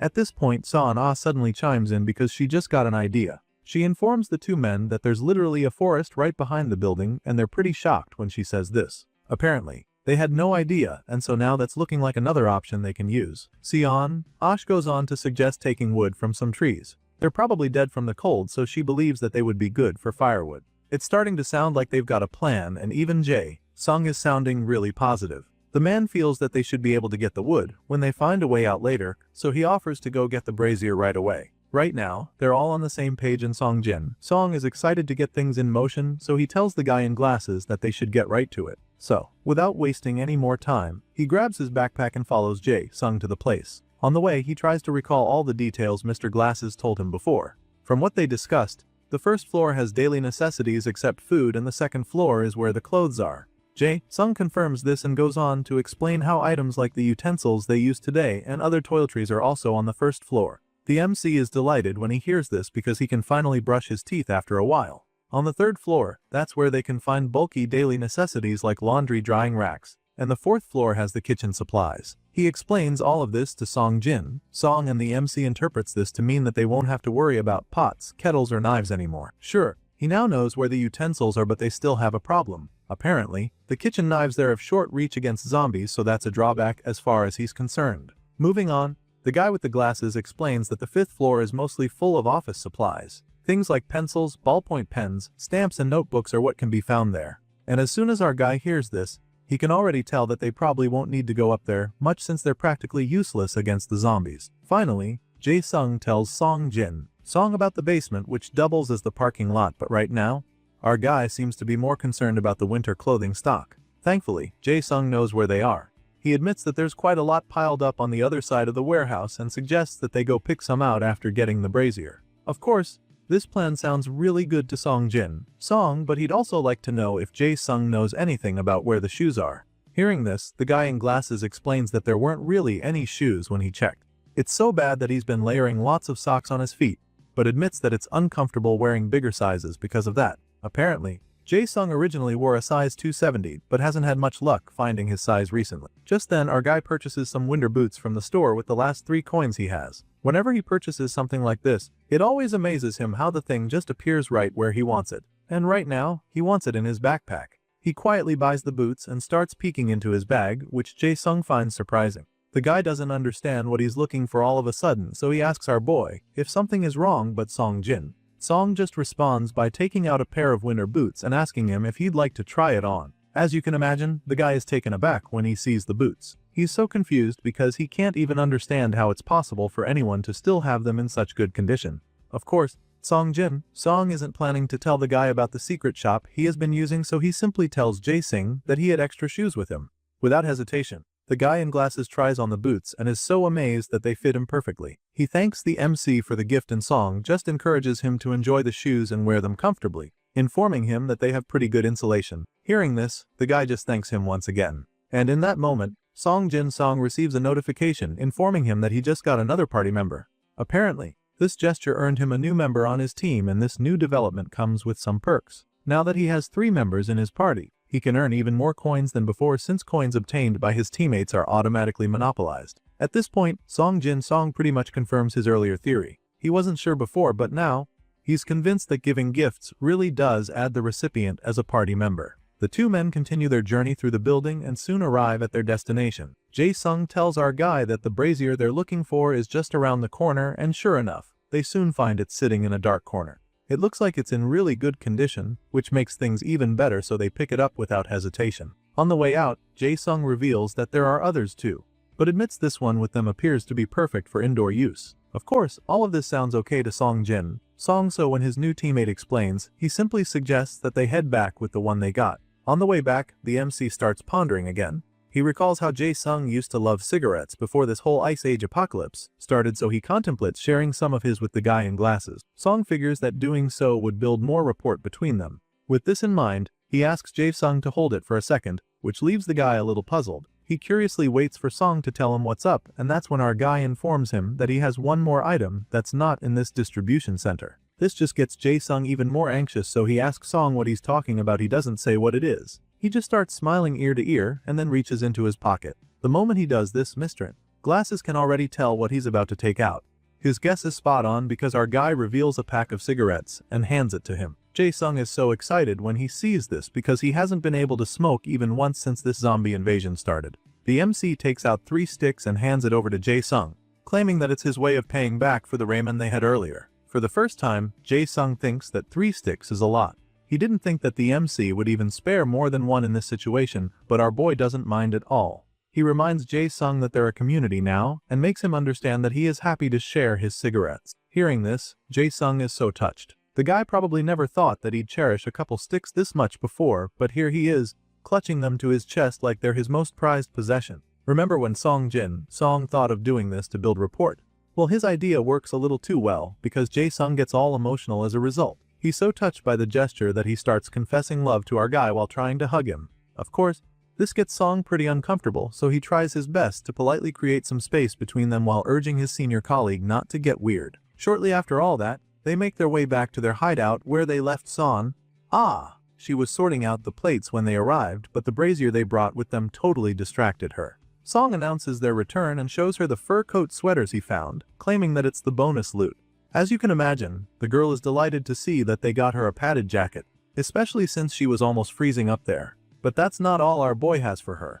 Apparently, he also brought face wash products, toothpaste, and toothbrushes for all of them, which is just truly wonderful news for the lady. She's so excited that she tackles him with a hug before he can even finish talking. Sure, it catches him off guard, but he doesn't find it disturbing since she's a girl. I mean, it's very different from the situation with Jae-sung earlier apparently. Anyway, Seon has had it really rough these past couple days without essentials like this, so she grabs all the stuff she needs and rushes down to the ladies' room. Our boy sees how excited she is and he completely understands her reaction because it's been a while since they all washed up properly. After coming to this place, they spent 3 days non-stop forming a camp for themselves and get started by converting the space that Choi Jae-sung used into a kitchen. Then, they turned the space next to it into a bedroom by putting in 3 mattresses and sleeping bags. Unfortunately, installing solar panels on the rooftop didn't work out the way they hoped.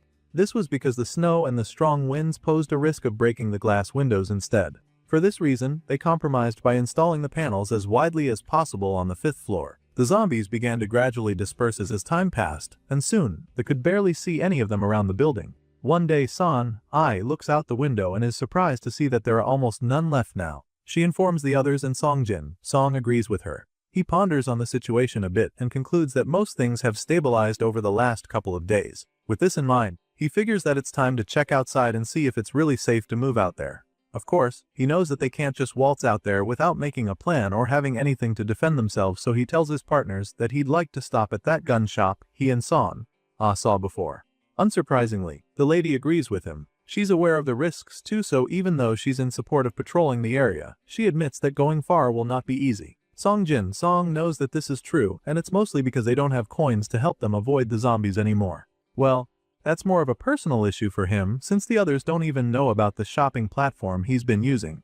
Besides their complete lack of coins, the cold out there is absolutely freezing, so it would even be a miracle if they survived there. At this point, Song starts to wish that they had a car with them because that way, they wouldn't need to worry about zombies or looters ambushing them. Elsewhere, later that night, we see that familiar figure on a motorcycle riding around the zombie-infested city. It's likely the same one we saw earlier since he looks like he's trying to lure the zombies to follow him. Apparently, this is not his first time coming across this many zombies because he's just way too relaxed. At the same time, we see another man riding a bicycle in the middle of the city that night. This second guy is also having his first encounter with a swarm of zombies, so when they start coming at him, he quickly rides away, desperate to escape. This guy lives in Dong and it seems this place hasn't been swarming with zombies before, so the cyclist is still trying to wrap his head around it. He frantically rides away and escapes to somewhere safe, and that's when he sees the motorcycle passing by. At first, he assumes that it's someone trying to get away from the monsters on a motorcycle, but he quickly realizes that this is not the case. It turns out that this crazy person on the motorcycle is deliberately leading the zombies to places where people might be and wiping them out. This is probably why the cyclist was shocked by how many zombies were in that horde. It's completely insane for someone to intentionally lead zombies over to where non-infected people are, so the cyclist concludes that whoever is on that motorcycle must be an evil bastard. Thankfully, he's able to avoid getting caught by the zombie wave that just passed, but from what he can see, it looks like they're headed right for another city nearby Dong. This is where they're going next, so the cyclist goes on the server to warn all the living people there to be very careful. While the evil bastard on the motorcycle continues to lead the zombies to more victims, we catch up with our boy and his partners who are still trying to make life in the apocalypse less horrible. After completing the base camp, they decided to divide the responsibilities among themselves in order to make things easier. We see the lady stacking up a few plates on the shelf, which gives you an idea what her job is. Apparently, Han Ai is in charge of organizing the interior and checking inventory in the storage warehouse. At the moment, that's exactly what she's doing, so she's pretty locked in, but that's until Jae-sung comes around and distracts her. The guy looks pretty nervous for some reason, so Son-ah figures that he probably needs a hand with his work and offers to help him out even though she's not done with her. You see, the guy with the glasses is in charge of gathering information for the community, repairing supplies and handling anything mechanical. When she offers to help out, he reminds her that he said he was going to test the solar generator repair that day, and she recalls that conversation as well. Unfortunately, he hasn't been able to get to work on that, because it's been cloudy several days now, and the solar generator hasn't charged at all since. As such, the test ended up being impossible, because no date was coming through at all. With that being said, Choi Jae-sung asks her if he can help with anything since his responsibilities are currently on hold. Of course, Seon-ai is happy to have some extra hands, so she immediately asks him to help her go check the stock of kitchen supplies. The assistant manager doesn't mind helping out with this at all, so he gets right to it, and that's when we get to find out what the MC's role is in all this. Turns out, our boy has the most demanding job on the list, which includes patrolling inside the storage area, keeping watch outside and even planning ahead. He's currently walking around with a flashlight, patrolling the place, and it doesn't take him long before getting reunited with his teammates. He's surprised to see Son-ah and Jae-sung together in the storage area, and they also didn't know he was around. The MC figures that Choi must have been helping the lady out with her work, and she confirms his guess, explaining how the bad weather caused the solar panels not to charge at all. Our guy already figured that they would face this problem, so he's not surprised at all. He knows just how bad it is because it's even worse outside. If it was just cloudy and a bit dark, they probably wouldn't have any problems, but the fog is so thick that they can barely see anything out there. Hearing this, Seon-ah begins to wonder if they really don't have a backup plan. She asks if they still have any power left in there, but Choi explains that they're all out. All the batteries have been drained and there's no way to recharge them, either, which is a real bummer for them. This whole thing is starting to piss Son-ah off, and she's even more bothered by the fact that they haven't been able to assess the situation outside in a long while. Hearing this, our guy suggests that the three of them talk for a while. They have the meeting, and by the end of it, we see Song walking out of the building with a bicycle. He's fully covered in thick clothes, so you already know that he's on his way out.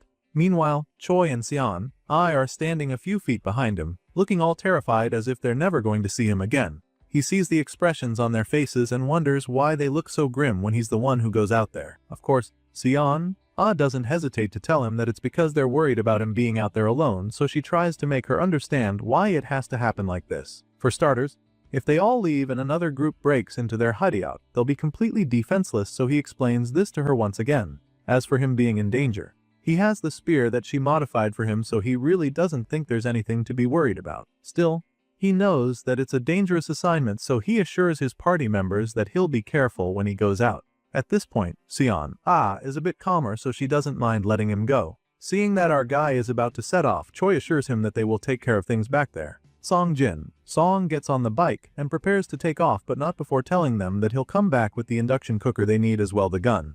In response, Seon-ai informs him that she put a rope for tying the induction cooker to the bicycle. The girl also put a note in his bag containing a list of substitute items in case he can't find the stuff he's going out to get for them. Seong thanks her once again and promises to come back. Just as he's about to ride out of the gate, she tells him to come straight back and forget about the mission if it gets too dangerous out there. The MC sets off shortly after, and along the way, he starts to think about how he really picked the right teammate. Turns out Son-ai was the one who put a chain around the tires of the bike so it can move better on the snow. She even fixed a light for him, and thanks to all that, his trip was made a little easier. He rides at a steady pace along the dark and lonely road while scanning the area as quietly as he can. He looks around but still doesn't find anything on the road. He's completely alone there, and it's starting to get a little disturbing, but he doesn't let it bother him too much. The MC decides not to let his guard down because he knows that there will probably be a lot of zombies at the apartment complex he's headed to.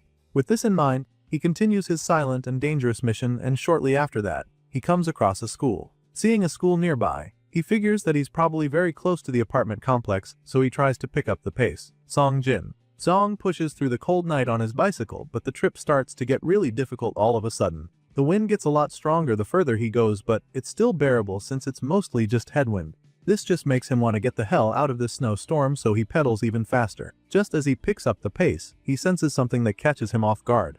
All of a sudden, our guy perceives something like exhaust fumes, and at first, he probably thinks that his nose is playing tricks on him. But the strong smell lingers and it becomes very clear that he is not hallucinating. He slows down a bit to figure out what's going on, and that's when he confirms that these fumes resemble something coming from a beat-up car. His eyes widen in shock as he comes to this realization, because has no idea why on earth a running car would be in this area. There shouldn't be anything in this part of town except the zombies, so Song starts panicking, and that's when we get to see the motorcycle rider from earlier. At this point, the office worker also starts to hear the engine sound, and he quickly identifies it as the sound of a motorcycle. The noise starts getting really loud just then, which means that whoever is on Hatbike is coming right toward him. He looks back to see what's really going on behind him, but all he sees is the bright flash of light beaming back. The light is getting even brighter at this point, and the sound is much louder than before, so the office worker starts to have a really bad feeling. The fact that a motorcycle is running loudly in the area means that it's only a matter of seconds before all the zombies come out to follow it. Sure enough, he starts to see the deadly monsters coming out of the shadows. He tries to get away from the loud noise and a few zombies that are emerging from the darkness, but in this dark and cloudy night, he can't really navigate properly. And so, he needs up riding straight into a horde of blood-thirsty brain eaters that are also coming right toward him. By the time he can see them clearly, they're already way too close to him. At this point, he just stops in his tracks so that he can properly scan the area around him. And that's when he sees that the monsters aren't only in front of him. In the blink of an eye, Song gets himself surrounded by the zombies, but they don't appear to have sensed his presence just yet. His eyes almost pop out of his head when he sees just how many there are, but he can't waste any time feeling sorry for himself. He immediately starts brainstorming, determined to figure out a plan to escape. He's already confirmed that the motorcycle must be the same one that was leading the zombies the last time. He actually saw the same thing happen a few weeks back, but probably didn't imagine that he'd get stuck in the middle of it. Anyway, now it's pretty obvious that he has to make a run for it while he still can. The horde is too large for him to take on his own, even with his new and improved spear. He can tell that they're probably the same number as before, or even more now, which simply means that he'd be done for if they catch him. With this in mind, he attempts to get the hell out of there in a blaze, but as soon as he starts pedaling, he realizes that it's going to be a lot harder than he thought. Even though the chains on the tires were supposed to help him get through the snow without getting stuck, they're currently proving to be a big problem for him because they're slowing him down a lot. Still, he doesn't let this discourage him. He keeps pushing hard through the snow, knowing how bad things could get for him if he gets caught. After riding for a while, he looks back to see where the monsters are, and he's absolutely horrified when he sees them running after him. Turns out they finally got his scent and now they're out for blood. Song is quite shocked because he didn't think they'd sense his presence so soon, but now that they're on his tail, he really needs to think fast. The office worker keeps riding through the snow, but he's not fast enough, so the zombies are closing in on him by the second. He knows for a fact that he won't be able to outrun them with the bike, and he also can't risk leaving it behind to go on foot, so he decides that hiding from the monsters will be the best way to go. But now, the big question is, where on earth is he going to hide from these vicious monsters chasing him? While trying to avoid getting caught, our boy keeps brainstorming and eventually decides to hide somewhere that he already knows, and right now, the only place coming to mind is the school he passed by not too long ago. He can't make it to the apartment complex in time without getting caught by the zombies, so the only safe option now is that school. With this in mind, Song continues to pedal as fast as his legs can take him and then heads back to the school. As soon as he's close enough to the building, he hops off the bike like a stuntman and races to the main entrance door, but when he tries to go inside, he realizes that the door is locked. At first, it just feels like a bad dream because this was his best shot at escaping the zombies, so now things are looking really bad for him. Regardless, he's not just going to sit there and wait for them to come and rip him apart, so after trying to open the door a few times, he decides to try something else. Song Jin. Song runs round the school to the side where all the windows are and attempts to get in through there. Unfortunately, even after trying over and over again, none of them burst open and he starts to really panic. He doesn't want to smash the windows because the noise would just attract the zombies and give away his location, but right now, it's starting to look like he'll have to take some drastic action. Just when it looks like the windows won't budge, he's finally able to slide one of them open, so he throws his things inside and climbs inside. At this point, you'd think our guy is home free, but that's when a zombie appears right behind him and grabs his leg. The office worker panics and tries to kick the monster off, but this zombie's grip is way too strong, so it doesn't let go. Song Jin. Seong is horrified when he sees the monster holding onto his leg but doesn't let it faze him, and so, he quickly kicks the zombies right in the face, thinking that this would be enough to knock it down, but that's not the case. Apparently, this zombie in particular has a really strong grip, so even after a powerful kick to the jaw, it's still holding on to his ankle. Seeing this, our boy is forced to turn around and deliver another mean kick, convinced that this one would do the trick, but once again, the zombie still doesn't let go. It's almost like this thing has got gorilla glue on his palms, and at this point, the office worker begins to panic a little. He can't afford to be here this long because that would just increase the chances of other zombies finding him there. If he wants to survive, he needs to figure out a way to get out of this situation on time. Now, it's pretty clear that using his feet won't work, so he quickly comes up with another idea. Just when it looks like the relentless monster is about to sink its teeth into him, he grabs his spear and buries the tip in the zombie's face. As soon as he does this, the monster finally lets go of his leg, and the force from the hit sends it falling back outside. Meanwhile, our guy falls on his back into the school through the window. It's a pretty hard fall, so he takes a second to catch his breath. I mean, he should be safe now that he dealt with that zombie, right? Well, not just yet, because as soon as he opens his eyes, he sees another zombie standing right in front of him. This one is literally about to enter through the open window, and of course, our guy isn't going to sit there and watch that happen. So, before the monster can get any closer, he grabs the stick to attack it. He thrusts his spear into the brain eater's mouth, determined to finish it off, but right after he does this, he sees yet another zombie right outside this window. He sees it charging straight at him, and just when it looks like the monster is going to scratch him, he slides the window shut to save himself. He manages to create a barrier between himself and the monsters, and apparently, these windows are pretty strong because the zombies aren't able to break in. They just stand there looking like angry customers waiting for their orders to be taken.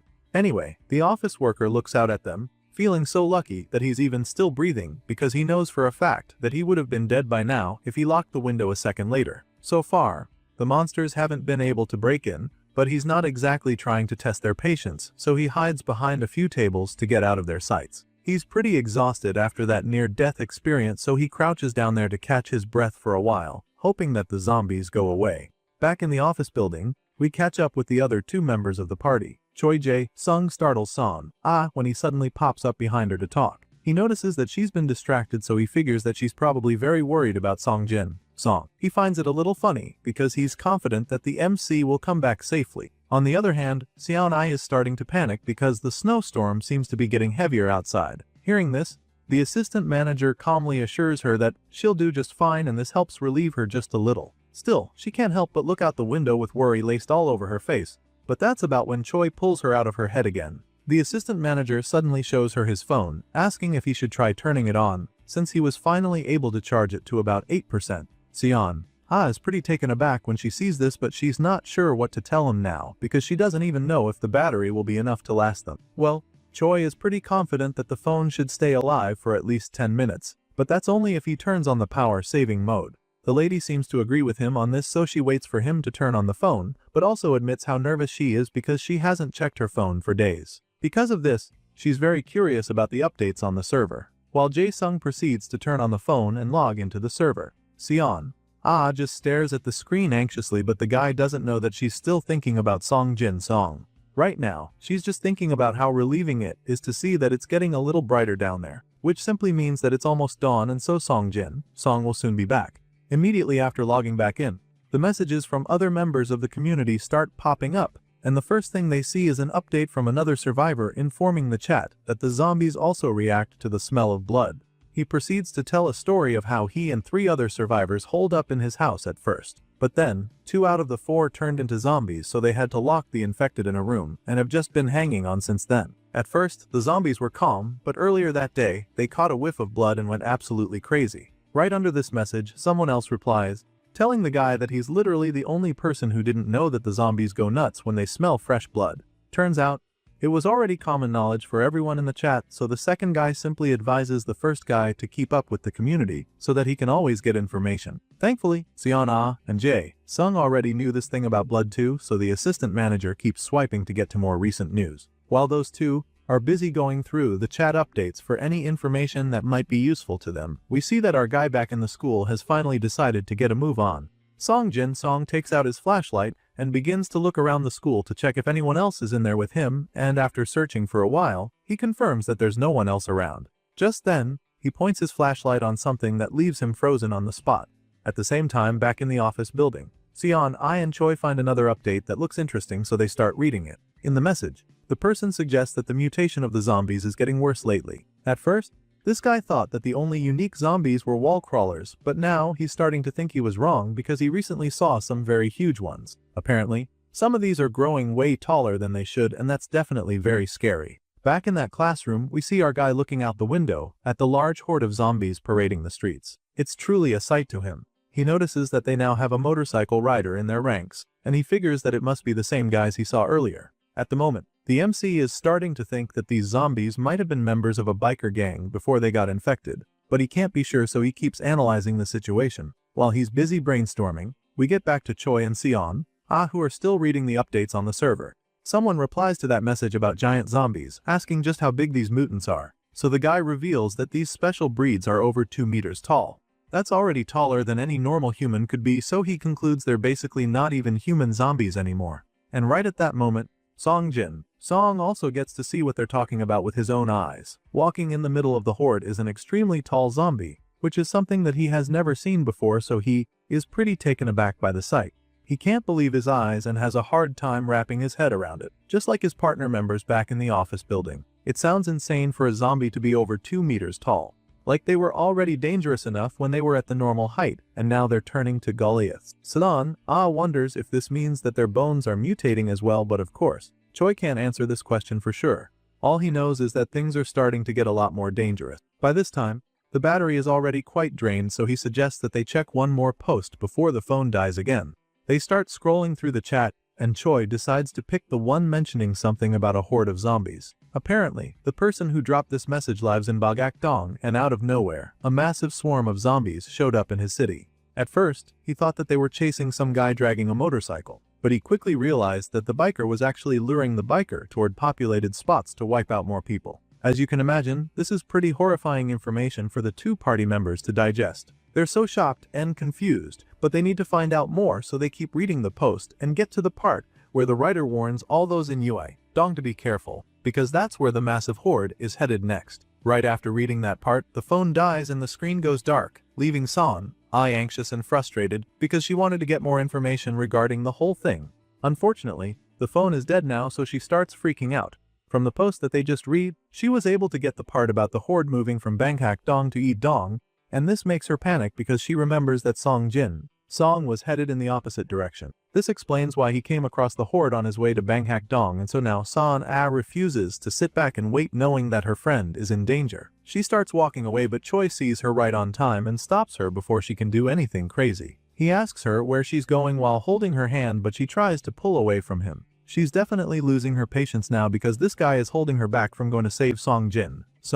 The post was pretty clear, so she doesn't get why Choi is reluctant when he knows that their friend is going to run into that horse of zombies. The lady is very convinced that he's in trouble because she has actually seen this swarm of zombies with her own eyes. It's not like she just heard about them or something. She remembers seeing the horde the first time she and Song came up to this place, so she knows for a fact that the office worker won't stand a chance if he runs into the monster. In fact, she feels that there won't even be a body left, so she makes this clear to Mr. Glasses over there, and that's when he finally lets her go with a dazed look on his face. At this point, Son starts marching away but stops in his tracks once again when Choi tells her that it's too late. This statement leaves her stunned, so she turns around to ask the guy exactly what he means by that, but he doesn't say anything. He just stands there, staring at her like he's about to deliver bad news. Of course, this gets the lady really worked up, so she yells at him to say something.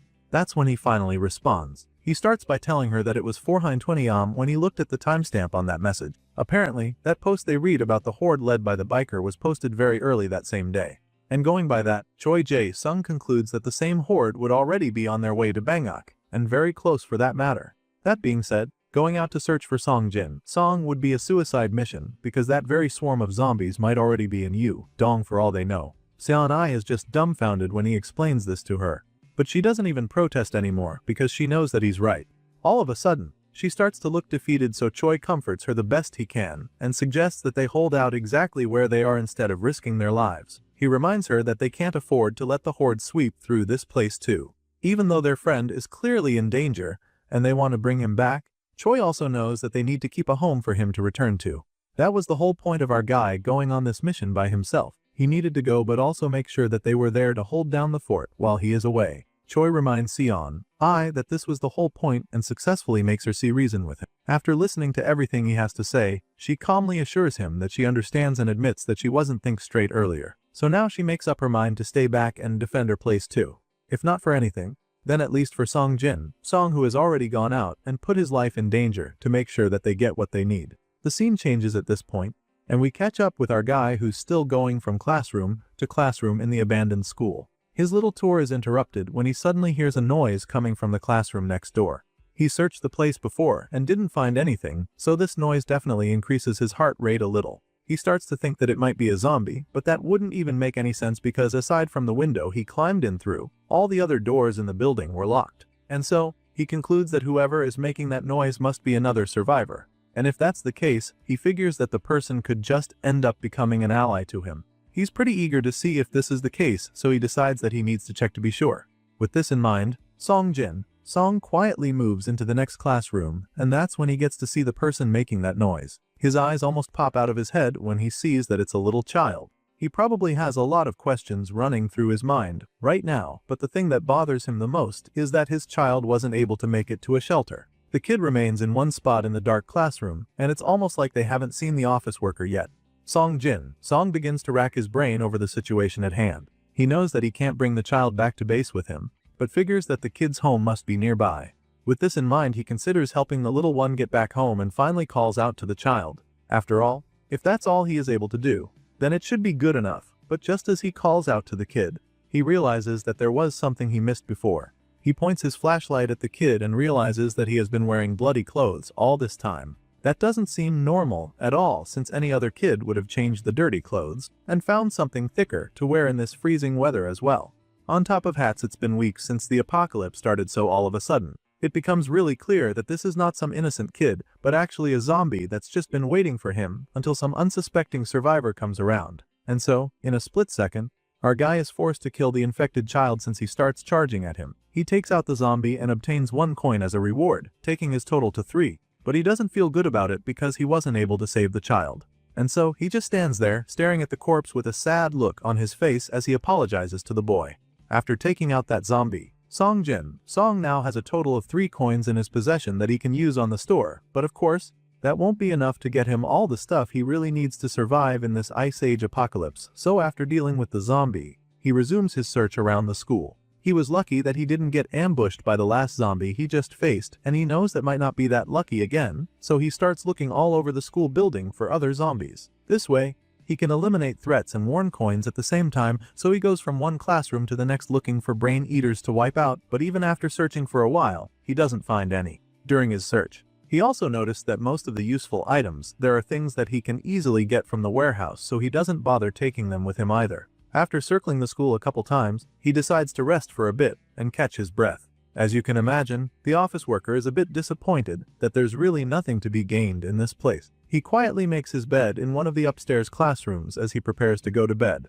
Before lying down, he looks out the window and notices that it's still snowing. It hasn't stopped since, so he's really hoping that it stops in the morning so that he can continue his journey. However, that's not even the biggest obstacle in his way, because the real reason he's stuck in the building is the horde of zombies waiting outside. So far, they've proven to be really patient, but our guy is seriously hoping that they'd have disappeared by sunrise. He didn't think he'd have to be stuck here for so long, so he's feeling really lucky that he brought a sleeping bag. He also took emergency rations with him just in case, and it's looking like they'll come in really handy. Song remembers that he wouldn't have taken them with him if didn't literally force him to, so he's currently very thankful for her. The office worker gets ready for bed, but he's unable to fall asleep in his sleeping bag because of just how cold it is. His mind keeps wandering as a result of the insomnia, and begins to wonder if the warehouse is okay. He knows that the zombie horde is currently headed toward Dong City, so he can't help but feel really worried about his friends over there. He hopes that they're okay and once again, attempts to get some shit-eye. Not long after, he wakes up and as soon as he opens his eyes, the first thing he does is check what time it is. He checks his watch and before he can even process it, his tummy starts grumbling. He hasn't eaten anything in a long while, so it makes sense that he'd be hungry, so he quickly takes out a food bar before he starves to death. While munching on his food, he notices something that catches his eye outside the window. On the other side of the street, there's a building that looks intriguing, so he figures that he should probably check it out. With this in mind, he grabs his flashlight and gets a move on. Not long after, we see him back downstairs, attempting to get out of the school building without getting caught by the zombies. But at the same time, he sees the need to check if he can use anything in the gym. There, he finds all the sports balls scattered around and figures that the people there must have left in a hurry when the apocalypse first started. He picks up a wooden bat, thinking that it's a pretty good weapon. As much as he'd like to take it with him, he still has to carry his other gear, so he has to drop it. However, the small baseballs look like things that might come in handy, so he takes a few and stuffs them in his backpack. His little search is interrupted when he comes across a zombie wandering in the dark corner near him. Seeing it, he wonders if they got bitten by a zombie, then got trapped here after hiding. Either way, he can't let the brain eater get away, so when the zombie isn't looking in his direction, he sneaks up on it and lands a powerful strike with his spear. Song takes out the monster and once again, the system rewards him with another coin, taking his total up to 4. By the time he gets into the place, he finds the stove and realizes that it's a gas burner and not an induction cooktop. He feels pretty disappointed, but then again, he should have known. Anyway, he checks the other stuff there. He feels that it would be nice to have a grudge and an oven, but it's impossible to carry them with him or take them apart. And so, he just ignores the thought because he clearly can't do anything about it. After checking out the place, he goes back outside and realizes that most of the zombie horde has disappeared. Seeing this, he gets back on his bicycle and considers going back into the city center. He'd like to go there right away, and just as he's about to start riding, he thinks about how lucky he is that the bicycle is still in one piece. After that crazy night with the swarm of zombies waiting outside the school for him, he probably didn't imagine that he'd come out to see the bike. Anyway, he continues his trip and just as the sun finally starts to come up, he arrives at the city center. Unfortunately, there are a lot of zombies in this area, so he has to be very careful here to avoid getting caught. As soon as he gets there, he gets off the bike and hides behind a car. His destination is the apartment complex in the city center, and since he knows that it is the tallest building in the place, it's easier for him to navigate. After only a few steps, he notices that there are a lot of bloodstains on the road, and so, he concludes that there might have been a pretty fierce battle there before he arrived. He walks past the area carrying his bicycle while trying not to step on the broken glass scattered all over the place. Once he gets past that point, he can finally heave a sigh of relief, feeling that this should be safe enough. Now, he's finally right in front of the apartment complex, so he braces himself for anything that he might find in there, and then starts climbing up the stairs. Song climbs the entire length of the staircase and after a while, he finally makes it to the top floor of the building. Once he's up there, he starts looking around the place and comes across a door. He tries to open it, but as soon as he places his fingers on the handle, he realizes that it's reacting. So, he decides not to try any harder because if he forces it open, an alarm would go off. In that case, he decides to try something else. You see, our boy is determined to get into this apartment, so he can't just give up like that. And so, in a shocking twist, he takes a big swing of his modified spear axe thingy and destroys the door lock. The thing falls right off the door and the office worker is finally able to get into the apartment. He takes a look around once he's in, and judging by the state of things in the room, he presumes that the residents here also left in a hurry. While standing by the door, he scans the place until he's confident that there's no one else in there. Once he's sure of that, he happily enters the room and goes straight to the induction cooktop sitting on the counter. Now that he's found it, he unplugs the cooker and tries to strap it to his backpack. After placing the thing safely, our guy flops down on the bed, feeling that he should rest a bit before heading back. It's been so long since he last slept on a soft bed, so lying there feels like he's literally melting into the mattress. He starts dozing off right away because of how comfortable it is, but he's instantly drawn out of his drowsiness when he hears noises coming from outside the window. His first thought is that it's probably zombies making the noise, so he doesn't really get worried since he's on the highest floor of the building, but the noise starts getting louder, and that's when he gets up to see for himself. At this point, he gets to see the zombies climbing the other tall building next to the apartment complex. They're far away, so he begins to wonder what that loud noise he heard was, and assumes that it might have been the sound of one of them falling. Even though he feels like he's not in any immediate danger, He also knows that zombies wouldn't just start scaling skyscrapers for no reason, so begins to panic. That's when he gets to see the reason they monsters are climbing so high. It turns out, there's a person in that building and for some reason, his window is open. This person is clearly the target of these zombies, and when our guy sees this, he starts to panic. The zombies are swarming that other apartment building in a crazed frenzy, and our guy can't help but feel bad because there's really nothing he can do to help out. It's time for him to bounce. So, with the many zombies now swarming the other building, he finally has an opportunity to make a run for it. They've been drawn away, so this is his chance to escape. With this in mind, he grabs his things and begins to make his way out of the apartment. Our guy puts on his backpack and clutches the induction cooktop to his chest while trying to rush out, but he's instantly stopped in his tracks when a loud and bright flash of light rocks the place. As soon as this happens, he drops the precious cooker and rushes to the window to check what the hell that was. He looks out the window onto the snowy streets, thinking that the noise was most likely a gunshot. That's when our guy gets to see the person responsible. It turns out that someone in the other building is firing bullets down at the zombies. This blonde-haired lady with the rifle continues to unload rounds on the brain eaters, trying to climb the walls as well as these down on the road. Seeing this, the office worker doesn't even know how to feel. On one hand, this shooter is helping him wipe out all the threats around the city center, but at the same time, he's worried because if she keeps firing the gun like that, all the zombies within a 300-meter radius will swarm the apartment buildings in a matter of seconds. Of course, it's never a good thing to be surrounded by that many zombies, and there's a good chance this shooter doesn't have enough bullets to take out such a large horde of relentless brain eaters. With all of this in mind, Song begins to really freak out, and his fears are suddenly confirmed when he looks further down the road and sees the sea of zombies coming their way. A wave of horror washes over him at this point, and he simply concludes that his chance to escape is gone. Right now, it's looking like it's all over because this sudden turn of events means that he's now trapped here. This blonde-haired shooter continues to unleash a barrage of bullets on the zombies, and even though this is supposed to be a good thing right now, it's actually driving him crazy. It turns out that this lady has been firing non-stop for over an hour now, which is surprising because you'd think that she would have run out of bullets by now.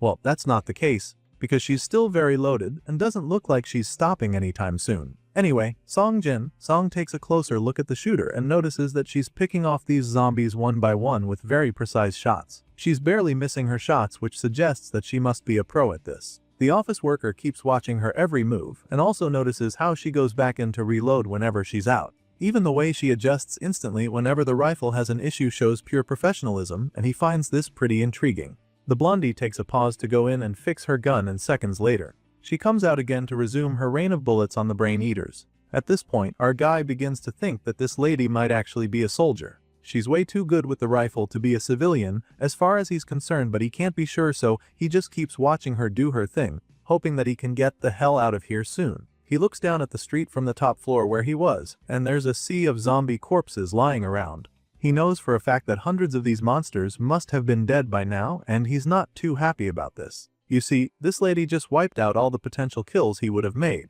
It's kinda disappointing for our guy, because he knows that all of these kills would have turned into coins if he met her earlier and formed a party with her.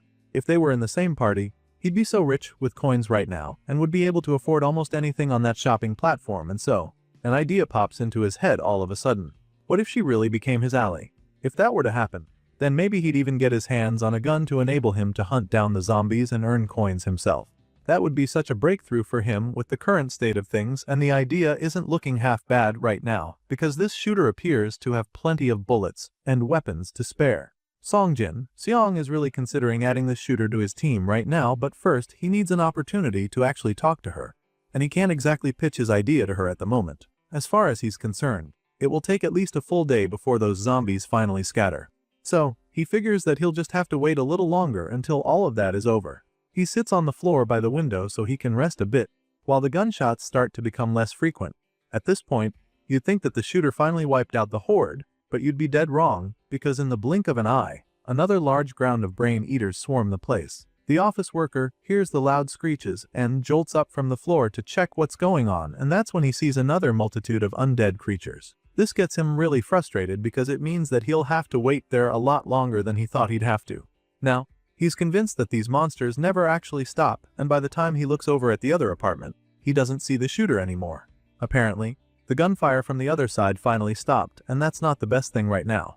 He begins to panic because the zombies are still coming in numbers. Our guy immediately starts searching his bag to see what he's got in there. He can see that he's only got enough food left for a single day, so now he's starting to think that maybe he should have made a run for it earlier back when the shooter was mowing down zombies like crazy. Unfortunately, he can't make any moves now that the monsters are back with full force, so he concludes that all he can do is wait until the horde scatters. Later that night, we see our boy tucked in bed and trying to fall asleep, but from the way he's looking, you can tell that he's pretty restless. He starts rolling on the bed and eventually wakes up again. Clearly, he can't fall asleep because he's worried about his friends back at the logistics warehouse earlier. He remembers that horde of zombies led by the biker and fears that they're going to invade the warehouse. This is all he can think about despite trying his best to get his mind off it. He tries so hard to calm down and assure himself that everything is going to be fine, but even after telling himself that there's nothing to worry about, he still can't shake the feeling. Determined to really get his mind off it, he opens up that shopping system so that he can think of something else. Song Jin. Seong believes that he should be able to scavenge most of what he needs when he gets back into the logistics warehouse. He feels that there might even be something special in there waiting for him, so he opens the system in search of something he saw earlier. It's a random box which obviously contains a mystery surprise, and right now, he's very curious to find out exactly what's inside. He needs to know what comes out of it because that's the only way he can decide whether or not it's worth buying more of it later. The mystery box costs 10 coins, which is a lot more than he has right now, so he can't find out what's in there at the moment. Still, he feels that he has to keep it in mind so that he can actually work towards earning enough coins to get it.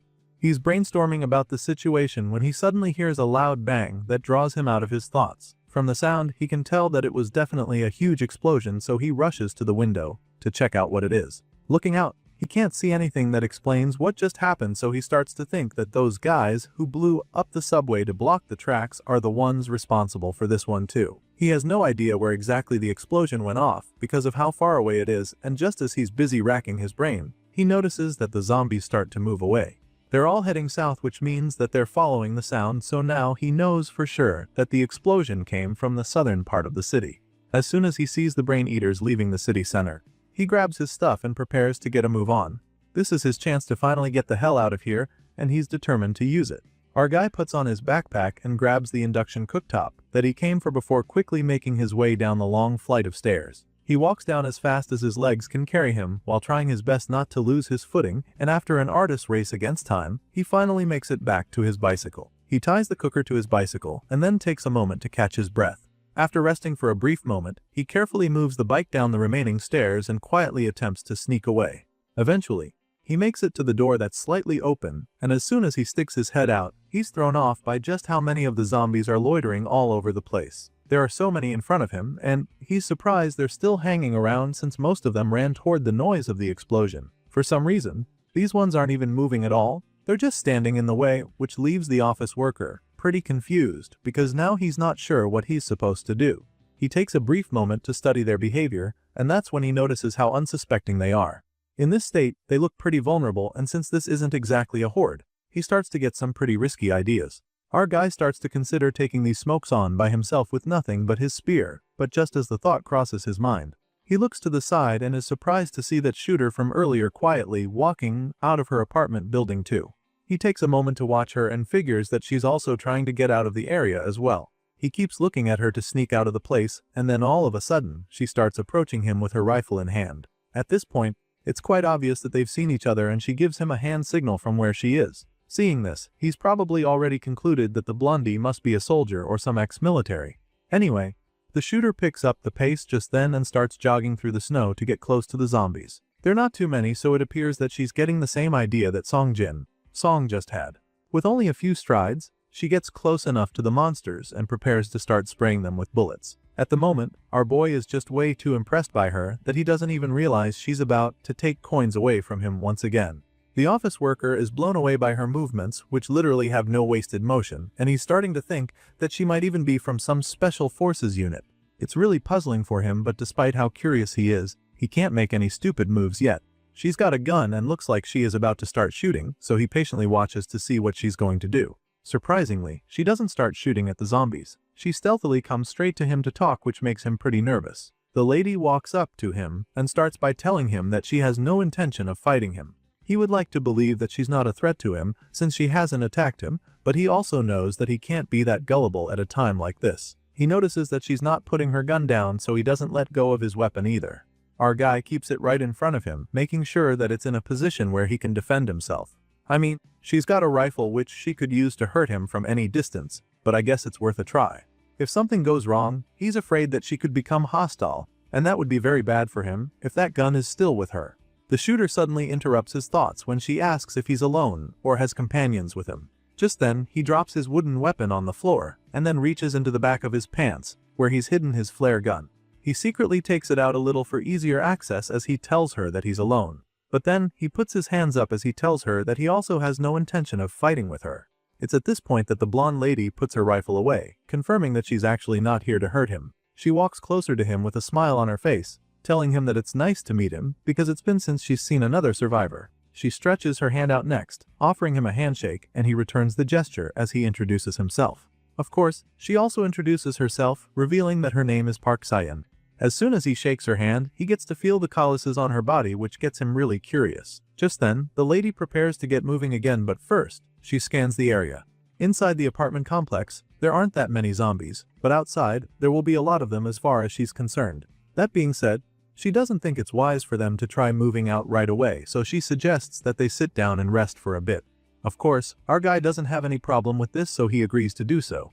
They both sit together to catch their breaths for some time while waiting for the heat to die down, and the blue-eyed lady just keeps staring at him. After staring for a while, she finally breaks the silence, asking if he's living alone right now. Our guy doesn't know yet if this lady can be trusted. He's seen her very impressive combat skills and expertise with guns, so he knows for a fact that she would be a dangerous adversary. With this in mind, he decides that it's better for him to lie to her, at least for the meantime. So, he tells her that he's living alone and then asks her if she's on her own too. Hearing this, Park Sayan tells him that she originally had a few comrades who came out of the military with her. Unfortunately, they all died, and she shares this story from her past with Songjin.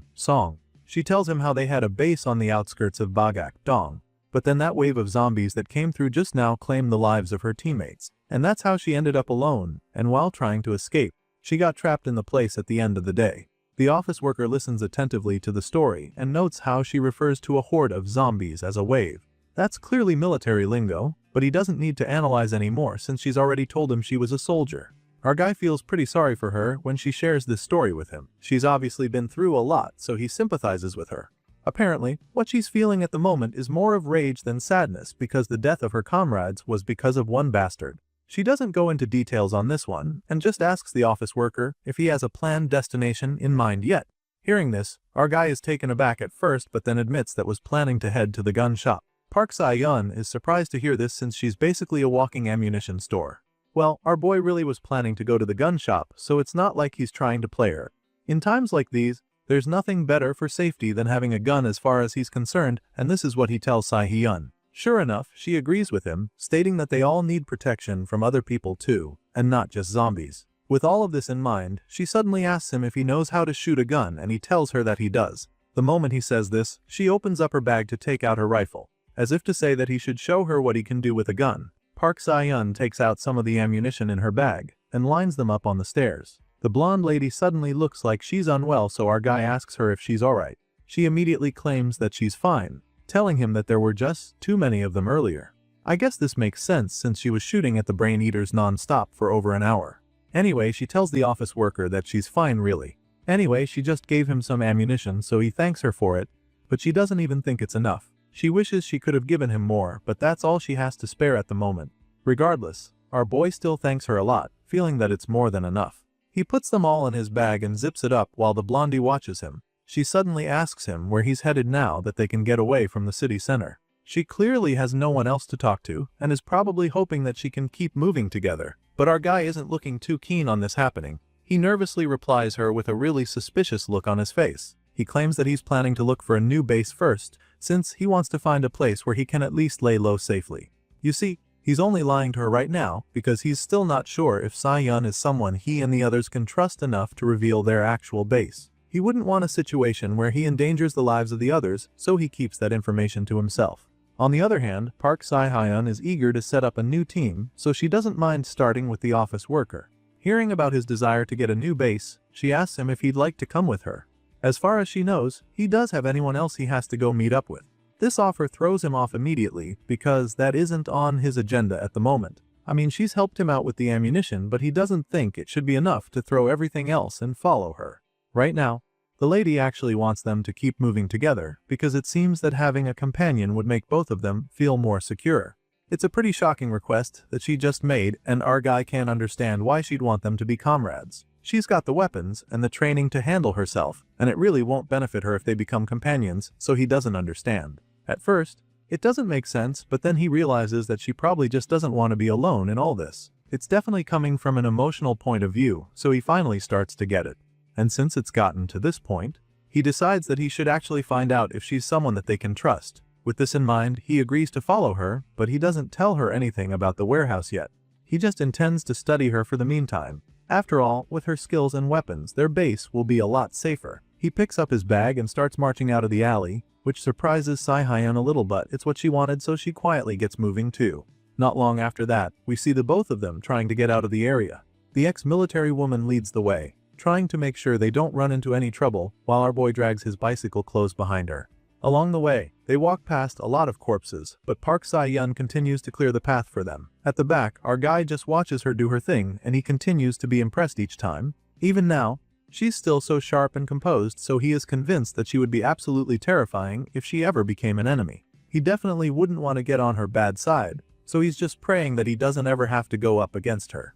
These two continue their journey on the snowy roads, and after a while, our boy realizes that they've already made it to the next city. He knows that he wouldn't have been able to get to this point this quickly if he was by himself, so he's really impressed with Park's navigation skills. Right now, they're in a city called Sangmun-dong, and just as the office worker is praising her for her skills, she suggests that they take a break.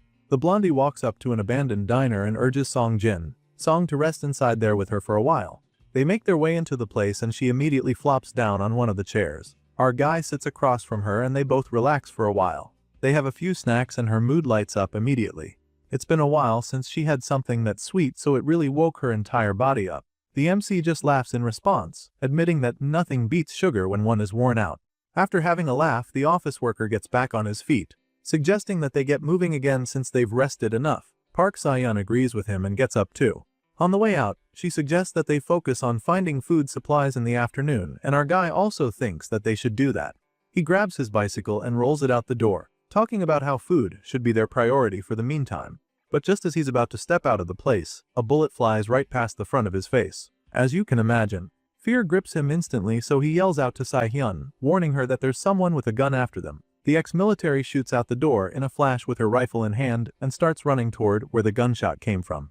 Right now, our boy is still dazed because he literally almost got killed with a headshot, but the blondie seems to know exactly what's going on. She charges at the shooter, cursing at them, and while she's at it, Song finally starts to process what the hell just happened to him. That sounds just now when he was shot is exactly what you'd hear from a gun with a silencer. Meaning that this was a planned hit, and this just makes the situation even scarier. Because now, it means that whoever shot at him must have a grudge against Sai-hyun. While he's busy trying to wrap his head around everything going on, the blonde-haired lady crouches down to start shooting back. She hides behind a car as she starts spraying bullets at the attacker, so the terrified office worker runs over to her to take cover as well. He wouldn't want to get hit in the crossfire for nothing, so he hides behind the car too while calling out to her. Once he's right next to her, he desperately asks her what the hell is going on. There's clearly bad blood between her and the person shooting at them, so our guy demands an explanation from her. At first, she doesn't say anything, but he can see the look of fear on her face, making him realize just how much danger they're in. Even though she doesn't respond, our guy insists on getting an answer, so he bluntly asks her if these attackers are people that she knows. All of a sudden, one of the shooters call out to her, referring to her as Kelly, which is definitely not the name she told our guy. The armed men who appear to be military personnel keep firing at her, urging her to either surrender or die. At this point, our boy realizes that this is a foreign language they're speaking, which throws him off. The blondie keeps cursing at the men in English, and not Korean, so he's not really been able to understand them.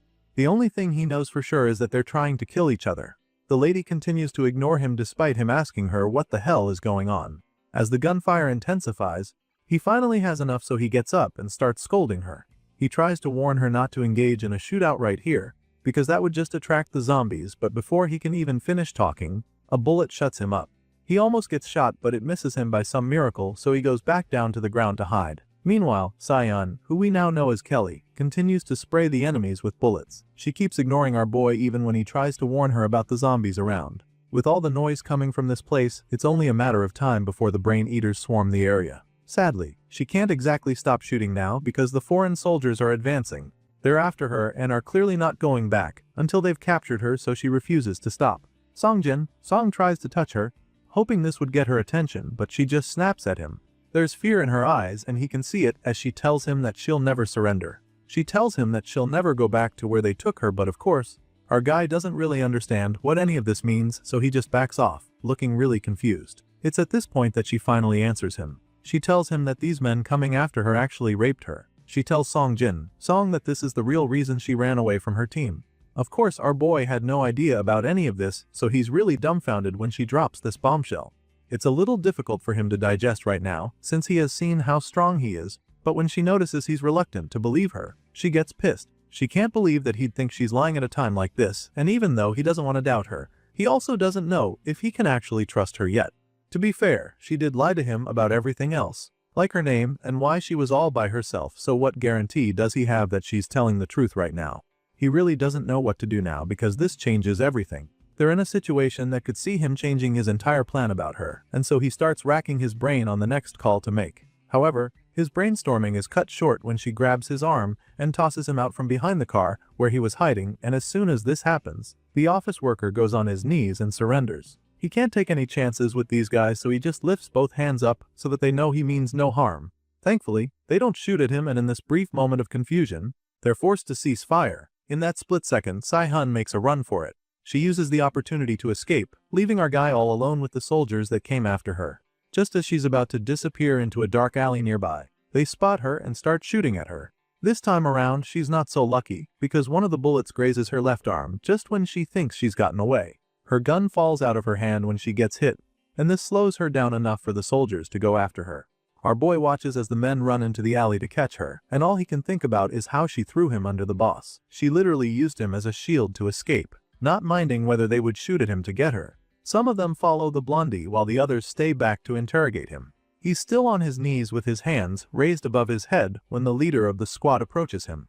The man starts by asking him if he can speak English, and he admits that he can only speak a little. Hearing this, the dark-haired man introduces himself in Korean, revealing that his name is Brian, and then asks our boy if he is Kelly's companion. Of course, he doesn't know Si-hyun as Kelly, so he's puzzled at first. He expresses this confusion, so Brian informs him that the blondie's name is actually Kelly. At this point, our guy explains that she told him her name was Si-hun, and the soldiers find this amusing. Apparently, they've come to learn that she can't be trusted, but they didn't think she'd also lie about her own name. Anyway, our boy quickly clears the air, explaining that they're not companions. He tells the soldiers how they only met a few hours ago and were only traveling together.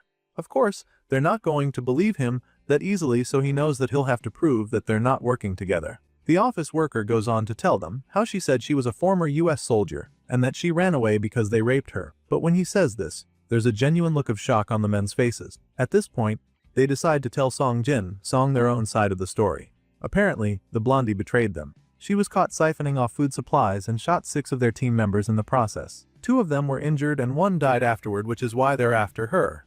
As you can imagine, our guy can't even believe his ears because the 2 stories are so different. Now, he doesn't even know who he can trust because nothing is adding up. Just then, the other group of soldiers return, but they're not with Kelly. They lost her, and on top of that, the gunshots from earlier are now drawing zombies, which made it difficult to keep tracking her down. Hearing this, Brian asks them how many zombies they counted nearby, and his second explains that there were a lot. 2 of them, Matthew and Johnson, are holding them off currently, but they won't last long, so it would be wiser to pull out. At this point, Brian decides to believe Song for now. Either way, he warns him not to stay involved with Kelly because of how dangerous she is. Clearly, he's seen what she's capable of, so he doesn't even protest. The soldiers start to confiscate the stuff he and Kelly were traveling with, so he begins to panic. At this rate, they might even take his bag where his supplies are, and he's not exactly willing to let that happen, so he tells the soldiers that they're holding his bag. They look at him with confused expressions because the gun inside the bag was literally stolen from them. And if that is the case, then they don't see how the bag or anything in there can belong to him. Right now, it's starting to look like the office worker will have to tussle with the soldiers to get his stuff back. The soldier huddle up in a circle with the bags and start whispering to each other, and this makes the office worker really nervous. They're all armed, and besides the fact that they outnumber him, they're also specially trained for combat, so fighting them for his stuff isn't exactly an option. They appear to be contemplating on whether to give him back the bags or confiscate them, but our guy can't hear what they're talking about, so he starts to panic. There's a very good chance that they refuse to give him his stuff, so he's already racking his brain on what to do if that happens. It doesn't look like he'd be able to take it from them, but he remembers having that glare gun, wonders if he can use it. Just as these risky thoughts start to form in his head, Brian turns and starts walking toward him with the bag. The tall soldier doesn't even say a word and just hand it over to our guy, Song Jin. Seong hesitates for a bit, which is understandable, since he's probably very confused, but then he slowly takes the bag, and then Brian simply hopes that he won't use the weapons and supplies for something bad. Still pretty dazed by what the hell just happened, the office worker just freezes on the spot, clutching the bag to his chest before muttering out a thank you. Apparently, these soldiers aren't as bad as he thought and don't mean him any harm, because as soon as Brian returned the bag to him, they all start marching away. The dark-haired man leads his men, and as they walk away, he encourages Song to stay out of danger so that they can all meet each other alive if they ever get the chance to. Once they're out of sight, our guy quickly grabs his bicycle and gets the hell out of there. As far as he's concerned, it's time to leave this whole city and return to his friends. After riding for some time, the office worker is forced to get off the bicycle because he realizes that one of the tires is finished. Apparently, it got ruptured during the shootout between Kelly and the other foreign soldiers. So, he gets off the damaged bike while groaning frustrated and wondering what he's supposed to do now. Of course, this is definitely not a good situation for him to be in right now, especially because he still has a long way to go before getting back to his teammates. Either way, he has to figure a way out immediately, since it's not safe to be stranded in a place like this where zombies can attack him at any time. So, he untees the induction cooktop from the bicycle seat and straps it over his shoulders like a backpack. Clearly, it's not convenient but he has a journey to finish, so he gets moving again, determined to make it back to the logistics warehouse in time and in one piece. From what he was on the map earlier, he knows that it should be about 1.5 kilometers left from the warehouse. Knowing that he has to travel that far on foot, he starts to think of ways to avoid getting caught along the way. Song considers using a deodorizer just in case to make sure that the zombies don't catch his scent. So, he quickly goes back into that shopping platform to look for the deodorizer, and he's surprised to see the screen pop up telling him that he has 16 coins in his possession. As you can imagine, he's really puzzled because the last time he checked, he didn't even have up to 3 in there. He's taken aback for a second and begins to rack his brain to figure out why he now has 16 coins. His mind immediately goes to Cian, who he now knows as Kelly. Sure, the blonde soldier was able to take out a lot of brain eaters and was literally the one who killed all the zombies they came across while traveling together. I mean, for a while they were sort of companions, so it's possible that those kills she made reflected in his inventory. But then again, she killed a lot more than 16 zombies, and he doesn't remember them officially becoming members of the same party. Besides, he never saw a notification with any information like that, so he goes over to another part of the system. He loads up a new page where he can find information about his party, and there, he clearly sees that he's not still in a party of 3, with Choi Jae, Sung and Han San being the only other members. So now he knows for sure that Kelly had nothing to do with this sudden increase in the number of coins he has. At first, this just leaves him a little dazed because it doesn't sound right, there's no new member in the party. And in that split second, it dawns on him that the coins must have come from the warehouse kills. He definitely hasn't been in the warehouse, so the horrifying reality becomes clear to him. Our guy remembers how the first zombie horde that he saw were heading toward Yup Dong, and it all starts to make sense. If those zombies broke into the warehouse, then his friends must have fought to protect the base from them. Considering how large that horde was, the MC knows that there's no way they'll be able to take out all the zombies, so he starts running to the warehouse. He desperately pushes through the snow with powerful strides, praying that he's not too late to help out his friends. Sure enough, his guess is right, because back at the warehouse, Choi and San are under attack by the terrifying zombie horde. They've used chained and wooden planks to try and barricade the gate, but with the kind of force these zombies are using to pound on it, it's just a matter of time before they break into the place. The monsters continue to ram into the gate, desperate to get in, so the two party members try to hold them back by using the weight of their bodies. This is clearly a bad idea for several reasons, but they do it either way since they don't have any other option, and the plan starts to fall apart very quickly. It's just two of them trying to push back the weight of numerous monsters, so they're instantly overwhelmed. The chains snap all of a sudden and Sung is tossed away like a piece of paper. San panics for a second, fearing that he got hurt. She rushes over to help him up, and since it's clear that they can't hold back these zombies, she suggests that they go hide inside. They rush back into the main building and lock the glass doors behind them. Obviously, these smaller doors won't be able to keep the zombies out either, so they grab a few weapons to defend themselves. The both of them grab huge knives and go up the stairs where they plan to intercept any zombies that come there. Sion suggests that they hold that position and prevent the monsters from getting past the stairs. She feels that it shouldn't be impossible since normal zombies can't climb stairs, but Jae-sung reminds her that they can definitely handle a slope. The lady doesn't dispute this face, and so the assistant manager concludes that they found themselves in a war of attrition. Sure, it looks like they don't stand a chance, but Sion believes that they'll most likely last longer if they hold the zombies off in tight quarters. With this in mind, she urges the assistant manager to grab his weapon and get his head in the game. Mr. Glasses is clearly not looking forward to this class, but musters all the courage he can to stay by Sion's side. If he was alone, he'd probably not bother fighting off these zombies, but the lady is determined to defend this place, so he can't exactly cower. Still, just as they're slowly walking down the stairs to intercept the zombies, he nervously asks her to consider just running away, but Sion is simply taken aback when she hears it. The look on her face easily shows just how disappointed she is when he comes up with this idea. Before she can even respond, he tries to run away, but she grabs his arm to stop him. The lady explains that they can't just run away, reminding him he was the one who offered to stay back and guard the place till Song gets back. At this point, the assistant manager explains that he's not trying to say that they should abandon their colleague, but that he should survive first, and then think of what to do next. He tries so hard to convince her to make a run for it with him, but she refuses. She keeps a firm grip on his arm and makes it clear to him that he'll hold out here no matter what happens. She tells Choi that he should do the same, but the man just yanks his arm out of her grasp. He pulls away from her, which infuriates her, so she yells at him to pick up his weapon and not even think about running away, but he's still very reluctant. She reminds him that it's easier to protect something than to take it back, and picks up his knife for him, urging him to take it back. The assistant manager stares at the blade for a moment, mentally debating on whether or not to take it back. After struggling to decide for a while, he finally agrees to stay back and hold out for a while. Just as this happens, Sion catches a glimpse of something strange outside the window, so she informs her partner and leads him to check it out. She slowly goes over to the side, and that's when the lady sees the biker from earlier. As soon as she sees that helmet, her heart starts racing, because she knows for a fact that it's the same person who has been leading the zombie horde around the city. She watches the biker as he stops all of a sudden and starts to take off his helmet. And just as the face under that helmet is about to be revealed, a loud bang from the other side of the warehouse distracts her. This loud noise turns out to be the front gate finally being burst open by the ferocious swarm of zombies. All the chains that were keeping the monsters out finally snap like rubber bands as the swarm of brain eaters charge into the warehouse house. Choi Jae-sung is the one who sees this horrifying scene take place, so he instantly calls out to his partner, so she rushes back down to answer him. Before she can even see the thing with her own eyes, he informs her that the front gate has been broken through.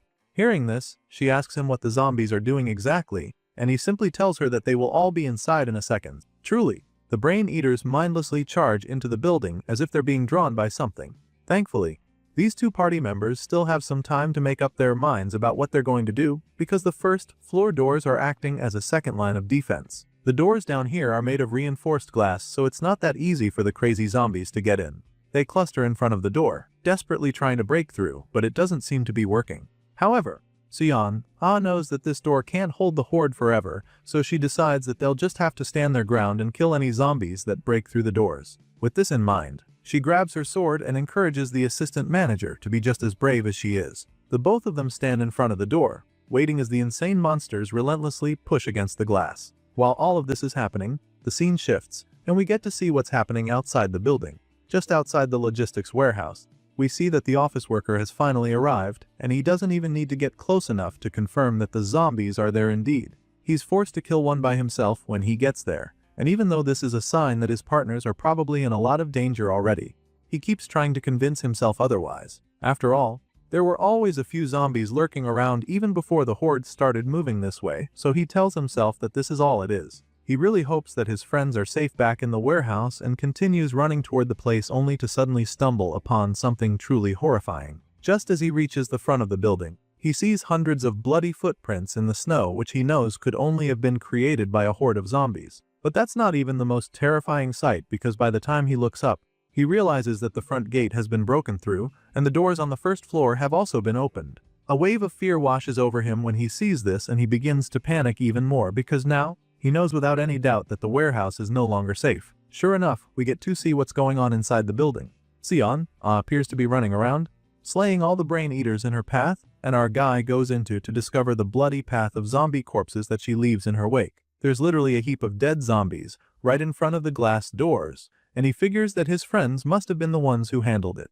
He should probably be relieved that they were able to hold their own against the zombies, but the fact that they didn't just run away makes him really scared, because that just means that they're still in danger. He begins to search for them inside the building, running from one floor to the other while shouting their names at the top of his lungs. Apparently, he doesn't even care if the zombies hunt him down right now, because he's too worried about his friends. After searching and calling out to them for a while without a response, he starts to worry that they might no longer be in the building. They're nowhere to be found, and on top of that, he gets to a point in the building that still looks safe. There's no sign of zombies breaking in after this point, so now he's wondering where they could have gone. Just as this thought crosses his mind, he stumbles upon something else that leaves him stunned. While he's catching his breath, he suddenly lifts his head, and that's when we see Son and the assistant manager walking toward him. He can't believe his eyes because they're completely fine, and they're just as excited to see him, so they rush over. Sion is the first to embrace our guy with a hug while Choi Jae-sung follows right behind her. The office worker can't help but feel so relieved now that he's found them, because he's sure that they're okay. Shortly after the wholesome reunion, the three of them sit around to catch up.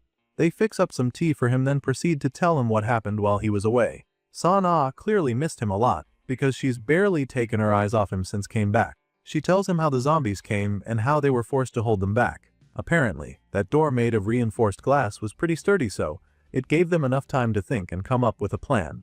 It was around that time that she came up with the idea to make a gap. In a flashback scene, we get to see exactly what happened after the zombies broke through the main entrance gate. They created a small gap in the next gate and then used a chain to hold the zombies back, just enough to keep them out while leaving them exposed so that they're vulnerable to attacks. While setting up the trap, Sion wasn't completely sure that it would work, but it was their only shot at successfully defending their base, so the assistant manager felt that they'll just have to wait and see if the setup holds out. Clearly, it did, because they're still alive. Thanks to this setup, they were able to defend themselves easily and stab away at the zombies that managed to get past the glass doors. Apparently, it was such an intense clash at the gap that even Choi ended up dropping a pretty funny line during the battle. Sion includes all of this in the story she tells Song, which just keeps the assistant manager pretty embarrassed because he already realizes how lame the line was. Anyway, the lady seems to be having a lot of fun teasing him with it, so he just shamefully begs her but to bring it up again. Of course, our guy finds this all pretty amusing, but in truth, he's probably just glad to see that his friends are still alive and safe. Anyway, Son resumes telling her story. After enough bodies were piled up at the gap they created, it became impossible for any other zombies to get close enough, so that was where the battle came to an end. At that point, they locked the door again and just held out until the rest of the zombies disappeared, since they couldn't get any closer. This all sounds really nice right now, because they were able to keep the horde out, but Song feels a little worried, because if the monsters couldn't get into the building, then where are they now? After he points this out, Sion can already understand that he's worried the brain eaters could come in again. So, in an attempt to calm him down, she simply reminds him that the iron door at the entrance was broken, and so they went over to Site 2 to collect some scrap metal that they could use to fix it. That's when he found them. After listening to the whole story, our guy can't help but feel really proud of his party members. He commends the both of them for all their hard work, admitting that they were pretty impressive, and Son just giggles in excitement when she hears him say this. Now that she's told him everything that happened while he was away, he decides that it's time to tell them how his time out in the city was. He starts by informing them that he was able to grab whatever they need, showing them the backpack he returned with. The most important thing, obviously, is the induction cooktop that he risked his life to get, and he's hoping that they'll be able to make the best out of it. Thankfully, Choi Jae-sung already has plans for it. The assistant manager is very delighted to see that our guy was able to get his hands on it, because they can finally build a generator using its components. Hearing this, Song is pretty relieved, because it was definitely not easy to carry that heavy thing on his back all the way back to the warehouse. He's feeling really proud of himself for being able to help with this, and that's when Son comes over to commend him for working so hard. His head is already swelling at this point, but he hasn't even shown them the other stuff. So, he takes out the backpack and tells them to get ready for the grand reveal. Hearing this, they stretch their necks to take a peek to see exactly what he's talking about. That's when he shows them all the ammunition and the guns that Kelly gave to him. She spreads them out on the table for his teammates to see, and they're absolutely blown away at this point. They gasp in amazement as they stare at the weapons that are practically shimmering and before their eyes. As impressive as it is, they're also pretty surprised that he actually went to the gun store all by himself. It's at this point that he lets them know that he didn't actually go there. So they curiously asks him to spill the beans on how he got all this ammunition. Seeing just how eager they are makes him feel like being even more dramatic about the whole thing. They're definitely very curious now, and so he gets them all pumped up for the details, claiming that they'll be shocked when they hear the story. To be fair, it is a really crazy story, since he could easily have gotten shot dead by foreign soldiers. Anyway, he tells his party members exactly how everything went down, and of course, it's like a bombshell. It takes them a while to take it all in, and Sion is particularly feeling bad that he had to go through all that. She knows that he must have been very terrified when things got super dangerous, and he admits it, claiming that he was very lucky that things played out the way they did. Now that he's shared his experience with his buddies, he immediately changes the topic to some equally important, which is what they're having for dinner. He's definitely starving after that near-death experience, and the assistant manager can see it too. The guy in glasses teases him a bit and chooses to make him even more curious about what they're eating. He makes it sound like they're going to eat something insane, but then finally reveals that they're going to have chicken. Under normal circumstances, this would be pretty basic food to have for dinner, but ever since the zombie apocalypse started, even chicken has become luxury food, which explains why our guy is extremely excited when Choi Jae-sung shows him the pack of frozen chicken. But that's not all they have in store for him. They've got even more good news for him, because it turns out that they also picked up a good amount of good while collecting scrap at Site 2 earlier in the day. So after such a successful day of defending their base, they feel that a party is much deserved. It's a really exciting mood in the warehouse that night, and like the first time in a long while that they've been able to feel this relaxed and carefree. Well, they've been through a lot of hard times this last couple of weeks, so they're not holding back in the enjoyment. They start a fire with the wood they gathered not too long ago, and then proceed to roast the chicken over it. Becomes unbelievably juicy. And of course, the look isn't the only thing making the drool right now, because it also smells absolutely amazing. The aroma is so good that they can't even wait anymore. Sion feels that the chicken should be done by now, since they've been roasting it for almost 2 hours now. Of course, our boy is just as eager as she is, so after staring at the meat for a few seconds, he starts salivating again and decides that it's time to dig in. Without wasting another second, all three of them dive into the meat at the same. They tear through the tasty hot chicken without thinking twice and gasp in awe when they realize just how good it is. It's so good that it doesn't take them long to devour the food. Once they're done eating, the assistant manager does the honors and feeds the fire with a stick before flopping back down on the chair like the others. He sinks into the chair to relax after that gobbling session he just had. They're all pretty stuffed, so they just sit by the fire to warm themselves on this very cold night. The two men sit next to each other with Song Jin, Song folding his arms to get warm while the assistant manager just places his hands on his belly. The assistant manager takes another look at the scene in front of him and suggests that this is pretty romantic in its own way. As far as he is concerned, this is such a nice experience that he's starting to feel like he could get used to it. In this current situation, they don't have to go to work, and there's no miserable office building where their bosses are breathing down their necks, so it's almost like a vacation for them. If someone asked them whether they'd rather go back to reality or stay here, Choi Jae-sung would probably have a hard time choosing. But I guess that's not the same case for our guy. The MC stops him before he can even finish making this statement, suggesting that it's insane to even say such a thing. As you can imagine, Song would choose to go back home to his real life in a heartbeat, and he makes this very clear to the rest of them. I agrees with him, claiming that it's even ridiculous to consider anything otherwise, and so the assistant manager just laughs nervously, knowing that no one else is thinking in the same line as he is. And so, he playfully corrects himself, suggesting that it wouldn't make sense to choose staying in the apocalypse. After this awkward moment, the assistant manager decides to change the topic. He looks up at the moonlit sky and then slouches back on the chair, claiming that it would have been a perfect night for him if he had some beer. In response, the office worker states that perfection is boring anyway, but the lady in the room also wouldn't mind having some booze. She surely is having a good time as well, but feels that it would be better with alcohol, so she suggests that they hit a supermarket or a beer factory instead the next time they want to do something like this again. Hearing this, Choi Jae-sung simply chimes in with excitement, reminding the others just how good the beer they had the last time was. Of course, our guy remembers how fun it was when they all shared their cans of beer when they first arrived in the warehouse, so he starts to see the appeal in the assistant manager's idea. Just as the thought crosses his mind, Choi Jae-sung changes the topic to something more crucial for their survival. It's regarding the guy on the motorcycle who has been leading the horde of zombies from town to town. Remember how they had an encounter with him while our guy was out? Well, it turns out that in that brief moment I somehow managed to catch a glimpse of the rider's face when he took off his helmet. The assistant manager breaks the news to our guy, and as you'd expect, it's a real shocker. The office worker just stares at the man with a look of bemusement on his face like it's too hard to believe, but he quickly shakes off the feeling of shock, but it's still a lot to take in, so he turns to Sion. Immediately, curiously asking her if what he just heard is actually true. Of course, the assistant manager isn't trying to pull Hus legs because the lady immediately confirms that she did actually see the face of the motorcycle rider. But that's not all they have to tell him, because it turns out that this mysterious man on the motorcycle has been someone that they actually knew all along.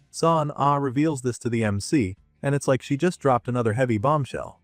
Our guy is taken aback when she says it because he never would have imagined it to be the case. Anyway, he expresses his shock along with the look of curiosity plastered on his face, so proceeds to tell him who it is. She starts by reminding him of an intern who worked in their building when there was talk about a connections hire. Basically, during the internship, there were only supposed to be 15 of them who would work in the building, but 16 people showed up.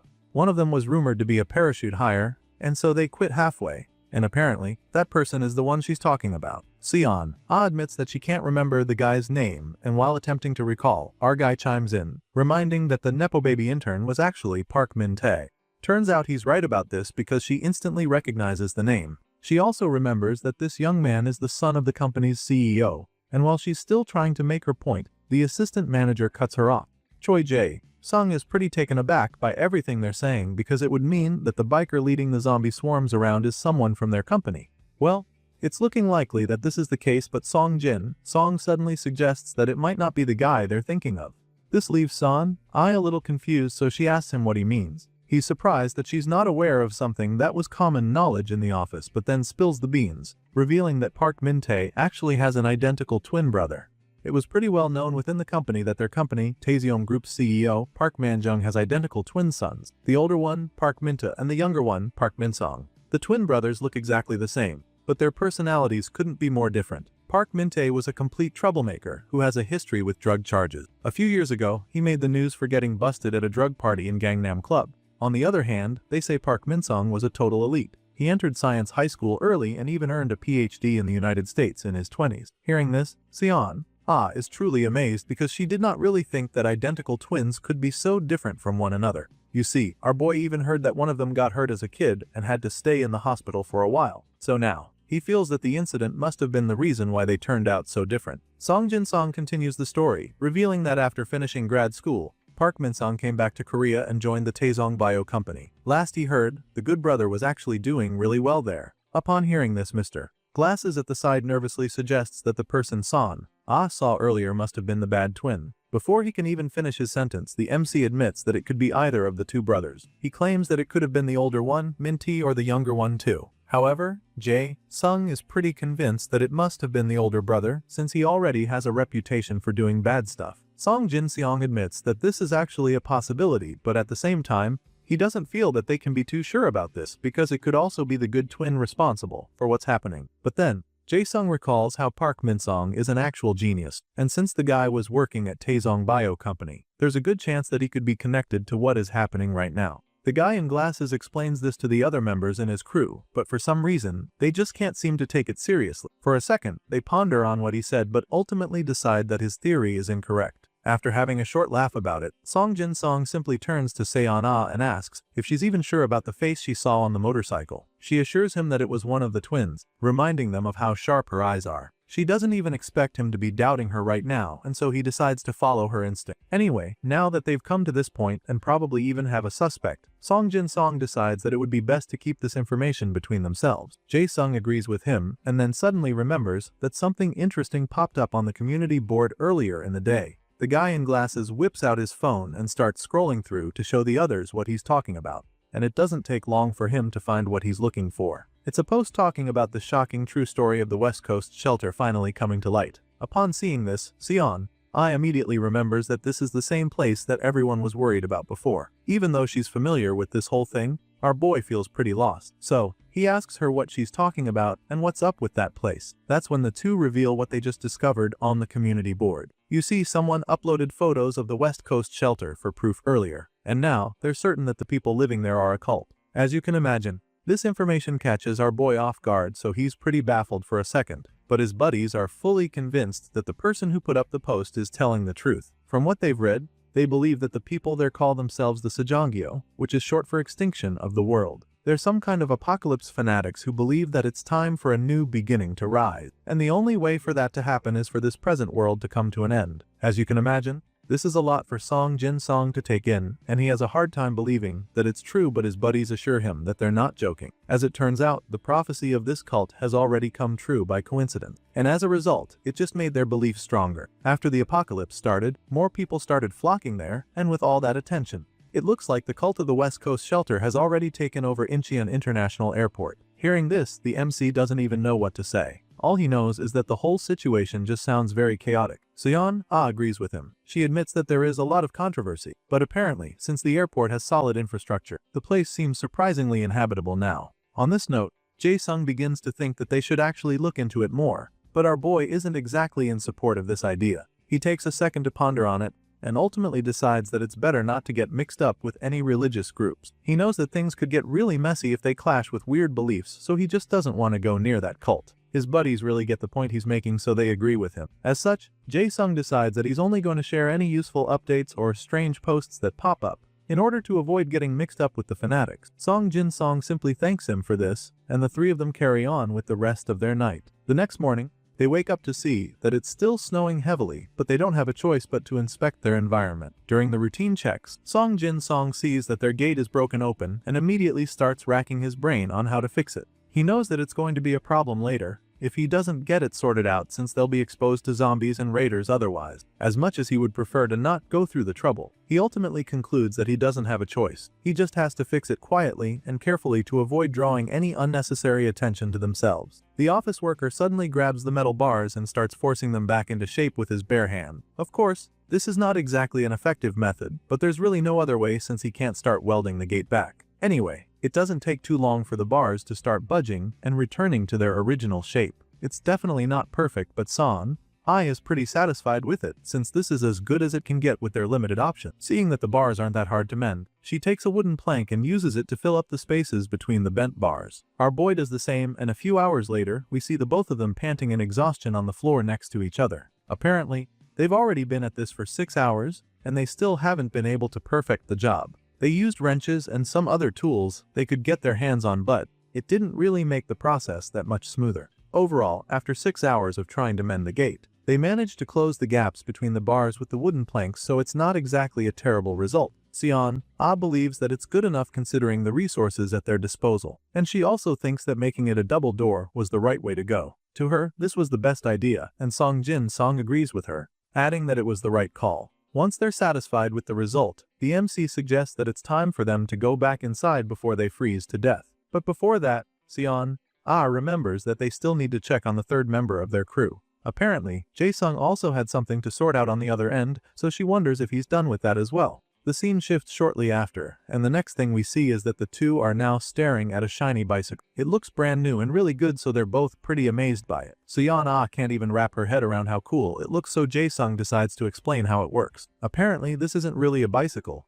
It's some kind of generator that produces electricity as you pedal. The guy in glasses felt that this would be a good way for them to generate power, and he even set it up by a high window so that whoever is riding it can see the outside while using it. Of course, all of this just sounds pretty impressive to the MC. He commends Jae-sung for his smart thinking, and the nerd gets a little carried away when explaining how it works. He says some stuff about kinetic energy and electromagnetic induction rate, which Song Jin-song has no idea about, so our boy quickly asks him to come back down to their level. And that's when Jae-sung bluntly states that the machine's efficiency is pretty bad. Apparently, even though it looks cool and is easy to use, it's not exactly reliable, and this leaves the other two pretty concerned. Seon anxiously asks him just how bad the efficiency of this machine is, and the guy is quite reluctant to go into details. He does so regardless and explains that pedaling for a whole hour only generates about 15 minutes of power for an electric heater. Of course, this is a very poor turnover and our guy is pretty crushed by this information. It's simply brutal to think that this is what the generator's efficiency is like, but Jae-sung assures them that it's not all that bad as well. He admits that this is the best he can do with their current setup, but assures them that it's enough to charge a phone. If they pedal non-stop for 30 minutes, then they should be able to get a full charge out of it. As you can imagine, our guy is pretty relieved by this because it was starting to sound like they were just doomed. He admits that it's not actually as bad as they thought, and Seon Ah agrees as well, claiming that it's even amazing that they can even rely on something other than solar panels for electricity. Looking at it from this angle,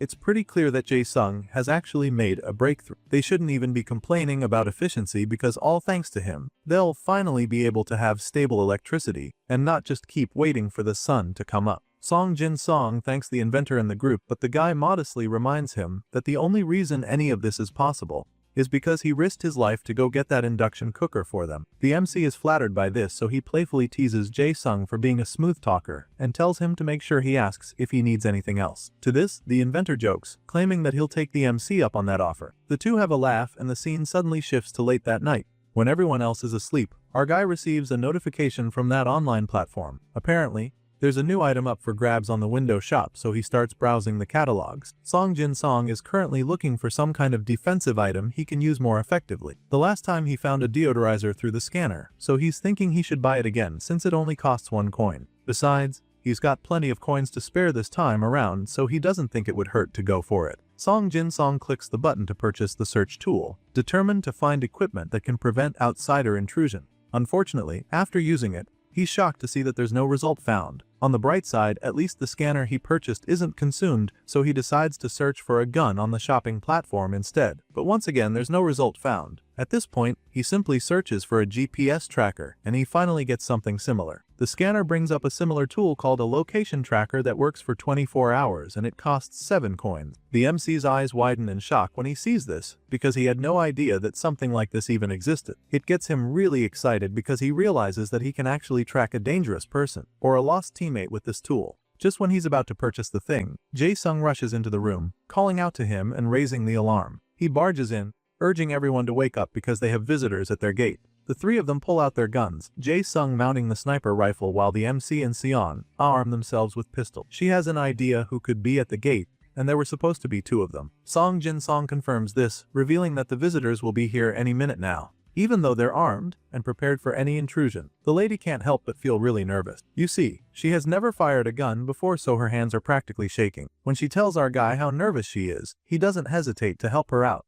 He holds her hand and helps her get a grip of the weapon. He assures her that it's just a normal gun, claiming that all she has to do is aim and shoot. He tells her that it's not hard and gives her a reassuring look to help her calm down. Of course, it takes her a while to actually feel better, so Song Jin-song assures her that they won't even have to shoot as long as these visitors act rational. He tells her that the only time she would need to pull the trigger is if they do something unpredictable. Upon hearing this, Seon Ah is finally relieved, so she finally gets a grip, and once her head is back in the game, our guy encourages her to just stay on guard and keep an eye on Jae-sung's hand signal. He then steps forward and walks up to the gate, where he takes a peek through one of the holes in the gate. He looks out there and immediately sees the visitors they've been expecting, and judging by their silhouettes, it's an adult and a child, which leaves him surprised. Just as he's looking out at them through the hole in the gate, Jae-sung spots the visitors coming their way, so he gives Seon Ah a hand signal to inform her that there are 2 of them. As soon as she sees this, they confirm what Song Jin-song saw earlier, and since there are no other shadows in sight, they get ready to finally meet these guests. The MC and the lady tighten their grip on their guns as they brace themselves for what's about to go down. He tells her to stand by while he acts as the first line of defense, pointing his gun at the visitors through the gaps in the gate. Just as the man and child are about to reach the gate, he points the gun at them and warns them to stop right where they are. The old man is alarmed when he hears this order, and the kid is equally confused, but they just stop in their tracks to avoid getting gunned down. At this point, Song Jin-song demands that they identify themselves, so the adult explains that they're just an old man and his granddaughter. Hearing this, the MC asks them where they're coming from, and the man explains that he and his granddaughter have been running from the zombies because their last shelter was destroyed. At this point, both the old man and the little girl have their arms up in the air to show that they mean no harm. They're desperate for another shelter as they're clearly tired of running away from the undead monsters, so the old man pleads with the office worker to let them in. He claims that the axe with him is the only weapon they have, and as you can imagine, in an apocalypse like this, that's definitely not enough to stay alive for long. The old man keeps begging for their help, confessing that they have no other companions with them when Song Jin Song asks if they have anyone else with them. With everything he just heard, our boy is a little torn because he actually wants to help these guys. But at the same time, he doesn't want to jeopardize the safety of his friends by letting two strangers into their safe house. He doesn't even know if they can trust these two, so he's really not sure what call to make. After hesitating for a bit, he finally comes to a decision. San-ai is anxiously staring at him, waiting to hear what decision he makes, and that's when he suddenly tells her to go hide in the corner and stay alert. Clearly, he's decided to open the gate for these strangers, but he also knows that they have to take the necessary precaution. So as soon as the lady moves aside, he carefully reaches for the gate to open it, and while he's pulling the door open for them, he's also pointing his gun at them with the other hand. He tells the old man and his granddaughter to come forward slowly, and of course, they comply. The two visitors finally enter and Song Jin Song orders them to shut the gate while pointing the gun at them the whole time. Once again, the old man cooperates. Now that they're partially inside,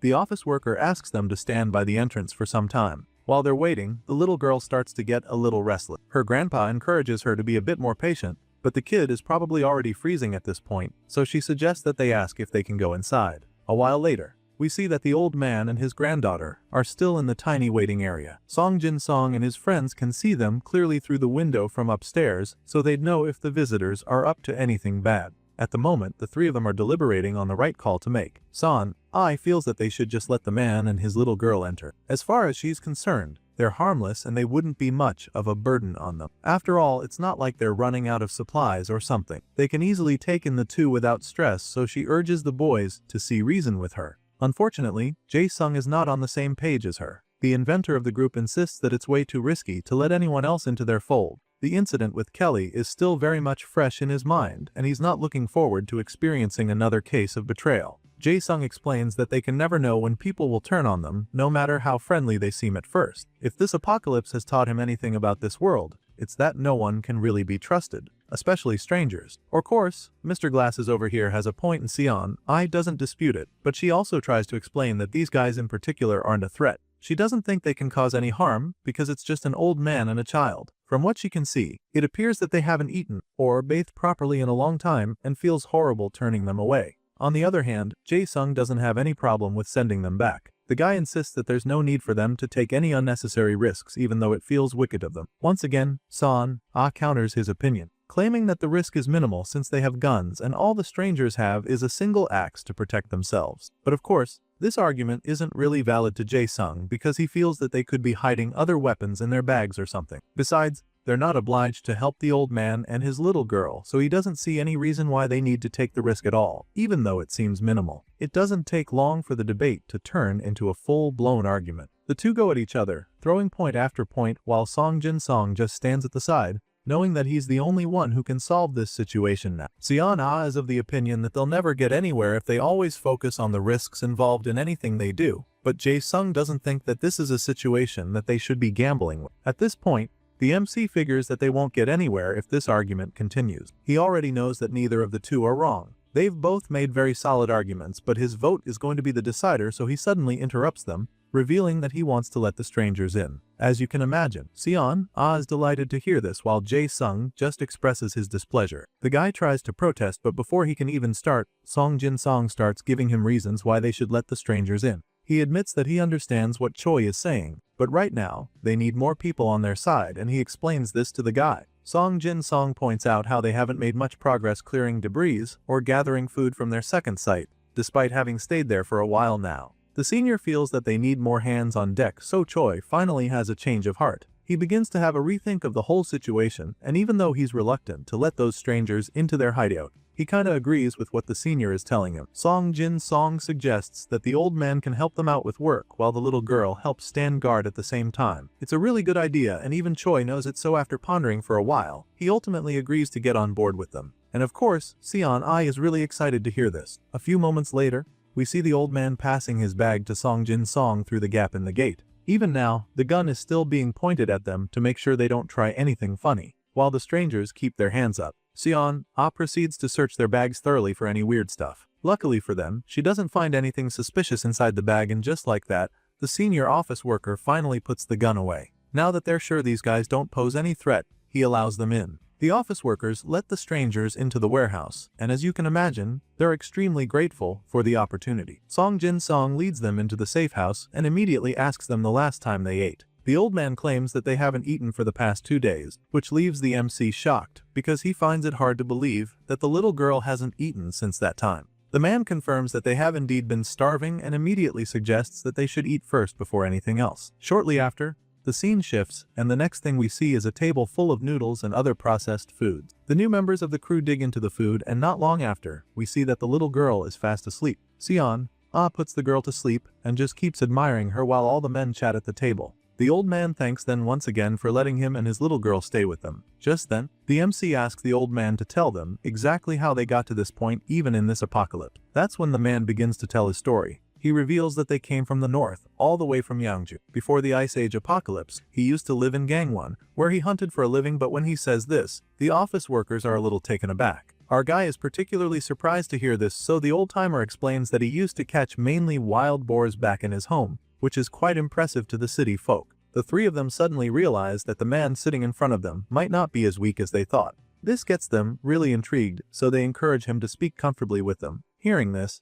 the old man finally feels that he can relax, so he goes ahead to tell them his story and how he ended up at their front gate with this granddaughter. By the time he's done talking, Sean is really touched. She can't even imagine what he must have gone through, losing a child and being left with only his grandchild. As for Song Jin Song, even though he's trying to get to know these guys, he's also analyzing everything they're telling him. So far, there's nothing strange or suspicious in their story, so he figures that they won't cause him and his friends any problem. Once the old-timer is done talking, the office worker simply tells him that they're all glad he and his little girl made it to their safe house. That being said, he stretches out his hand to shake the elder and asks him to stay there with them. As you can imagine, this offer comes as a shock, because this is the same guy who was pointing a gun at his head not too long ago. He asks the office worker if he's sure about this, because he thought that they would probably ask him and his granddaughter to leave first thing in the morning after hearing their story. But the MC simply responds to this by reminding the old man that they all need to help one another to survive after all. As soon as he says this, the elder takes his hand and starts thanking him for letting them stay. From the look on his face,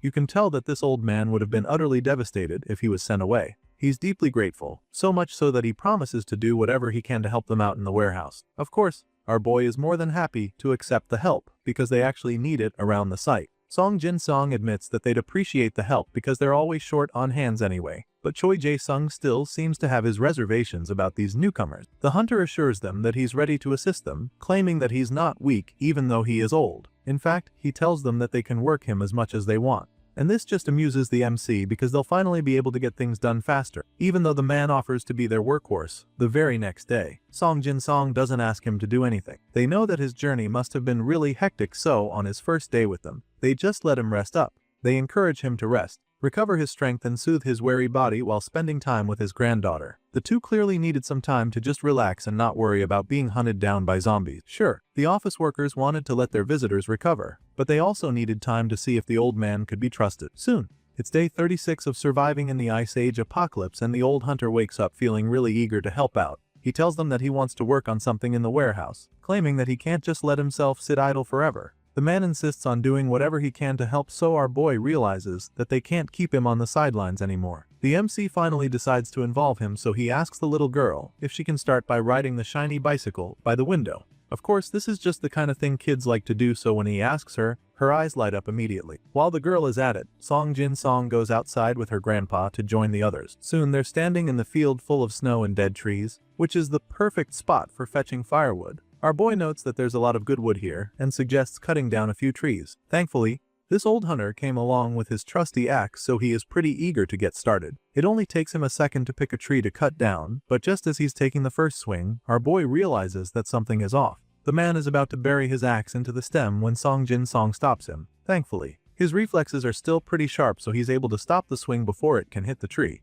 The man is pretty confused, so he asks the office worker what exactly the problem is, and that's when our guy explains that they do not cut trees. You see, cutting wood makes noise that could attract zombies, and if outsiders see felled trees, they might figure out where they are hiding and come looking for them. For these reasons, they only pick up fallen branches for firewood, and the MC explains this to the old-timer. Hearing this, the man finally gets it. He admits that he wasn't thinking that far ahead when he took the first swing, but Song Jin Song is not mad at him. Our guy lets him off the hook, and not long after that, we see the two still picking branches scattered all over the field. Song Jin-song has been keeping the branches in his bag since they started, and now he's starting to feel like it's time for them to go back. It's getting cold already, so he feels they should wrap it up pretty soon. Turns out, these two have been gathering twigs and talking about different things for the past 3 hours. And after hearing some of the things our guy has to say, the old man realizes that he's not the only one who's had a rough time in this Ice Age apocalypse. He now understands that Song Jin-song has been through a lot too, because just like his granddaughter Bitna, the office worker lost his parents at a very young age. The only difference is that the girl actually has her granddaddy to look after her. The old man admits that this is true, and while still picking up twigs, he tells the MC how he wants to live, as long as he can for her sake. He wants to be there for the child to protect her from all the dangers out there. Just thinking about this makes him wonder if he can actually hold out until she becomes an adult. Hearing this really touches the MC somehow. He knows how worried this old man must be about his little girl, so he simply assures him that he'll be able to long enough to take care of her. Shortly after this conversation, the two men make their way back to the hideout. On the way back, they keep chatting, and for the first time since these outsiders joined their pack, the office worker can finally tell that Mr. Ju is a good man whose wisdom comes from experience. But on top of that, the way he carries himself makes it pretty obvious to Song Jin-song that this man is a responsible, admirable adult. Soon enough, the two men return from fetching the firewood, and as soon as the little girl sees her grandpa, she throws herself at him in excitement and stops her arms around him in a big warm hug. Bitna is so happy to tell him all about her day, starting with how she rode the bicycle for a whole hour when he was out. Her grandpa is amused by this but also knows that it must have been really tiring for her. So, he promises to teach her how to keep watch the next time he goes out. But she doesn't seem to get what he means by this. While the man and his granddaughter are catching up, Song Jin-song proceeds to take out the branches and twigs they picked for firewood. Afterward, he calls on Choi Jae-sung to have a little talk in the corner. The MC reveals that he talked to the man in the forest, and now he feels that they can trust him. Surprisingly, Jae-sung agreed with him. The skeptic in the group seems to have had a change of heart regarding the outsiders, and since they're all finally on the same page, our guy suggests that it wouldn't be such a bad idea to give Mr. Ju a rifle. The old man is a hunter who knows his way around guns, so Song Jin-song wants to entrust him with the rifle instead, knowing that Choi wasn't really comfortable handling it from the start. Of course, the inventor is fine with this plan. He doesn't mind having the gun taken off his hands. After all, before this apocalypse started, he was a public service worker who didn't have much experience with firearms. While these two are busy with this, we catch up with the old man and his little girl, who notices that the hat on his head is different from the one he wore in the morning. That's when he remembers that it was Song Jin-song who gave it to him. The office worker gave it to him as some sort of official welcome into their party. The man was taken aback by this because he already had a hat on his head, but the MC insisted, so he finally accepted it. After all, it was much warmer than the one he had. The old man put it on and immediately noted how much better the insulation is. It's so warm that he feels that it should have been the office worker wearing it, but our boy assures him that he's okay. Our guy makes it look like he's only doing this because he cares for the hunter, but in reality, the party member has to wear the hat for the slot to count. So, right after Mr. Joe wears the hat, the MC receives a notification, confirming that a new member has joined his party. And just like that, he now has 4 people in his party. And so, just like that, all the coins earned by all 3 of the others will be automatically claimed by him. With his party size now increased, the prices of stuff on the shopping platform are adjusted, and this comes as a surprise to him. His eyes widen with glee when he sees this new update, feeling that things in the shop are probably about to get a lot cheaper. But then he's shocked to see that it's actually the opposite. The MC goes on to the shopping platform to check the new prices, and is horrified to learn that they actually went up by 1 coin each. The shocking surprise practically knocks the color out of his body, and his reaction is so obvious that even the others notice that something is probably wrong. Choi Jae-sung is the first to notice that the senior's body has suddenly gone pale, so he rushes to check up on him. Our boy is so shaken by the new prices that he almost faints on the spot. Thankfully, Choi catches him, and he simply tells the guy that he's just exhausted from all the stress of the previous day. The inventor in the group believes him, since the senior literally just got back from fetching firewood. He understands that the hero would be exhausted, so he suggests that ho for and get some rest. Later that night, while everyone is asleep, Song Jin-song goes on the shopping platform again to make sure his eyes weren't playing tricks on him. He didn't want to look again during the day because his party members were looking at him, but now, he finally has the chance to see what exactly is going on. He now realizes that adding party members will only increase the prices of things in the shop, so he concludes that he can't just keep adding members carelessly. Right now, he has only 12 coins available, and the random box he used to buy for 10 coins now costs 11. He pushes the button to buy regardless and is surprised to receive a document containing information in return. He grabs the document with annoyance, wondering why a single sheet of paper would cost 11 coins. That's literally the price of 11 zombies, so it makes him wonder what kind of information could be inside it. He starts reading through and the scene shifts immediately. A few moments later, we see the MC sitting in a corner, looking really worried. He's panicking, wondering what he should do because if what's written in that paper is true, then another large-scale death will happen very soon. As it turns out, the document contained 3 points. For starters, the contents of a random box are always random. It may contain information, other items, or things not sold in the store. But of course, not all outcomes are necessarily positive. Secondly, mutant zombies don't spawn randomly. They appear only under specific conditions, based on location, people, and environment. Also, the type of mutant and the number of zombies can vary. The first 2 points are useful to know but not stuff he needs right now. The real issue is the last point. The third point he saw in the document was news of a D50 blizzard coming soon. A blizzard means a snowstorm mixed with strong winds, and from what he saw on that sheet of paper, the storm will be upon them in less than 2 weeks. The scene shifts once again and next thing we see is the office worker being woken up by some noise. He slowly gets up from his bed, surprised that it's morning already. He didn't get much sleep since he stayed up worrying for long, but with Sion running around all of a sudden, he just has to get off his bed. He asks her what's up and she tells him that the wall crawler apparently showed up the previous night. As you can imagine, our guy freaks out when he hears that. He jumps out of his bed, worried that the wall crawler might have gotten into the warehouse, but the lady claims that the intruder might have gotten caught in the barbed wire instead. Turns out,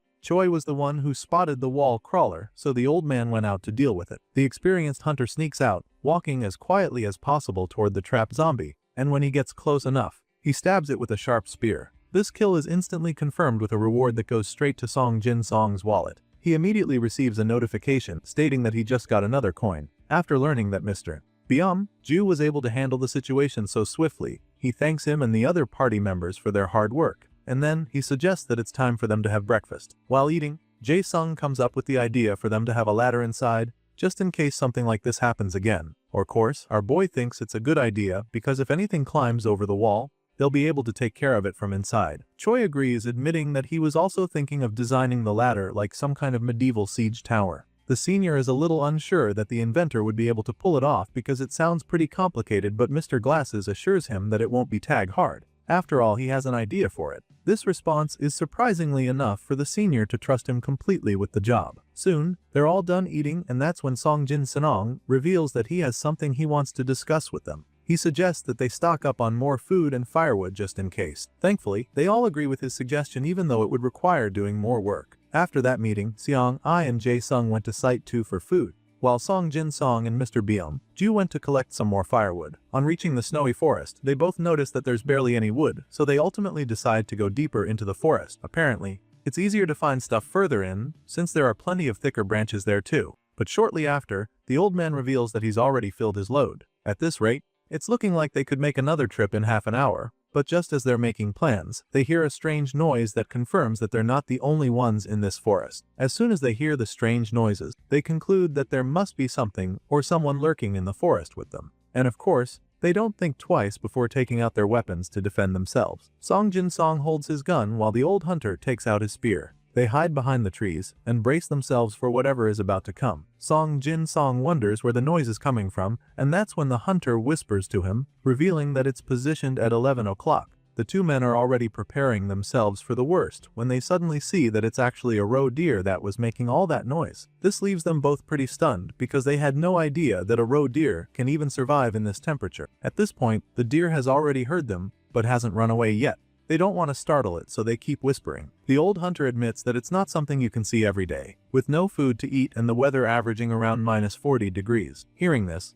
our boy is a little stunned because he has never seen an animal before until now. Even though it's a city, not even a stray cat, pigeon, or dog. Thinking about it, the hunter figured that they must have all died when the temperature dropped. But then again, he's never even seen a corpse. If only they could hunt something, then he would be able to feed the others. This is all what Mr. Bu is thinking about right now. But just as the thought crosses his mind, he realizes that something is off with this roe deer. The animal's eyes are pitch black in an ominous way, and it looks like there's something wrong with it. He's still trying to figure out what could be going on with the roe deer when it suddenly charges at them. As soon as the creature starts running toward them, the old hunter steps forward to face it. He tells the office worker to fall back, offering to handle the situation. The roe deer charges forward to intercept it. He uses his spear to scare it away, and then when it refuses to back down, he stabs it with his weapon. As soon as he does this, the roe deer goes down, and that's when Song Jin Song realizes the reason why the hunter had a bad feeling about it. Everything is frozen solid this turn of year, yet the deer is so plump as if it has been eating continuously. The old man points this out, and then goes on to talk about how the creature didn't even make a sound the whole time. Hearing this, the office worker realizes that the man has a point. The roe deer didn't even make a breathing noise, and he finds it hard to understand how this is even possible. It makes him begin to wonder what the hell this creature even is. He starts to feel that this is no longer the same kind of animal that they used to know. The normal roe deers weren't so hostile, with such ominous looks in their eyes. Still very creeped out by the whole situation,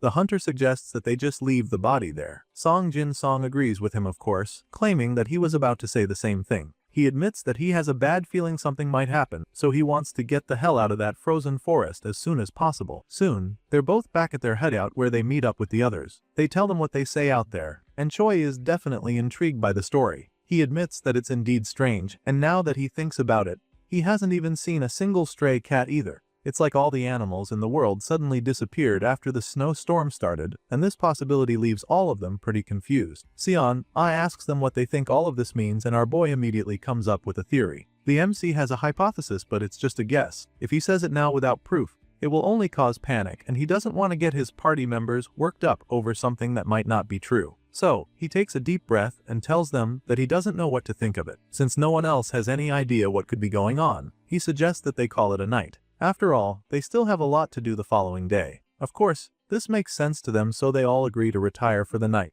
A few moments later, we see someone pedaling on the generator while the MC scrolls through the updates on the Chonin community board. He sees a post from someone claiming that they now have plenty of food since they recently raided a supermarket. However, this person doesn't have a proper vehicle, so they want to know if anyone on the platform has a car that still runs in this snow. They're willing to travel together to Gyeongsang province with anyone who can offer a ride. Of course, several other survivors are pretty interested in the offer since there's food involved, but the only thing that catches our guy's attention is the fact that someone wants to go to the harbor. As interested as he is, he also knows that it might not work out because of how difficult traveling has become since the apocalypse started. People say all manner of things even when they don't mean it, and Choi points this out to him. Song Jin Song admits that this is actually true, claiming that it's hard enough just to move around nearby, let alone meet up from completely different regions. To this, Choi simply concludes that the platform has become a place where people just talk about what they wish they could do. He doesn't take their posts seriously anymore, and this MC can definitely see why he feels that way. Just then,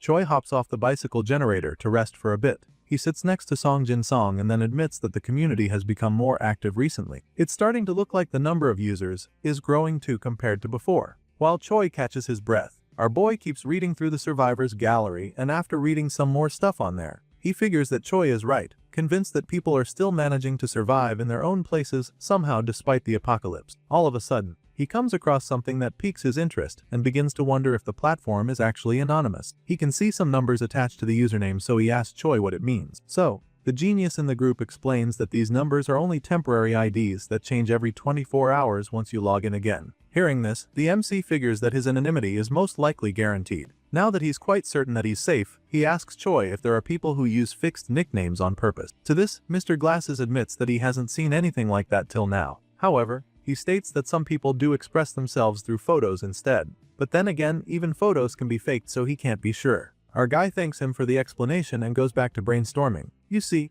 right now our guy is starting to think that there's a way he could trade the info he has for something else if he uses the site correctly. Song Jin Song comes up with this idea, staring at the screen of his phone, and the whole time, he can't take his eyes off those ID numbers. The next morning, the office worker and the hunter return to the snowy forest where they killed the roe deer. But on getting to the site where it attacked them, they don't find anything. They don't even find some kind of sign or trace that anything like that was there, but the experienced hunter is certain that this was the spot. Even the office worker has no doubt that mystery. Jaehyoo is right about this, because the man is obviously more familiar with forest terrain than him. The old man insists that this is the spot, but neither of them can understand why there isn't a body there anymore. They're both baffled by the situation, and the fact that there aren't even any blood stains anymore makes it all the more confusing. The hunter is certain that it didn't snow the previous night, and the MC agrees with him. The corpse obviously wasn't covered by fresh snow, so they can't even understand how there's not a single trace left at all. The hunter begins to panic at this point. He can't believe his eyes, as he's never seen anything like this before. It's as if there was never any blood there to begin with.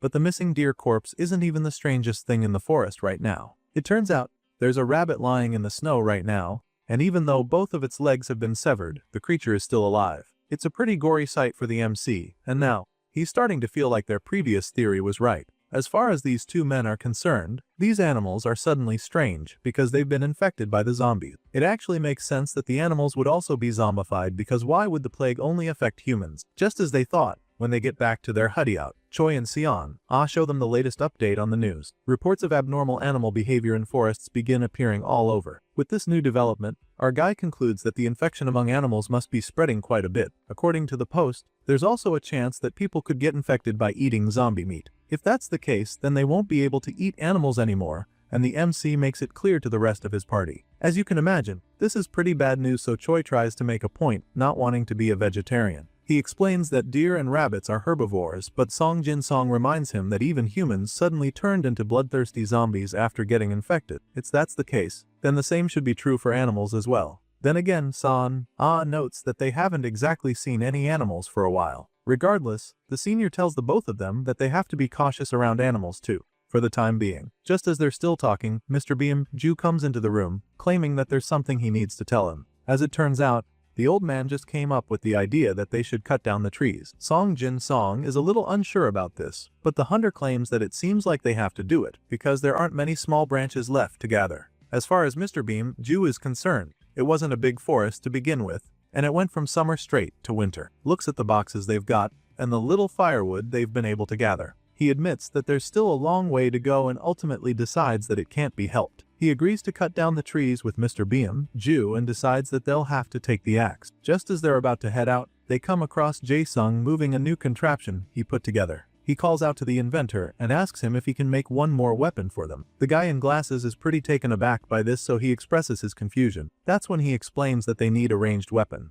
The MC claims that they have enough weapons for close combat but none for long-distance fights. This surprises Choi because the last time he checked, the senior always carries his pistol. Of course, this is true, but he admits that the gun is way too loud. If he's going to fire it, then he should better be ready to be surrounded by zombies. Choi agrees with him, and so he figures that what they need is a weapon that doesn't make any noise. At this point, the office worker suggests something like a crossbow, hoping that it wouldn't be too difficult for them. But Son isn't too keen on getting into that. She teases Song Jin about it, reminding her that being in the mechanical department doesn't mean that she can make everything. He laughs nervously at this point, feeling that what the need is something like a crossbow since Beam Ju used to be a hunter. The two men are still not sure if this would be possible, and when they don't get a definitive answer, our guy concludes that it might just be too difficult for them. Just when he's about to lose all hope, the guy in glasses tells him that he thinks it might be possible. They're taken aback when he says this, so they just stare at him in disbelief. But then, Choi tells them how Has6 actually a military geek. This leaves them even more confused because they've never heard him say anything like that. Besides, they've probably never even heard this combination of words before. Sion and Mr. Beam Ju keep staring at the guy with bewilderment on their faces, so he tells them that what Has6 trying to say is that he's into medieval weapons and armor. He tells them how he even made a crossbow with some classmates during college break. And he didn't just make some caricature contraption, because the crossbow even had a stock for stable aiming. Basically what he's trying to say is that he can make the weapon they need, and this really catches the others by surprise. Song Jin Song and the lady in the group keep trying to process this, but the Choi Jae-sung assures them that he can do the job. Unfortunately, he doesn't have all the tools he needs right now, so he admits that it's going to take him a while to get it done. Hearing this, Son can't even hold the smile that creeps up on her face. She gets really excited about it, like she can't wait to start working on the weapon. The MC is a little surprised that she's that much of a nerd, and before he can even say anything, she heads out in search of food. The scene shifts, and a while later, we see that our boy and his new hunter friend are back in the snowy forest. Even though it wasn't what he wanted at first, they're now chopping down the first tree. They can't help it since that's the only way they can get the firewood that they need, and as you can imagine, it's extremely difficult. After swinging a couple times, the MC gets so exhausted that he flops down on the snow to catch his breath. Chopping down trees has never actually been easy, but now, it's particularly difficult because of the weather. The trees are frozen, so they've become even harder, and at this rate, he's afraid that they might not even cut down a tree by the end of the day. After resting for a few seconds, he suddenly realizes that Mr. Beam Ju still hasn't returned. Just as the thought crosses his mind, the old-timer suddenly enters the scene, so Song Jin Song just wonders where he went before. But before he can even ask the new party member anything, He hears the man calling out to him like he just saw a ghost. He's literally running across the snow and screaming his name, so the office worker rushes to check what the emergency is all about. He asks Beam, Ju, what the matter is, wondering if they're about to get into a fight or something. But the man tells him that it's not exactly the case. He takes a few more seconds to catch his breath before revealing that there's something on the opposite side. The old-timer is still panning a lot, so our guy just tells him to calm down first. He tells him to talk slowly, but then Ju drops a bombshell, revealing that there's a village on the other side of the hill. He tells Song Jin Song about it, but then also admits that something feels really off about the place. As you can imagine, these two pieces of information leave the MC dumbfounded for a second. He's just stunned, so silence follows for some time. Eventually, the old hunter regains his energy, so he carefully shows the office worker the way to the place. He takes him up the hill so they can take a closer look, and then shows it to him. Song Jin Song sees a few tents scattered in the area and concludes that this must have been some kind of campground. The hunter confirms this, but that's not even the main point. The office worker assumes that there aren't many people living here, and Mr. Ju agrees, claiming that he's seen about 2 or 3 of the people living there. Clearly, there are still a few of them hanging around here because the traces are still lying all around there. There's red-hot charcoal just sitting in the campground, which proves that someone else was there not too long ago. Just as they're about to head down to investigate, the office worker spots someone, so he quickly stops the old hunter from going down. Ju asks him where the person is, so he points him in the direction. They see the 2 survivors carrying something that looks like an animal, and upon closer inspection, they realize that the animal is about the same size as the roe deer they caught the day before. The old man doesn't think that there are many animals about the size of that animal just hanging around, so he is convinced that these guys are the ones who took the deer corpse away from the site earlier. The office worker is reluctant to believe this because it would mean that they took the deer to use it for food. He hopes that this is not the case, but the old hunter simply suggests the same thing. Judging by the recent state of the roe deer and rabbits, it's clearly extremely risky to eat the animal. The two agree on this, and the hunter asks if they should alert the people in the camp about the danger, but the office worker doesn't think that they should. Right now, he wants to make sure that they remain hidden. He feels that they can't just expose themselves to the strangers without knowing who they are. That being said, he decides that it's best if they observe the people a little longer. Shortly after, we see that the office worker and the hunter have come back to their base. They tell the others about what they say, and San immediately knows what they're talking about. She figures that they must be talking about the glamping site just below the cliff. Song Jin Song is almost surprised that she knows about the place. He confirms it, and the lady reveals that it must be the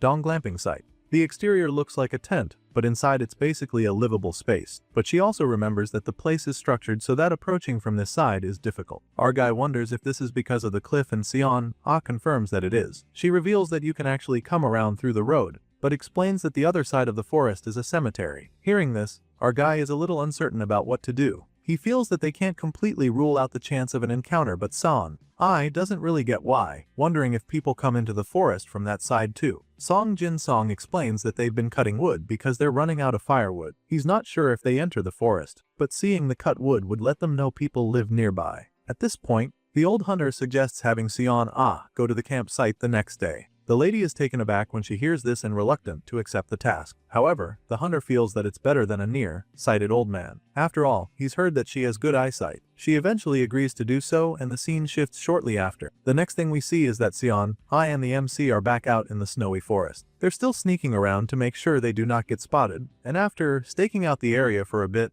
the girl concludes that there are about 10 people in total staying at the glamping site. As soon as she says this, the office worker comes closer and asks her what she thinks about the site, so she admits that it's kinda strange to her. She expected to see something else when she set off earlier, but now she's surprised, because the people at the camp all look like ordinary people. They seem to be in the middle of cooking a huge meal for the entire camp, and that's about when Song Jin Song asks her what is so strange about them. Turns out, from her observations, these guys have no facial expressions, and she finds this really weird. All of them have blank looks on their faces, which is very creepy, and she can't help but feel disturbed by it. While she finds it strange, our guy doesn't think it's that unusual to see. She admits that it might not be so, but also points out that having over 10 people all with blank faces feels off to her. It's definitely weird as far as she's concerned, and on top of that, she has this feeling that something about it is going to be unpleasant. Just as she's saying this, she suddenly realizes another creepy thing about the people of this camp. They've been hiding just above the cliff for a while now, and the whole time they've been there, she hasn't a single one of them talk.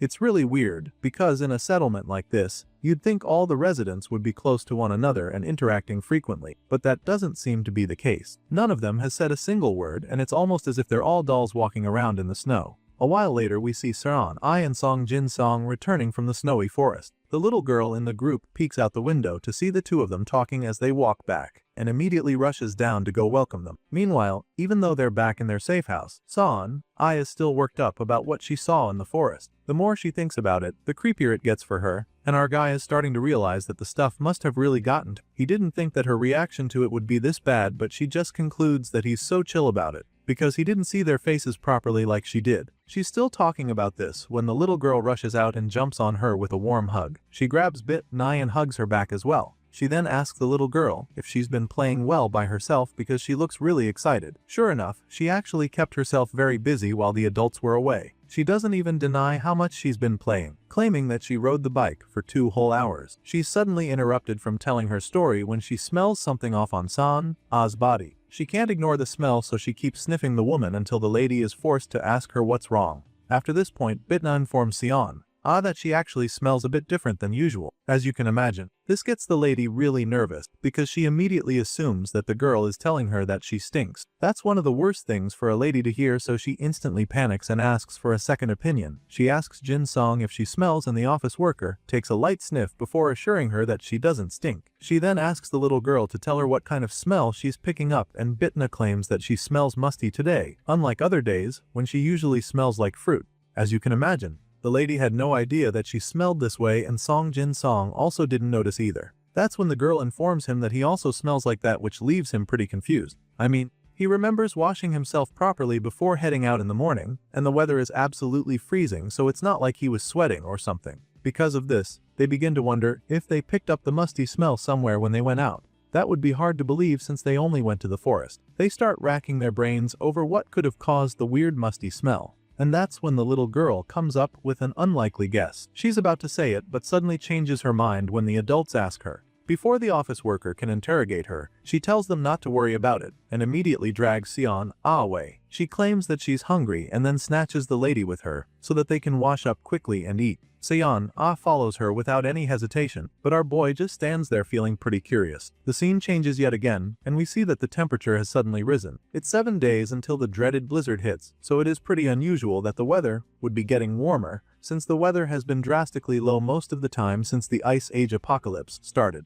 Our guy is concerned by this strange occurrence, so he goes on the community board to check what's going on, and that's when he sees messages from other survivors talking about the same thing. They say that the weather suddenly got warmer. It literally went up 10 degrees in a single day, so they're thinking that it's some kind of sign. They wonder if the Ice Age is ending or something because the weather hasn't gone up this much in a long time. While most people on the platform think that this might be a good sign, the MC doesn't think so at all. He feels that this is just a trick to give them hope that the Ice Age might be ending soon. With this idea, the people would let their guard down, and that's when the high-grade blizzard will strike. He already knows that another mighty snowstorm is coming for them, so this little fluctuation of the temperature doesn't move him at all. He knows better than to call for the trick, and sadly, he accepts that the number of survivors will be very small after that blizzard hits. He's not the kind to sit back and watch people die though, so he tries to warn them about the storm coming soon. He posts on the platform that a high-grade blizzard will hit in 7 days, warning them not to let their guard down. He tells them to get ready and advises them to get ready for what is to come. Song Jin Song urges them to stockpile food and prepare different ways to maintain body temperature for when the blizzard comes. Sure, this isn't the first time they'd be experiencing a snowstorm, but this time it's not the regular they're used to. It's a heavy life-threatening blizzard, so he warns the other survivors and clears his conscience, knowing that he's done his part to try to help them. I mean, he can't be sure that it would change much, but he's done his best, because whether they believe him or not will be left up to them. He walks into another room where he's approached by Seon Ah and Jae Sung. They just saw the posts on the community board, and they're now really anxious about the whole thing. They're pretty worked up over the whole thing, telling him how chaotic it is on the platform, with everyone saying that the Ice Age seems to be ending. It appears that these two are also thinking it might be true, but the MC immediately tells them not to make a fuss about it. The look on his face is stern, suggesting that he definitely doesn't support the idea that the Ice Age is about to end. He dashes all their hopes in an instant, informing them that it wouldn't be strange if an avalanche happened right now in the world. If they've learned anything these past few weeks, it's that nothing is predictable anymore, and as soon as he points them out, they both agree with him. That admit that he's right, so he goes on to make things clear to them. Of course, being hopeful is good, but he still thinks that they need to assume the worst and prepare for it. He reminds them that there's such a thing as the calm before the storm, hoping that they get what he's trying to tell them. He doesn't want to tell them what he saw about the blizzard coming for them, because he wouldn't even be able to explain where he saw it. At the time he's saying all this to his party members, a part of him wonders if he's being too cold, but at the same time, he knows that it can't be helped. He knows the danger coming, so he needs every single one of them to get their head in the game. They need to be focused and prepared, because that's the only way they can survive the massive snowstorm that's coming for them. Now, it's 6 days left until the blizzard hits, and all of a sudden, things start to get really difficult for Jin Song and his party. For starters, Mr. Beam, Ju suddenly falls sick from exhaustion, which is definitely a blow since he's been a major part of the workforce in the team. Even though the old man can't even stand up, he still feels bad that he can't help. He apologizes to the office worker about it, claiming that he just needs to rest for only 1 day. Apparently, the man still has the feeling that the only reason they haven't kicked him and his granddaughter out of their safe house is his ability to work, and since he needs to protect his little girl, he's more than ready to keep working. Clearly, he overexerted himself by chopping wood more than usual, and since he can't move out with the others, the group leader decides to leave him to rest. Jin Song feels that a two-man team going out to gather food is dangerous, so he decides that they go out as a trio. So just like that, it's him, Seon, and Jae Sung working together again. However, the very next day, Mr. Ju claims that he's feeling much better, so he opts to go out with the others. The four of them go out to scavenge for food, and while they're at it, they stumble upon a box of retort food. As soon as they see this, the MC concludes that they must be a very lucky bunch. They take the crate and open it up to check what's inside, and sure enough, the food is still very good to eat. While Song Jin Song is snacking on a protein bar, Choi suddenly approaches him, urging him to follow him because he thinks that there's someone else there with them. As you can imagine, the office worker isn't exactly happy to hear this. His eyes shoot wide open in shock as he expresses his confusion, and then Choi leads him to the place where he saw something fishy. The guy in glasses takes the group leader there and tells him to take a look, but it's too far so Jin Song can't see anything. He decides to go a little closer so he can get a better look, and that's when he sees the figure Choi is talking about. It looks like a person, but he still can't see clearly, so he asks Choi if he's sure that it's not just another zombie they're looking at. However, the guy in glasses insists that it's more likely a human. He's not 100% sure, but judging by the movement and posture, he's convinced that it's a person. That being said, our guy begins to wonder if there's another village nearby or something, but Choi doesn't think that it's a group of people. You see, from his observations, there's no space nearby for a group to live, and so he can't imagine it being a village. If anything, it would be a small group just like them, and this makes more sense to our guy since there are offices and apartments around. Choi uses his camera phone to zoom in on the strangers lurking outside and confirms that they're watching them. The outsiders are obviously observing them, which is something to worry about. A few moments later, the guy in glasses checks again to discover that the spies are gone. At this point, both men are definitely thinking the same thing. It's pretty obvious that they can't expect to be safe there much longer. I mean, they already knew from the start that they wouldn't be able to stay there for long, but they didn't think they'd be at risk this early. Choi points this out and the leader agrees with him. They're no longer safe, especially since they're not deep in the countryside either. On this note, the guy in glasses asks what exactly they should do now, and without any hesitation, the MC decides that they have no other choice but to diligently move supplies to their base camp and stockpile them. Later that night, once they're back at their safe house, Choi sets up a few dummies outside that look like cartoons, and the moment our guy sees this, he's pretty taken aback. He asks if these are supposed to be the targets, and when the guy in glasses confirms this, he admits that they look pretty pitiful. However, Choi doesn't really care about how they look,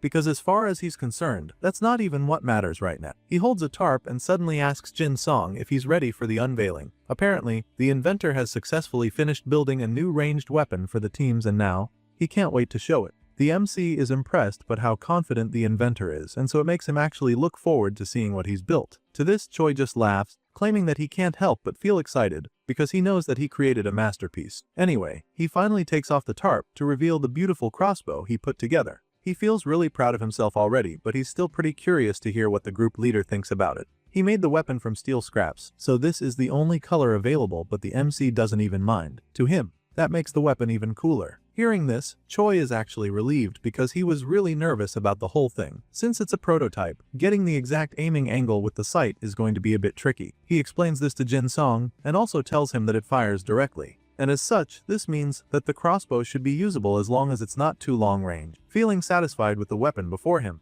The group leader curiously asks if they have enough arrows. To this, the inventor admits that there are enough, claiming that he could only make 10 for a start with the resources available. Choi would have actually made many more, but it's really difficult to make these arrows without the equipment. Regardless, he'll eventually make more, but this just means that he'll have to go out to find some more materials soon. A while later, we see the office worker finally testing out the new crossbow. There's a big grin on his face when he picks the weapon up for the first time, suggesting that it feels really good in his hands. Jin-song admits that it is heavier than he thought, and he also knows that it's because of the weight of the iron. Choi explains this, and goes on to talk about how difficult it was to make the crossbow lightweight with the mechanical structure and density of parts he used. Even though it's quite heavy, Jin-song confirms that it's portable enough at this weight. It's not way too heavy that it can't be carried around, and so Choi proceeds to teach him how to use it. He tells the MC to start by lowering the crossbow to fix it to the ground. After that, he asks him to put his foot in the stirrup, so he follows the instructions and asks the inventor to check if he's doing the right things. Once his foot is in place, the inventor tells him to pull the bowstring and hook it into the rail. He pretty much gives him a step-by-step guide on how to use the crossbow. Jin-song starts pulling the bowstring, but he immediately realizes that it's a lot more difficult than he thought. He keeps pulling regardless and eventually gets it right.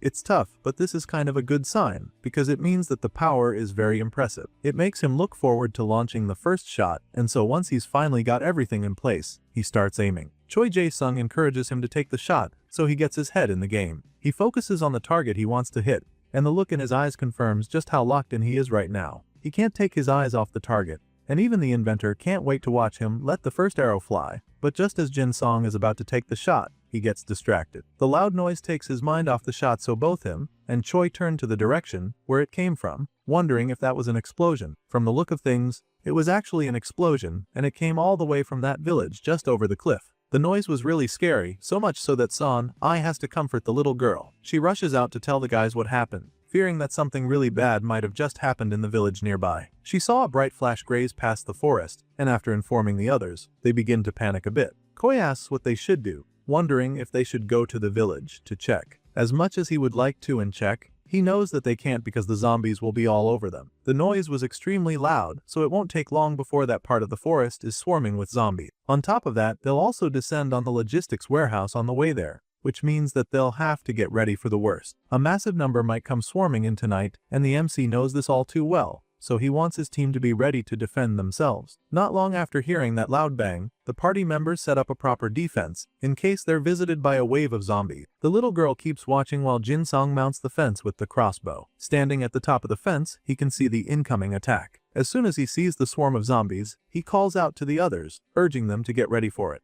Choi and the others scurry to put everything in place, and while they're at it, our guy just takes a deep breath to brace himself for the huge challenge before him. Jin-song looks over the fence to see the wave of bloodthirsty zombies coming toward them. There's so many of them charging toward their base camp, and it almost looks like this might be the end of their stay in the warehouse. A couple of these zombies speed to the front of the line, desperate to get into the compound, but they're instantly dealt with by the party's defenses. One runs up to the gate and starts banging on it, but it's greeted with a spear to the face which sends it falling right back down to the ground. Turns out, the ones responsible for this takedown are Son-ai and Byung-gyu. And judging by the looks on their faces, these two are fully locked in and ready for the battle ahead. Just when they're trying to build their confidence up, the office worker spots something that actually scares him a little. It's another zombie that's much bigger than the others, and it's coming their way with nothing but murderous intent. The reason Jin-song is so bothered by this particular zombie is the fact that it's not the regular ones they're used to. It's a variant, which means that it's a lot more powerful than the others. They'll definitely be in a lot of trouble if that zombie gets into the compound, so frantically takes out the new weapon to take his first shot.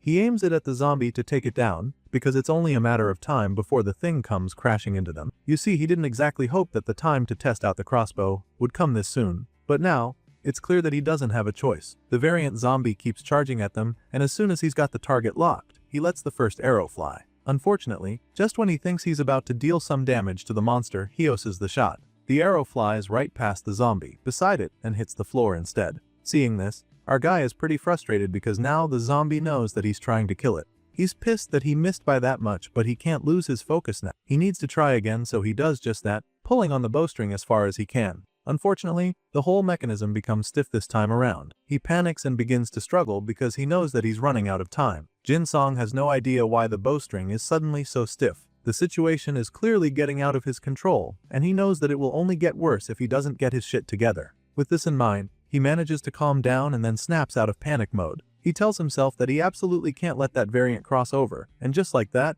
he's suddenly able to set up his weapon for the shot. He lifts it up, aiming at the big zombie once again as he prepares to shoot. The first time, the arrow veered to the right, and he doesn't want that to happen again, so if he wants to make contact with the target, then he'll have to adjust his shot to the left. And that's exactly what he does. As soon as the arrow flies out of the crossbow, Jin Song can already tell that this is a good trajectory. He's confident that this shot is going to land, and sure enough, the arrow hits the variant zombie and sends it falling back down into the snow. He expected it to work, but he didn't think that the crossbow could generate that much power to take down such a big zombie with a single shot. It's more powerful than he thought, so he decides that he'll have to commend Jae-sung some more after they're done dealing with the threat at hand. Speaking of Jae-sung, the guy in glasses is also actively involved in this fight. He's on the other side of the fence trying to hold back another zombie that's climbing it, and despite having almost no experience with stuff like this, he's actually doing a pretty good job holding his own against the bloodthirsty monsters. He shoved his spear right at the zombie's face, and it takes down the monster instantly. Blood splatters everywhere, and some even gets on his face, but this doesn't deter him. He's seriously focused on defending this warehouse from the zombies. Meanwhile, we see that Mr. Byum-ju is in the middle of a pickle near the main gate. Just outside the main entrance, there's a huge zombie that looks like it's been mutated into something else, and the old man is doing his best to make sure that it doesn't get in. He stabs the creature with his spear through the gaps in the gate over and over, but then his weapon gets stuck. He manages to pull it out at the last second and flops to the ground just as the zombie collapses as well. That's when Sion comes around to check on him. She asks if he's alright while trying to hold back the other zombies as well. Thankfully, the old-timer is still okay, so he assures her that he's fine. However, he's noticed that these zombies they're facing right now are different from what they're used to. Apparently, there are several variants among them, and it seems like they have thicker skin and muscle, which makes them tougher to take down. Sion must have noticed this too, because she's not even surprised when the old man mentioned she had the same thought when fighting them because it was much more difficult to stab them and pull out her weapon afterward. Soon, we see the whole team is starting to get exhausted. They've been holding down the fort for a while now, and judging by all the zombie corpses lying around their base, they've been doing a pretty good job too. Still, it's pretty draining, and they're definitely outnumbered, so they don't know if they can do this much longer. Jin Song looks around and begins to wonder how many hours it's been since they started fighting these monsters because the sun is starting to come up. Besides that, he also wonders if they can continue fighting now since he's used up all the arrows that Jae-sung made for him. Just then, the sun finally comes up and all the darkness disappears, confirming their victory. The office worker looks over the fence to the outside where the wave of zombies came and realizes that not a single one of them is left standing. All he sees is a sea of corpses around the compound, and he starts to think that maybe their little war is finally over. As much as he would want that to be the case, he also knows that they can't jump to conclusion. The four of them converge, and the leader of the group admits that they did good. Since they repaired the building, fixed the gates, and improved their manpower, they were able to manage the situation. Jin Song commends all of them, admitting that they worked really hard to ensure their safety. They're pretty proud of themselves, as you can imagine, but they also know that this won't be the last attack they'll have to deal with. Son is very glad that they managed to hold out somehow today, and the hunter feels the same way, stating that survival is the most important thing in a world like this. As relieving as it is to finally be done with that terrifying night-long battle, our guy doesn't think they should let their guard down at all. He points out how the ratio of variants increased a lot, stating that almost 1 in 10 of the zombies they faced was a variant. It was definitely not an easy win, but at least there's a silver lining to taking down such powerful monsters. As hard as it was, they won, and so, the results are quite substantial. As a reward for their win, the party racks up an impressive 24 coins in one night, and of course, all of this goes into Jin Song's pocket. They still have no idea about the shopping platform, and maybe it's for the best because at least the MC can plan better this way. With the winnings from their zombie massacre, Jin Song begins to feel that it won't take much longer before he'll be able to buy the second random box from the store. The four of them are still basking in the relief of the victory when the MC suddenly notices something disturbing. He sees a light coming from the warehouse, and when he looks up at it, he's shocked to see that it's the little girl holding it. You see, Bitna is trying to tell them something with this hand signal pointing the flashlight upward. Based off what they discussed earlier, our guy immediately interprets it to mean that someone is coming. As soon as he knows that this is what's coming, he gathers his party members to give them instruction. He tells Byum-ju to go to the second floor so he can join his granddaughter and prepare for covering fire. As for Son, and Jae-sung, He tells the two of them to go with him to the entrance to deal with these unexpected visitors. Of course, they all know how urgent the situation is, so none of the waste a second before getting a move on. The old hunter grabs his rifle and immediately starts running back into the building to stay with his little girl, while the others follow Song Jin Song's lead as he runs to the entrance. Our guy reaches the ladder that Jae Sung built earlier and starts climbing it to get a good view. It only takes him a few seconds to reach the top, and he quickly takes out his crossbow, ready to fire if the situation demands. Once he's up, he can see pretty much everything around them, so it doesn't take him long to spot the person that Bitna was warning them about. The person is coming from the direction of the village, which is pretty surprising. But that's not the weirdest part because this figure seems to be running away from something. The man keeps looking back like something is coming after him, and this gets the MC really curious. He quickly informs the rest of his crew that it's just one person coming their way. Jae Sung becomes curious too as soon as he hears this. Jin Sung remains up on the fence, watching to figure out what exactly is up with this character. The person has no weapons on him, and from the look of things, he escaped from somewhere in a hurry. That's why he keeps looking back like something is coming after him. Just in case, our guy reaches into his bag to pick out an arrow, but immediately remembers that he already used up all of them. At this point, he figures that he has no choice but to do without. At least, he still has the crossbow, which he feels should be enough for intimidation. After all, there's no way this stranger can know that he doesn't have any ammo. As it stands now, they're all waiting for this unusual character to reach their gate. The guy is still speeding toward the warehouse house, so Byung, Ju and Jae Sung tighten the grip on their guns as they wait for him. Just as the outsider is about to come banging on their door, Song Jin Song comes out, pointing the crossbow at him. He orders the man to stop right where he is, and as you'd expect, the guy freezes instantly. He stops in his tracks, still looking pretty terrified, and then the office worker informs him that he'll get shot if he moves a muscle. The MC aims the crossbow right at the intruder and demands that the guy identify himself. By this time, the man is already shaking on the floor like a leaf. He's so scared that he can't even talk without stuttering, and it pretty much looks like he's about to piss himself. He attempts to identify himself but fails to complete his sentence, so he just proceeds to tell them about the village he just ran away from. He points in the direction of the forest, telling them that there's a village there, and then also reveals that he barely survived there. Apparently something really terrifying happened there, and that's why this guy ran away. He desperately begs them to save him, all while looking back in fear the whole time. It's almost like whatever drove him out of the village is coming after him, and he definitely doesn't want to be on this side of the fence when it comes. He starts begging, but Song Jin Song coldly asks him why he ran away from the village. That's when the terrified man reveals that it's all because of a crazy bitch who broke in and turned the village into a mess. As you can imagine, this is probably the last thing that the MC expected to hear. He was probably thinking the man would say zombies, wild animals, or some kind of disease that had spread among the villagers, but he didn't. Our guy takes a second to process what he just heard, wondering how someone broke into the village, but his thoughts are interrupted when he spots a small group of zombies staggering toward the warehouse. He's intrigued by the way they're lurking, and he wonders if this is what actually chased the terrified man out of the village. The mindless zombies are already closing in by this time, and that's when the man turns around to see that they're right behind him. He starts freaking out again, running toward the gate and begging to be let in. At this point, he's not even scared of the crossbow anymore because he's certain that the monsters behind him will be a worse fate. But then, before he can take another step, Song Jin Song aims the weapon at him a second time and orders him to stop right there. The man can't even believe it when the office worker stops him. Tears fall from his eyes as he expresses his shock and begins another round of desperate cries. He points to the zombies right behind him, assuring them that he's as good as dead if they don't leg him inside. Of course, this isn't an easy decision for the office worker. Jin Song knows that he needs to make the right call to protect his party. He can't just open the gate carelessly to let a stranger in. They have no idea who this guy is or what he is capable of, so he'll be risking everyone's lives if he allows him in. But then again, it would be truly cruel of him to stand there and watch the man get torn to pieces by the zombies, even after seeing how desperate he is. The MC turns to his party members as if waiting to see what they have to say about it.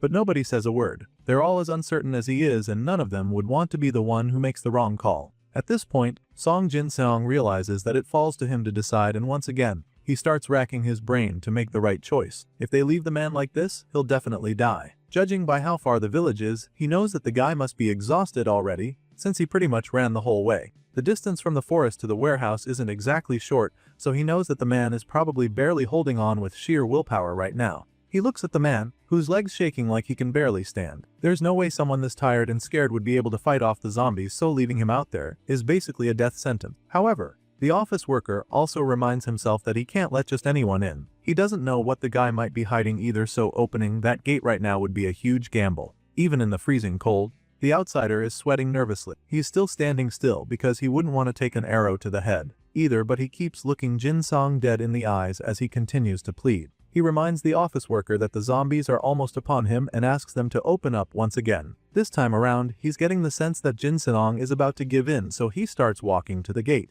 hopeful that they'll save him, but after taking a few steps, our guy stops him again. The man is bewildered at this point because he can't even believe that they still haven't let him in. He's begged every way he knows how and they're still practically playing with his life. He finally loses his patience and starts yelling at our guy. He wonders why Jin Song would be doing such a thing to him when he's a human being. If not for anything, the fact that he's a survivor of the apocalypse like them should be enough reason to help him. The office worker doesn't say anything in response, so the man figures that the only other way to get their help would be to offer something in return. So, he promises to give them all the information he has about the village if they just open the gate for him. The man goes on his knees again to resume his plea, and this is when Jin Song finally gets interested. It had probably skipped his mind before now that the man could have some useful information for them. If he truly came from the village, then he must know about the explosion that happened, or even more important facts about the place. And if they're lucky, then they could find out who exactly caused the explosion as well. With this realization, the office worker begins to consider opening the gate,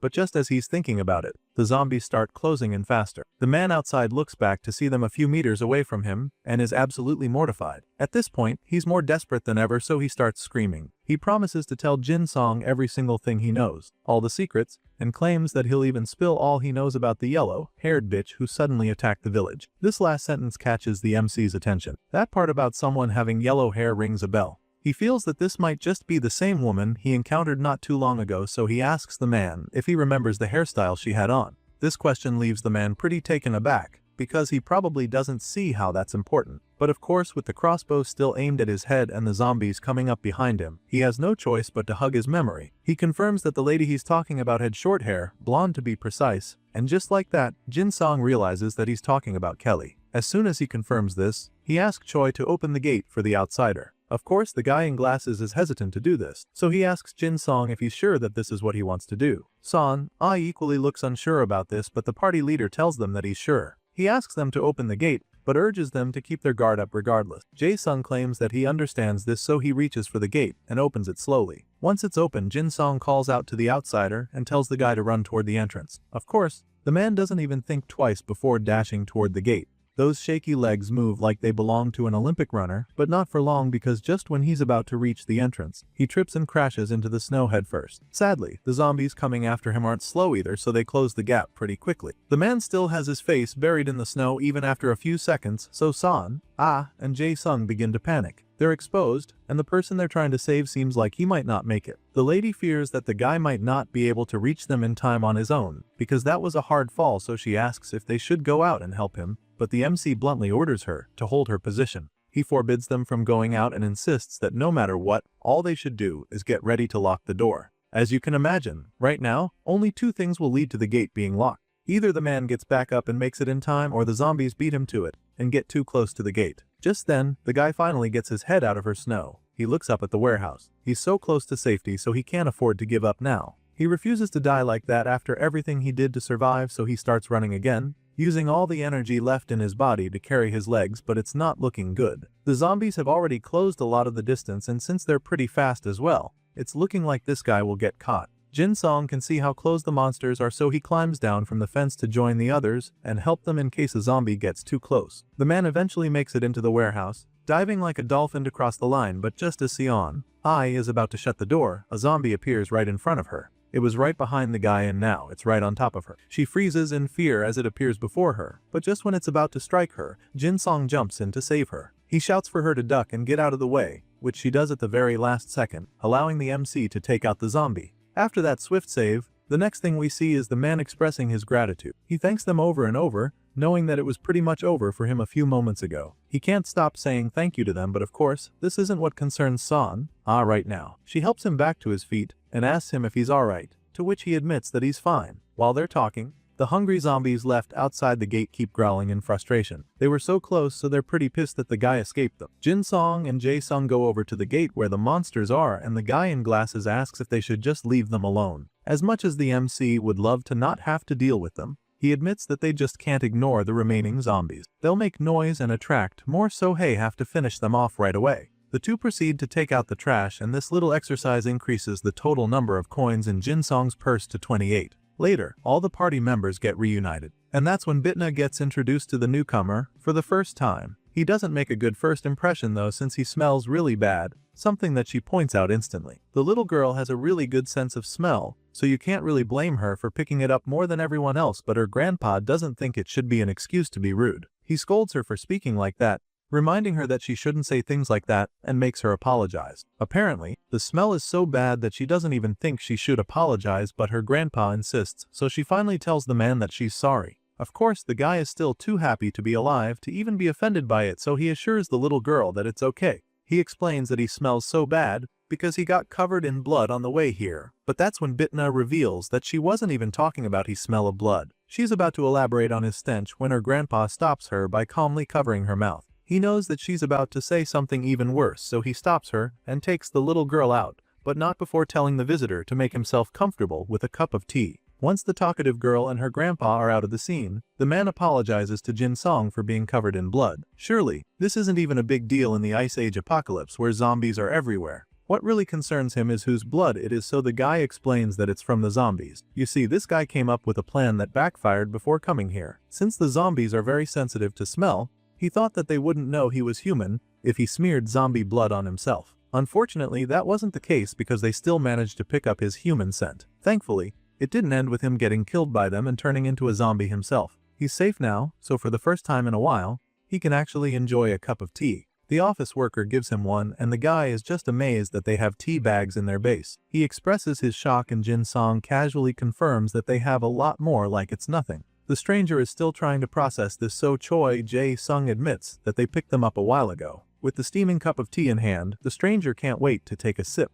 He blows on it a couple times, but the stench of his breath almost makes Jin Song pass out on the spot. The wave of bad breath hits the MC like a lightning bolt. It's horrible, like something is rotting inside this man's body, so it makes him wonder if this is how bad they smelled the times that they couldn't wash up. For now, they're still trying their best to be polite about the whole thing. They turn away whenever the guy opens his mouth to avoid getting choked to death by the stench, but even they know that they can't do this for much longer. For the meantime, they're willing to manage so they can get some information out of the guy. Choi is the first to start the interrogation. He asks the guy to start by identifying himself, and that's when he reveals that his name is Baekdong Gyu. He tells them that he's 36 years old, and just like he said earlier, he reveals that he's from the village across the forest. Now that they've gotten that out of the way, the guy in glasses gets a little more specific. He asks Baekdong how he knew to come to the warehouse, wondering if he already knew about the place. He urges the man to be honest with him, reminding him that he promised to tell them everything he knows when he was outside the gate. The guy is about to say something, but then suddenly gets really nervous. He's pretty uncomfortable, so he asks if he can get a change of clothes, but this pisses off the guy in glasses. He snaps at Baek for even suggesting that he's more or less at their mercy right now.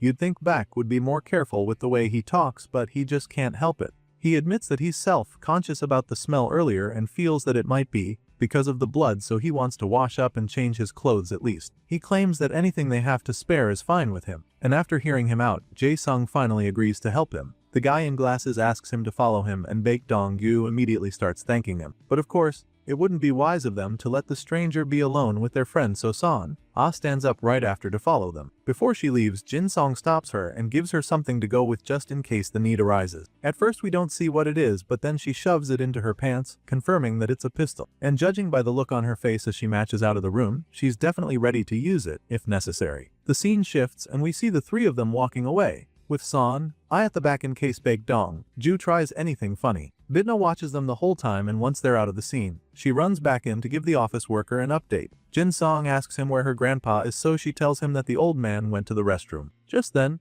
Bitna tells Jin Song that she has something she wants to talk about with him, and this understandably catches his attention. So, he drops everything else and asks her what it is she wants to talk about. At first, she's reluctant to tell him, claiming that it's actually a secret. She needs to be sure that he won't tell anyone else, so she opens with it. Hearing this, Jin Song figures that she's probably talking about the smell from Baek's body. If that's the case, then he advises her to stay away from him, but the little girl just looks pretty confused when he says this. She stares at him with a puzzled look for a few seconds before suddenly informs him that she's not talking about the bloody smell. As it turns out, Bitna has sensed that Baek smells kind of musty. It's the same smell that she picked up on Jin Song and Sion when they came back from the forest before. The scene shifts and the next thing we see is that Baekdong Gayu is back in the middle of his interrogation. He's gotten a change of clothes but he's still freezing, so he's been given another cup of tea to calm down a bit. This time around, he's more willing to talk, promising to tell them everything he knows one by one. You see, the place Baek was at was a community made up of families who got stuck while camping. Baek reveals that there were 15 people in total. Since there were children, they barely managed to hold on by looting convenience stores or marts. Turns out, this guy had a family before the village was turned into a mess. One day, he came back home to his wife, So-jin, and his kid. His wife was surprised to see that he came back so soon,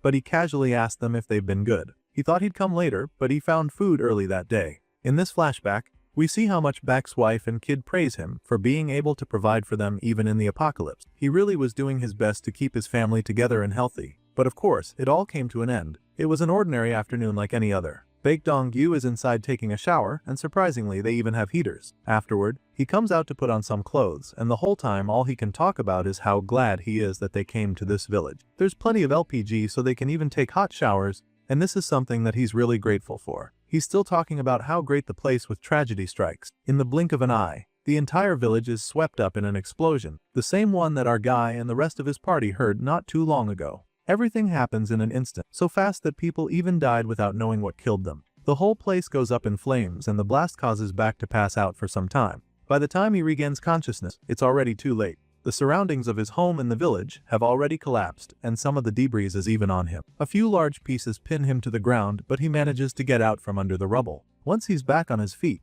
he begins to search what is left of his home for his wife and daughter, but with each passing moment that he doesn't see them, he can probably already sense the horror awaiting him. He calls out for his wife over and over, desperate to find them, and he does eventually. But what he sees absolutely crushes him. Baekdong-ju is absolutely devastated when he finds his wife and daughter lying lifeless under the debris. They had been crushed to death by the falling pieces after the explosion happened, and just like that, the poor man's life came crashing down before his own eyes. He lies down next to his family, refusing to believe that they're gone. He stares at his wife's face for a long time, hoping that she'd just wake up and say something to him, but the reality hits him after a while, and he finally accepts that the people he loves the most in this world are now gone. It's still very hard for him to process, so he just sits there next to him, staring into the empty space. After losing his family, Baek was so confused, having no idea how this calamity occurred or what to even do. He couldn't even do anything as the warmth left his daughter's body right before his eyes. It was definitely a traumatizing event for the man to go through, and thinking back now, all he remembers doing after was cry as he held his baby girl. Unfortunately, he couldn't even get the chance to mourn his family properly because the last moment he had with them was rudely interrupted. In this scene, Bark suddenly hears an argument coming from nearby. He recognizes the voice as that of his neighbor Hyung, and judging by what they're saying, Baek realizes that there's an intruder. Hyung is currently trying to fight off said intruder, and the fact that someone got into the village really scares Baek. It's something that hadn't happened since they arrived there, so he figures that whoever it is must have been the one who blew up the gas tank. Baekdong-gu goes outside to face this intruder. He wants to at least see the face of whoever did this, and the moment he steps out, he's greeted with a huge inferno. Even though there's snow almost everywhere, the flames still haven't gone out. His neighbor Hyung spots him and asks for backup in the hunt for the intruder, so he rushes toward the man, but he's forced to stop his run when he hears the loud bangs. This noise is followed by Hyung's lifeless body falling to the floor, confirming that he just got shot dead. Seeing this, Baek rushes to help his neighbor up. He carried Ung, calling his name to wake him up, but after dragging the corpse for some time, it dawns on him that his neighbor is never waking up. By the time he realizes what's really going on, he's already covered in the blood of the dead man. Hyung is dead, and just as Baek is coming to this realization, he looks up to finally see the person responsible for all the death and destruction. A yellow-haired woman killing the village people. Even with the flames burning all around, she brutally massacres everyone she sees. She shoots all the people in her path, but all Baek can do is hide and watch in horror. There was really nothing he could do against her since she had a gun, so he did what felt right to him at that point in time. He ran away. Unfortunately, just as he took off, the lady heard him, so she shot at him, yelling at him to stop. But of course, Baek knew that slowing down or stopping would be suicide, so he just kept moving as fast as he could until he was out of range. Of course, you could call this a cowardly move, but after waking up to find his family dead and witnessing multiple murders, you could also say Baek is a very wise man. Anyway, that's about where the story comes to an end, and this explains why he was running toward their warehouse earlier. They finally understand why he kept looking back like someone was after him. After telling them how he got here, he reaches into his pocket to show them something. It's something that his daughter gave him when she was alive. Apparently, it was some kind of lucky charm because she gave it to him while saying that he must survive no matter what. So far, It's doing a good job keeping him alive, because this man right here has already had several close encounters with death. Son, I is really touched after hearing this story, especially the part about his daughter. The lady is practically fighting back the tears at this point while Baek declares his trust in his daughter's gift by claiming that he can't die here. If not for anything, then he'd stay alive for his little girl. While the story is very touching and answers most of the questions they had, the MC can't help but feel that something is strange about the story. He still hasn't been able to figure out why Kelly would attack the village. He knows that it wasn't to get resources, so it doesn't make sense that she'd risk drawing out the zombies with that loud explosion. With these questions lingering in his mind, he feels that Baek and Kelly might have been working together. Apparently, he's not fully convinced by the man's story and still thinks that guy might be lying. But then again, if this man was working with Kelly, she would have appeared already. After telling them his story, Baek begs them to let him stay in their warehouse for just one day. He doesn't ask for anything more and promises to leave them and continue on his way afterward. By this time, Seon, and Jae-sung seem to have been swayed by the man's story. They feel bad for him, so they're probably already willing to let him stay, but they don't have the final say, so they just turn to the MC,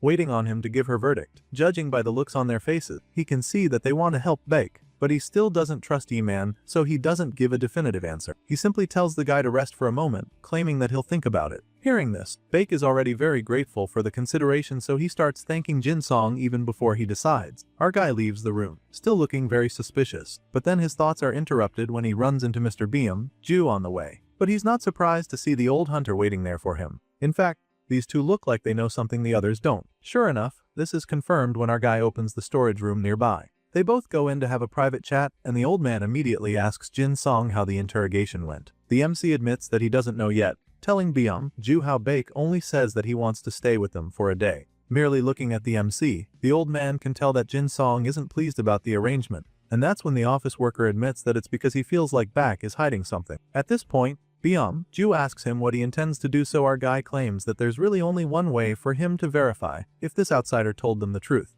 The old man is curious to hear what Jin-sung has in mind, but he doesn't even need the MC to say it before he gets the idea. Just thinking about doing it is scary enough, but as it stands right now, Jin-sung insists that going to the village himself is the only way to get the answers he's looking for. The same village where Kelly allegedly went on a killing spree.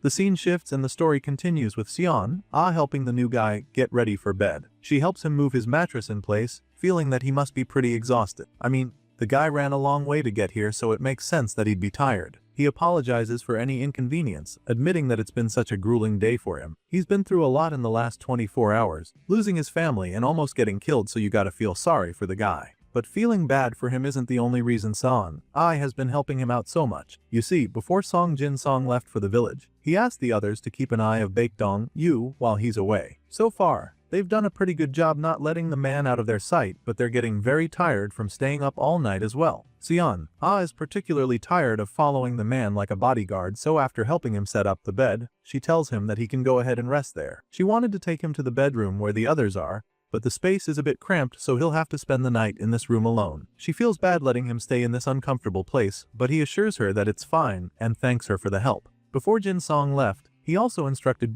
Ju to stay behind and take turns to watch the new guy. Just as Seon is about to leave the room, the old hunter enters the place, asking if everything is ready. She seems surprised that he's back so soon, while Jae-sung is more interested in keeping an eye of Baek Dong-ju. He is pleased to see that the guy has already settled in well, but a little concerned that the floor might be too hard for him. However, Baek claims that it's actually fine, telling them that the sleeping bag they gave him made it soft enough. As per Jin-sung's instructions, Mr. Ju comes in to take over from Seon. He knows that the lady must be pretty tired by now, so he asks her to go get some rest while the two leave the room together, telling Ju goodnight, and he does the same. But just as they're about to shut the door, he notices that there's someone missing. He hasn't seen Jin-sung in a while, and since he doesn't know their names yet, he just refers to the MC as the tall one. As soon as Seon hears this, she laughs a little, realizing that he must be talking about their party leader. You see, before leaving, our guy came up with a plan for the others to follow. He doesn't want Baek Dong-gao to know that he's going back to the village to investigate, so he gave them a story to tell the new guy in case he asks about him. Sure enough, when Baek asks, Seon tells him that Jin-sung went to the restroom, claiming that he complained about stomach upsets earlier. Of course, he buys the story since there's really no reasons for him to think otherwise. Once that's out of the way, Seon tells him to get some rest, preparing to leave the room for good. And once again, Baek Dong-ju thanks her and tells her goodnight. The lady shuts the door behind her and meets up with her party member. So far, everything is going according to plan. With Byum, Ju and Jae-sung manning the door, she can finally go to bed and get some rest before it's time for her shift. Apparently, Jin-song has such little trust in the new guy that one person isn't even enough to watch him.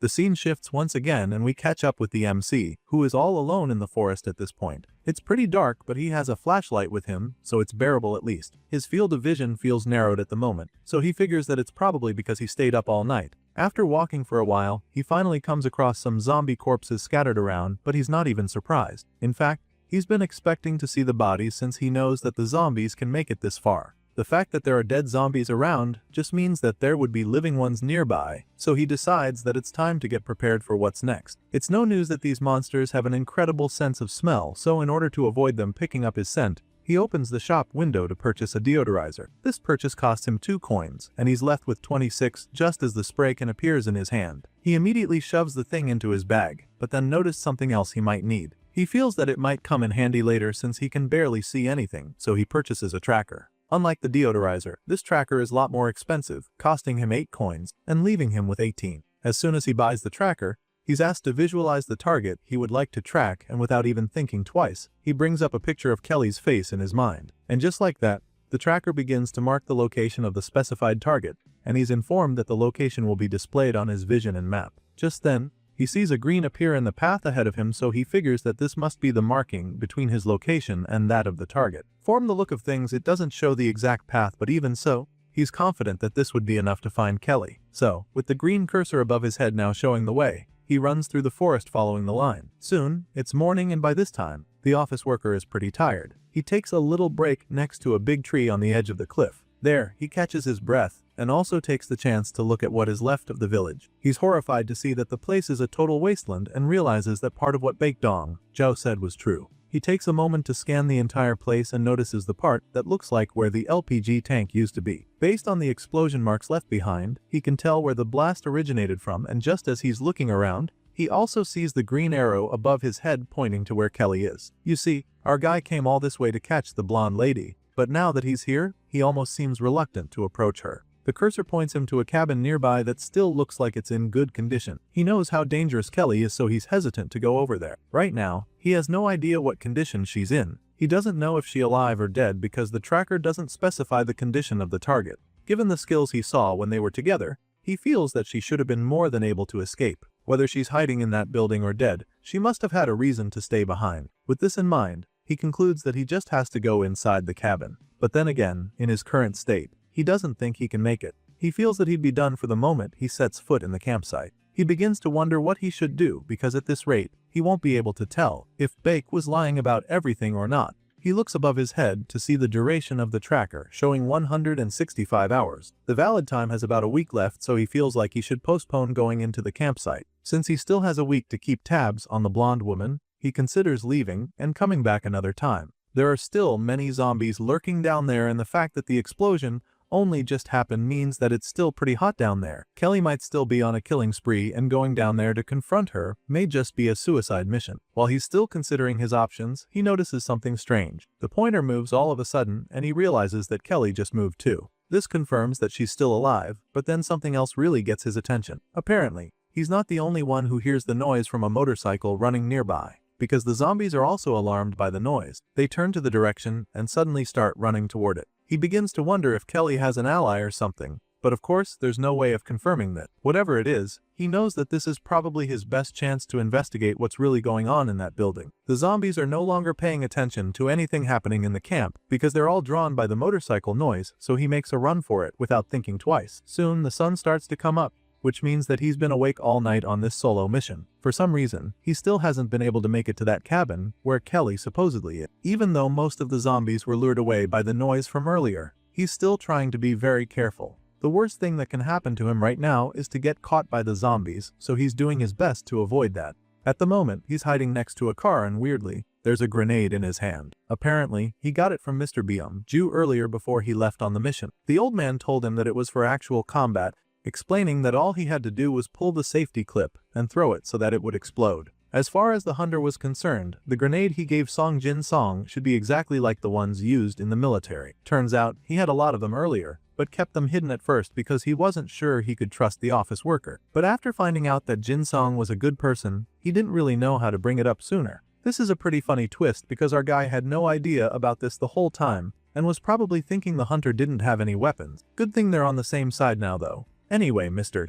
Ju gave him the grenades he had just in case he might need them, which the office worker was really grateful for. Upon receiving the explosives, Jin-song really hoped that he wouldn't need to use them if possible, but having them made him feel secure too. The flashback comes to an end, and we catch up with the MC who is still doing his best to navigate the village without getting detected by the zombies. So far, his stealthiness is quite impressive since not a single one of the brain eaters has spotted him. He's being extra cautious because he's right in the middle of their den, but just then, he comes across something that shocks him. It's a human corpse right in front of him, and he almost trips on it. As soon as he sees the dead body, he realizes that something is not right. He takes a second to examine the body and notices that there are no bite marks on the zombie. But the fact that there are no bite marks isn't the weirdest part, because there are literally no signs of zombies approaching the corpse either. It really confuses him, and after taking a closer look at the body before him, he concludes that the person was alive for a short while even after the explosion. Clearly, they didn't die from the blast immediately, and this makes him even more curious, so he quietly moves over to some of the other corpses to continue his investigation. He checks on the next one and notices gunshot wounds on the body.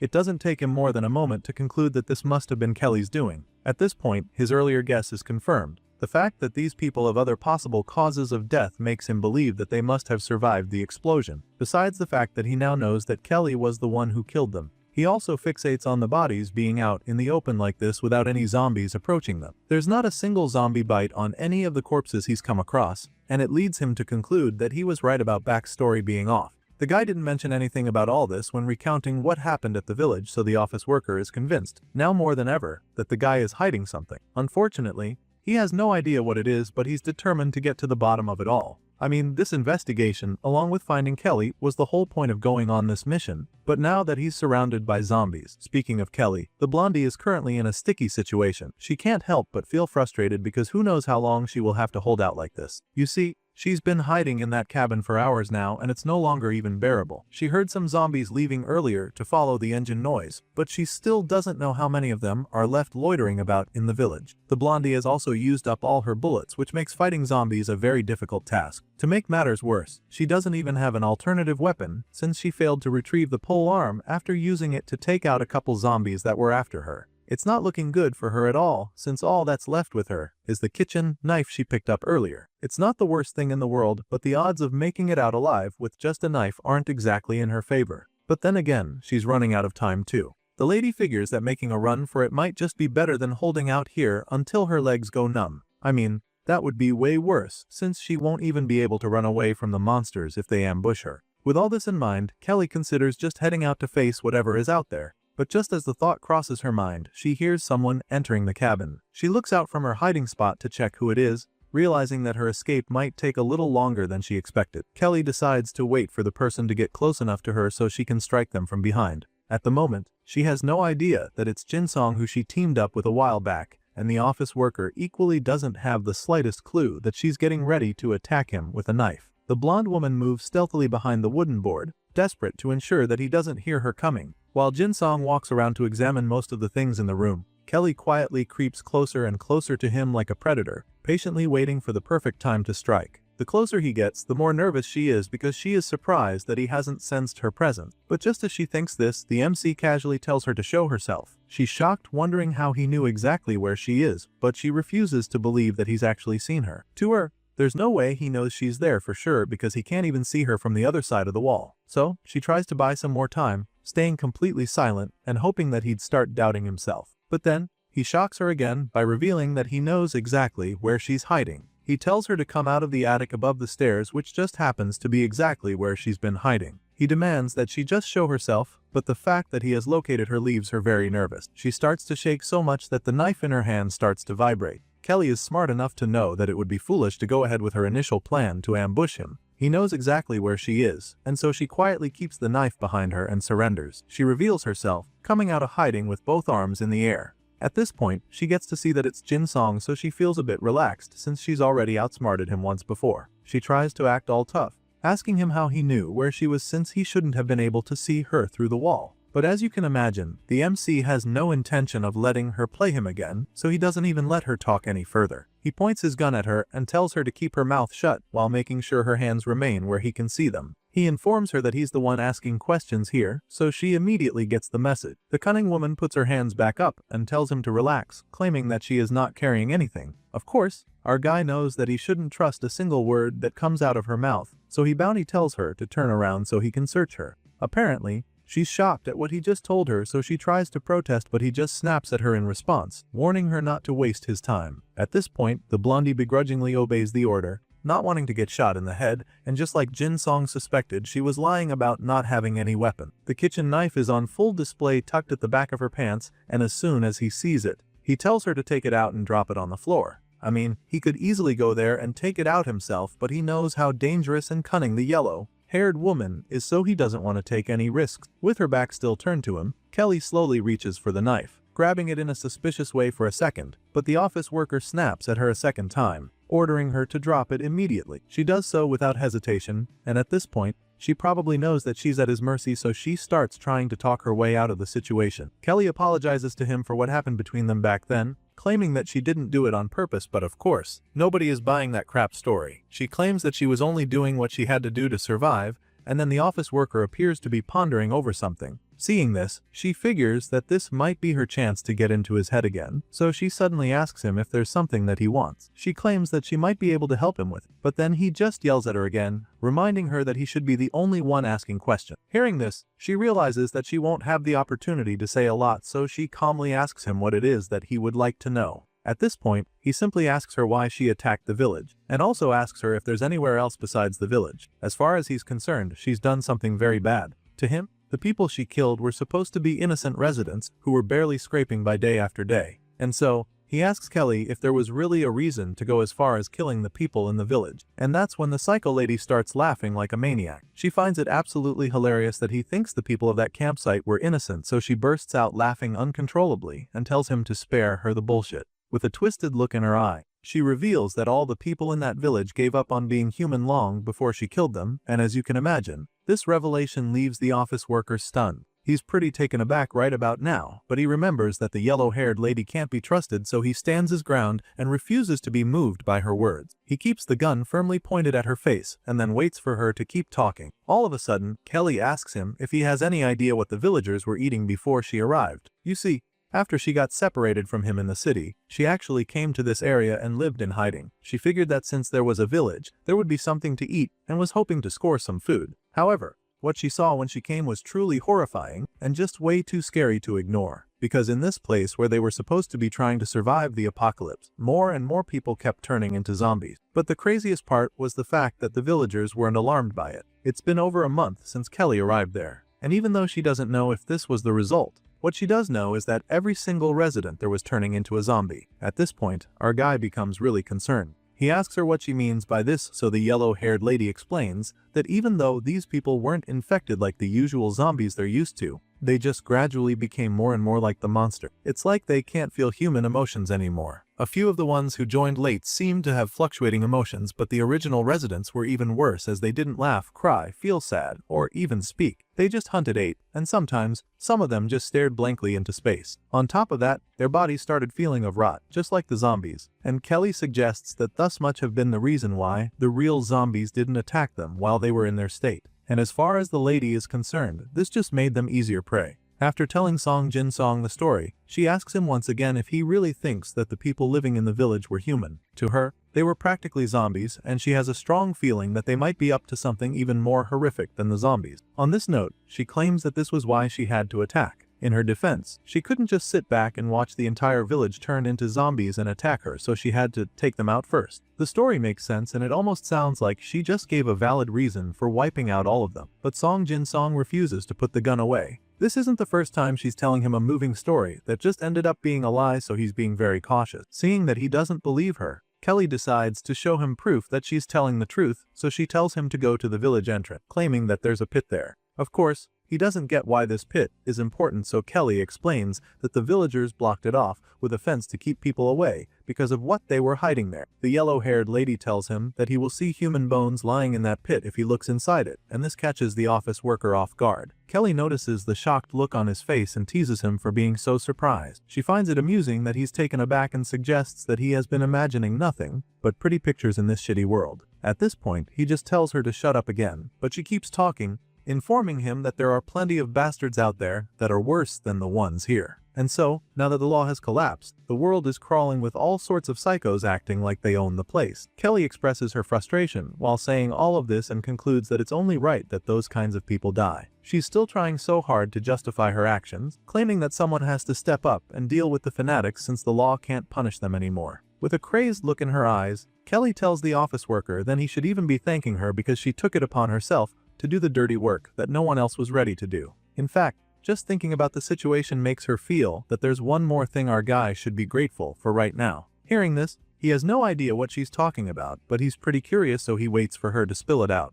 And that's when she drops another bombshell. Kelly tells him that he must be starving at the logistics warehouse, revealing that he knows he's been there, and as if that's not scary enough, she also knows that his party has about 4 other members, including a young kid. As soon as Jin Song hears this, his grip on the gun goes soft and his eyes widen in horror. All of a sudden, he realizes that Kelly might be more dangerous than he thought, and for the first time since he started pointing that gun at her, he begins to feel like he might be the one at her mercy. The blondie informs him that she needs supplies, but didn't go to the warehouse, even though she could easily have raided them with her firepower. She chose to attack the village instead, so in her mind, she spared him and his party, which she believes should make them even. Kelly starts to think that she's gotten the upper hand in this situation, but then the MC refuses to put the gun away. He keeps it aimed at her head, which bothers her because she thought she would be able to talk her way out of it by now. In her mind, she's already told him enough, so she feels like she deserves to be cut some slack. Just then, we see the zombies outside heading toward their tent and Kelly hears them coming too. She begins to panic, knowing that she'd be the easier target for them as she does have a weapon. So, she becomes desperate, snapping at our guy for not letting her go. She keeps trying to make him put the gun down, but he doesn't, and that's when a few of the zombies enter the place. They come at her instantly, and when she sees them coming, she realizes that she has no other choice but to defend herself. So, she quickly picks up the knife and moves to take down the zombie trying to get her. She tackles the first one and stabs it till it's dead,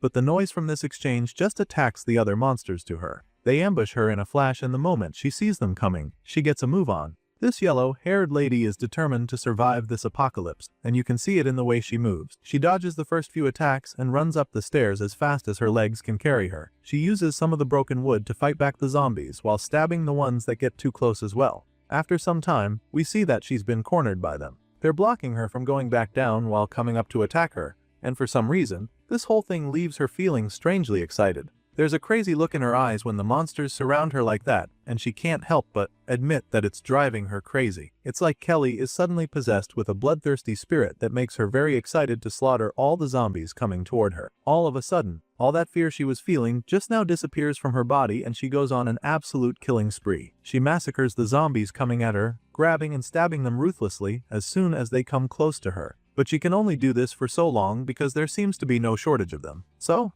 after fighting for some time, she decides to make a run for it. When the zombies become way too many to handle, she grabs the handle of the staircase and jumps over the railing to escape. He hands onto the railing to avoid falling over, but just when she thinks she's made it, the ones at the bottom of the stairs rush her. The first one charges at her, but she doesn't let it faze her. In a brilliant display of acrobatic prowess, Kelly uses her legs to strangle the zombie and then goes on to take out the other ones as well. By the time she's done, she is extremely tired. She sits on the stairs, trying to catch her breath, and that's when she hears the office worker's voice again. Song Jin Song comes back to continue from where they stopped, but first, he commends her for her skill. He admits that she was really impressive just now by taking on 6 zombies at the same time. It's not something that many people can say they've done and succeeded at, so he gives the lady her flowers. But while he's teasing her, she can't help but wonder how he stood there the whole time and not even a single zombie attacked him. She's so confused by it, so she asks him why, and that's when we see that he's still got his gun aimed at her head. Of course, Jin Song is smart enough to know that he should not tell her anything about the shopping window, or even the deodorizer that he used to cover his human scent, so he casually tells her that he has his ways. All of a sudden, he starts walking closer to her, and with each step he takes toward Kelly, she begins to panic even more. She's already exhausted from taking on the zombies, so fighting him right now would even be more difficult, so she tries to talk things over with him. Terrified, she crawls up the stairs as he approaches her and tells him to wait. She reminds him that she has already told him everything and that she knows the reason he raided this place, but he simply suggests that she's the one who knows the reason better than anyone else. And it turns out,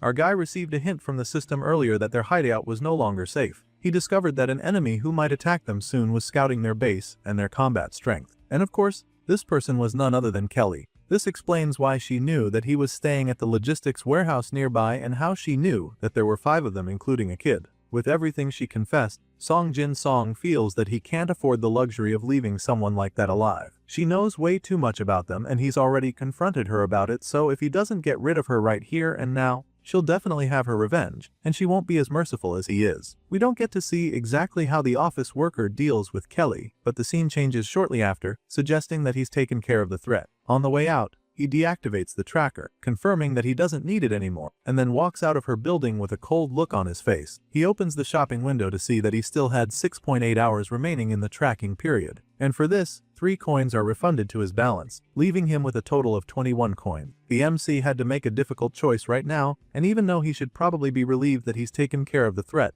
he can't help but feel even more uneasy now. Outside, we see him burying something in the snow, and as soon as he finishes, he remembers that he needs to hurry back to the warehouse. His fears were correct, so now, he needs to get back to base and check on his friends. In his haste, he begins running through the snow and one of the zombies nearby what's the noise. The monster tries to attack him, but he sees it at the very last second and is able to kill it with his weapon. As per usual, he gains coins for killing the 3 zombies near him, but just as he's taking down the last one, he looks up to see a bigger wave of zombies running at him from the forest. Merely thinking about fighting them is draining enough, and the fact that he'll have to fight them one by one makes him want to just disappear. This is why using a gun is always better. At the moment, he's in a race against time, so staying here to fight back the monsters would just make things much harder for him. It's even worse if he has to do it with this big hammer he's holding, so he concludes that this plan will have to change. Right now, what he had in mind can no longer work since the route he usually takes to the logistics warehouse has way too many zombies. And just like that, it becomes clear to him that the only path he can take back to his base is a road that he's never been on before. It's definitely not something he's looking forward to, but at the same time, he can't afford to stay here and start going back and forth with numerous zombies. He decides that it's wiser to run away from this fight, so that's exactly what he does without looking back. Now, Song Jin Song is on this new path, a route he has never taken before, so he knows that he has to be careful. He eventually stops running once he's sure that he managed to shake off the zombies. At this point, he decides to be more careful, because this is a road he knows nothing about. He can't be running along this route, because it would increase his chances of getting in trouble. The first step he takes to be cautious is purchasing another deodorizer, which subtracts 2 coins from his balance yet again. He sprays the stuff on his body to mask his scent as usual, and then resumes the journey as carefully as he can. The whole time, he can't stop looking over his shoulders as he has no idea what could be lurking in that part of the forest. To make matters worse, it's a lot colder in this part, and it's mostly because his body temperature dropped way too much since the sweat from all that running started cooling. The office worker can already tell that this is going to be an arduous journey, so he decides that he needs to find a place to rest for some time. After a while, he comes across a smaller route that looks like it leads out of the forest, so he happily follows it, and it doesn't take long for him to reach a place with a building. He's surprised to see it, but also quite happy about it, because he's been looking for a place to rest and warm himself. Upon closer inspection, he realizes that this building is a restaurant, so he goes inside. Thankfully, the doors aren't locked, so he enters the place, actively searching for a part of the building where the wind would leak. He makes his way to an open kitchen, and figures that he can probably manage there since it might be better than the dining area, but then, he sees a door just across the room. He walks through it, sighing in relief because he feels that he can actually rest well there. But before he can even finish the thought, a zombie pops out right in front of him. He's taken aback by this, but his quick reflexes enable him to block the incoming attack. The zombie charges at him, but he blocks it with the sledgehammer and avoids getting bit. The monster bites down hard on the handle instead. Just like that, the both of them begin to wrestle. The office worker musters all the energy he can to keep the vicious zombie at bay. The monster pushes down hard on him, trying to overpower him, but he manages to hold it back. Just when it looks like it might be getting too close, he pushes it back with a mean kick to the gut. This hit sends the zombie flying, and it even loses a couple teeth as well. The zombie falls to the ground, with a look of disbelief on its face, as just as it looks up, Song Jin Song is standing right over it, swinging his sledgehammer once again. We don't get to see him finish off the zombie, but that look on his face at the very last second gives you a pretty good idea what he did. He sighs in relief once again. realizing what a close call that was just now. He almost got turned by that zombie. If it wasn't for the handle of the hammer that saved him, he would probably have been bitten. As much as the hammer saved his life in more ways than one, he knows now that he can't do anything with it anymore. The zombie bit off a huge chunk of the handle, so now it's just holding on for dear life. With the hammer like that, he knows that he can't use it properly anymore. All he has left is the gun, and that's not something he wants to use unless he absolutely needs to. For one, he has limited bullets and wouldn't want to attract the zombies with gunshots, so he decides that there's no other option but to check the shopping window. He enters the platform and immediately searches for the zombie skull-crushing hammer he saw earlier. This one has a metal handle, which means it's more durable, and it only costs 6 coins, so he doesn't even think twice before purchasing it. At this point, you can already imagine just how excited he must be to test out the new weapon on a few troublesome zombies, but before he can even think about this, he receives a notification that shocks him to the bone. As it turns out, this new weapon comes with an annoying limitation, because even though it's effective for slaying zombies, he won't be rewarded with coins whenever he kills any with it. Our guy is still trying to wrap his head around this when he sees another annoying message informing him that the durability of the zombie skull-crushing hammer is limited to 10 uses. Apparently, even though the thing is made of metal, it might not even last longer than the sledgehammer he was using before. As you'd expect, Jin Song almost starts crashing out on the spot. I mean, I'd be livid too if I just spent 6 zombies worth of coins on a weapon can't even help me get them back. Our guy concludes that the weapon is a scam, because why couldn't they just tell him all this before letting him purchase it? As annoying as the situation is, he knows that there's no point getting all worked up over it. There's really nothing he can do to change it now, so he decides that he'll just find a way to make it work. For the meantime, he needs to look for a good place to rest in the building. So, he goes into the room, only to discover that it's very dark. Before anything else, he decides to toss the zombie corpse outside so he doesn't choke to death from the smell. But as soon as he starts dragging it out, he notices something on the uniform that catches his attention. It's the logo on the badge, and he recognizes it immediately because, as it turns out, it looks very similar to his company logo. Which can only mean one thing. Whoever turned into this zombie was someone he probably knew before the Ice Age apocalypse happened. That's it for this episode. Until next time.